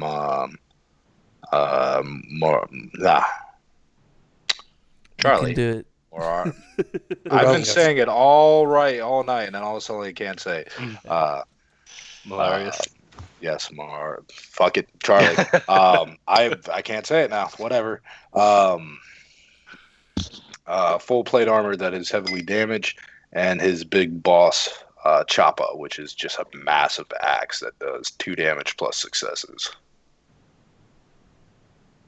It's a crude weapon, basically a hunk of metal sharpened. Kind of like Ichigo's sword from Bleach. Kind of. Yeah. So it's a giant cleaver? It's more, giant cleaver, pretty much, yeah. What's your skill level in Arcana? 1. So you get 2d6. 2 successes. All right, and this is on the shaman. Yep. All right, give me 1 second. Do, do, do, do, do, do, do, do, do, do, do, do, do. All right. I said open. There we go. All right, the staff. You are able to cast the spell Etheric Armor, Arcane Blast, Arcane Ball, or Bolt, and Mystic Shield from it. Just as if you had the spells. Yeah.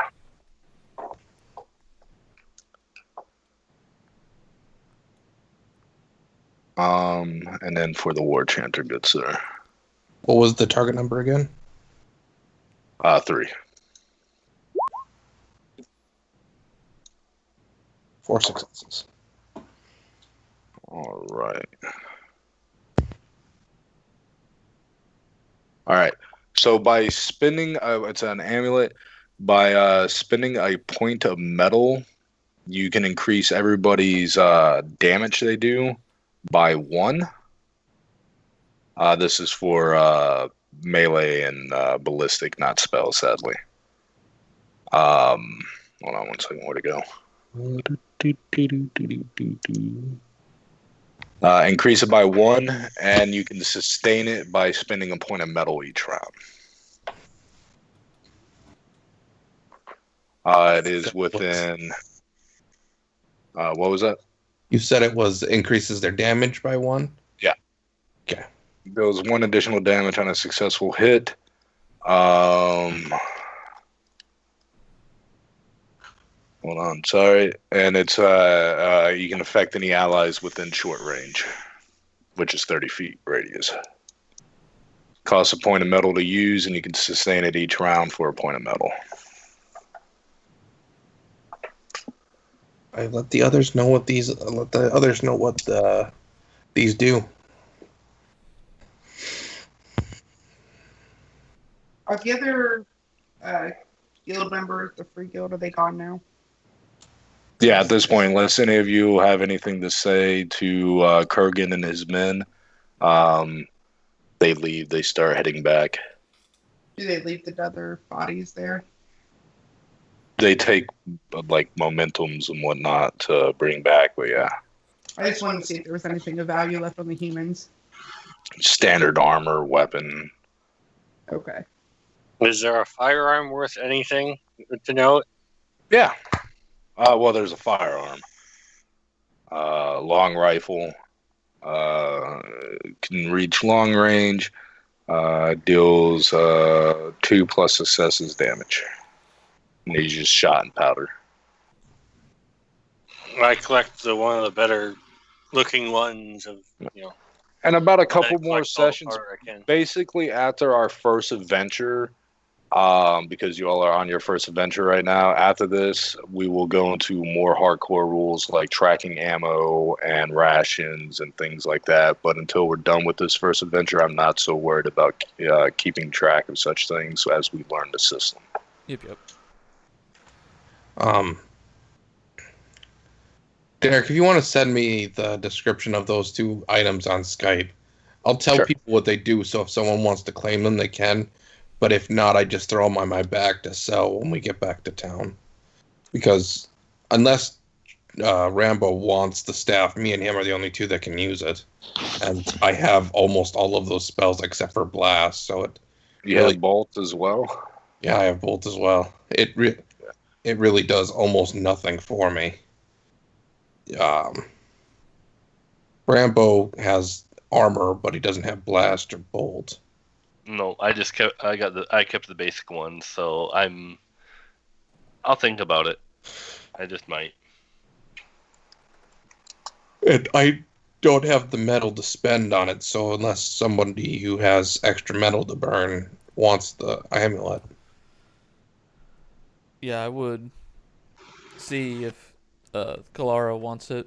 Other than that, I'm spending my metal like this to get all my other stuff off. So until I get my metal up, I wouldn't be able to use it much. It would be a detriment to my turns. Yeah, I only have one metal. It wouldn't help me at all. Yes, I have literally all of those except for Arcane Blast. Fair. AoE is not a bad thing either, so I mean, you could sell it, or if he doesn't want it, having that as a backup AoE option isn't a bad thing until you find something better. So, Kelara is going to take the amulet. Is that what I heard? I don't think so. She said she just has one medal. Oh. Yeah. I think I'm the only one that has 2 metal in the group. No, I have 2 metal. Josh, what about you? Because it works in a 30 foot range, so... I only have 1 metal. It isn't a question of how much metal you have, because you only need to spend 1 metal a round in order to use it. It's a matter of, do you have an extraordinary use for your metal? That would prevent you from keeping the amulet ongoing, is the question. The only extraordinary thing I would have, which isn't really that extraordinary, is to shoot some more. I don't know. You really helped out with your AoE damage that fight. I'll take it if no one else wants it and just keep it for a backup plan. Okay, I toss her the amulet. And all it does is just boost damage by 1. On a successful hit, yeah. So if you successfully hit something, it increases both melee and ranged weapon damage. To everyone affected. Gotcha. So it's a free point of damage. Yeah, that's not within bad. 30 feet. Oh, hell no. Especially in this game where 1 point of damage actually matters. Well, at the end, when we were focus firing the chief orc, that would have been 4 or 5 damage around. Oh yeah. And this isn't a high health, war setting, so Yeah. that can literally be half the health of a decently strong adversary. Mm-hmm. Like he had 14 toughness and 7 wounds. So that would have added up, especially after Charlie rendered his armor. It also does a good job of negating, an extra point of armor in a roundabout way. I like that rend. I'm gonna get that focus of might up to max. Oh hell yeah! So then that means I can rend 4 armor. Is that natural armor or all armor? Or like, is it manufactured armor or all armor? You can choose that. It literally just says armor. Does not specify which. Fair. The only thing else it says about it is the target gets armors permanently damaged and must be repaired. So that's going to be manufactured armor. Okay. since it has the repair option. All right. So yeah, that was the session. 2 XP for the session, and I'm getting additional 2 XP for the help Josh did. So y'all have 4 XP to spend. That's pretty much the bonus XP y'all are getting because that's all that needed to be done. So when you say 2 XP for the session, you mean 1 for start, 1 for finish? Yeah. Yep. And then the 2 from Josh's help. But I got the handouts finished and whatnot, so again, that's pretty much the freebie XP y'all are getting from me. So enjoy it, spend it wisely. One thing, what I'm going to leave this out on, the 2 Sylvaneth. You've both felt this connection, and one of you was actually affected gravely by it. The natural, like just your bodies being in contact with the earth. Both of you kind of go into a trance, and your vision is transported from where you're at far to the northwest. And you're seeing through the natural world things, through the realm roots, the world roots. You see hordes of daemons clashing with the greenskins. You see the massive, gigantuan Megmadroth just clearing out swaths of both. You see other beasts fighting each other as well as, the greenskins and the daemons. One thing both you do notice is everything there, be it daemon, greenskin, or beast, seem to be frenzied, acting on just primal rage. You see the Bloodthirster just clear out waves of orcs. You see the Megmadroths and or you see the Maul Crushers being ridden by other orc mega bosses. Clearing paths of daemons. You see some orcs turn on each other and some daemons turn on each other. In the center, you see the earth kind of fissure, crack form. You see this small orb rise up. And then behind it, you see this incredibly large humanoid. Large size, so 2x2 squares. Dressed in black robes, a hood, and a metal mask. Its arms itself are massive. This entity makes the orc mega boss look tiny. From its back are large spikes, twisted, primal, demonic. You're not sure. And it lets out a laugh. Good. Fight.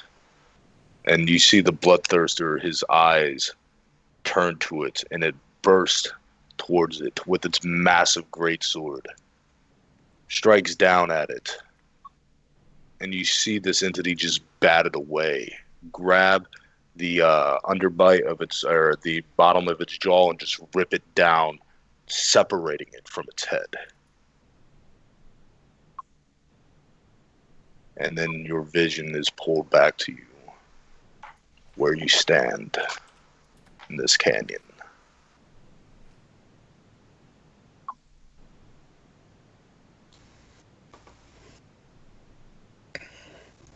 I think the mage, I'll say this, and then I gotta get some sleep.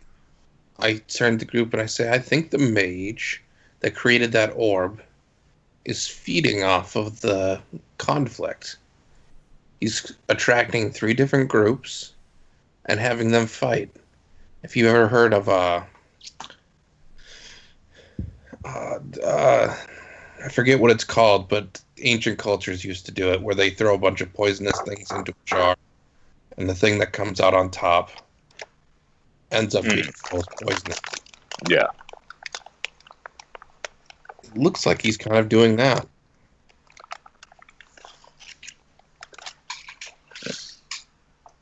Only he intends to be the last poisonous thing standing.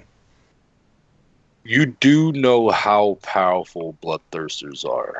If you were fighting that bloodthirster, again, your group, that orc mega boss was tough. Y'all got fucked up bad. If you were fighting a bloodthirster, you probably would have had a retreat. Like, just the level difference between that orc mega boss and what a bloodthirster is leaps and bounds.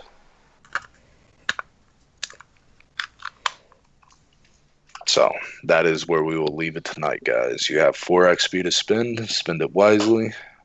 Dan, did you pick your next short-term aspirate or goal? No, I haven't, but I'll do that before we start next. All right. All right. You all have a good night, guys. Had fun. Good choice. Good use of tactics and train usage right there. Dan or Josh, great AOE. Dan, you fucked that Maul Crusher up good. So, yeah, you all have a good night, guys. Yep. Have a good night. Good night, See ya. guys. Later.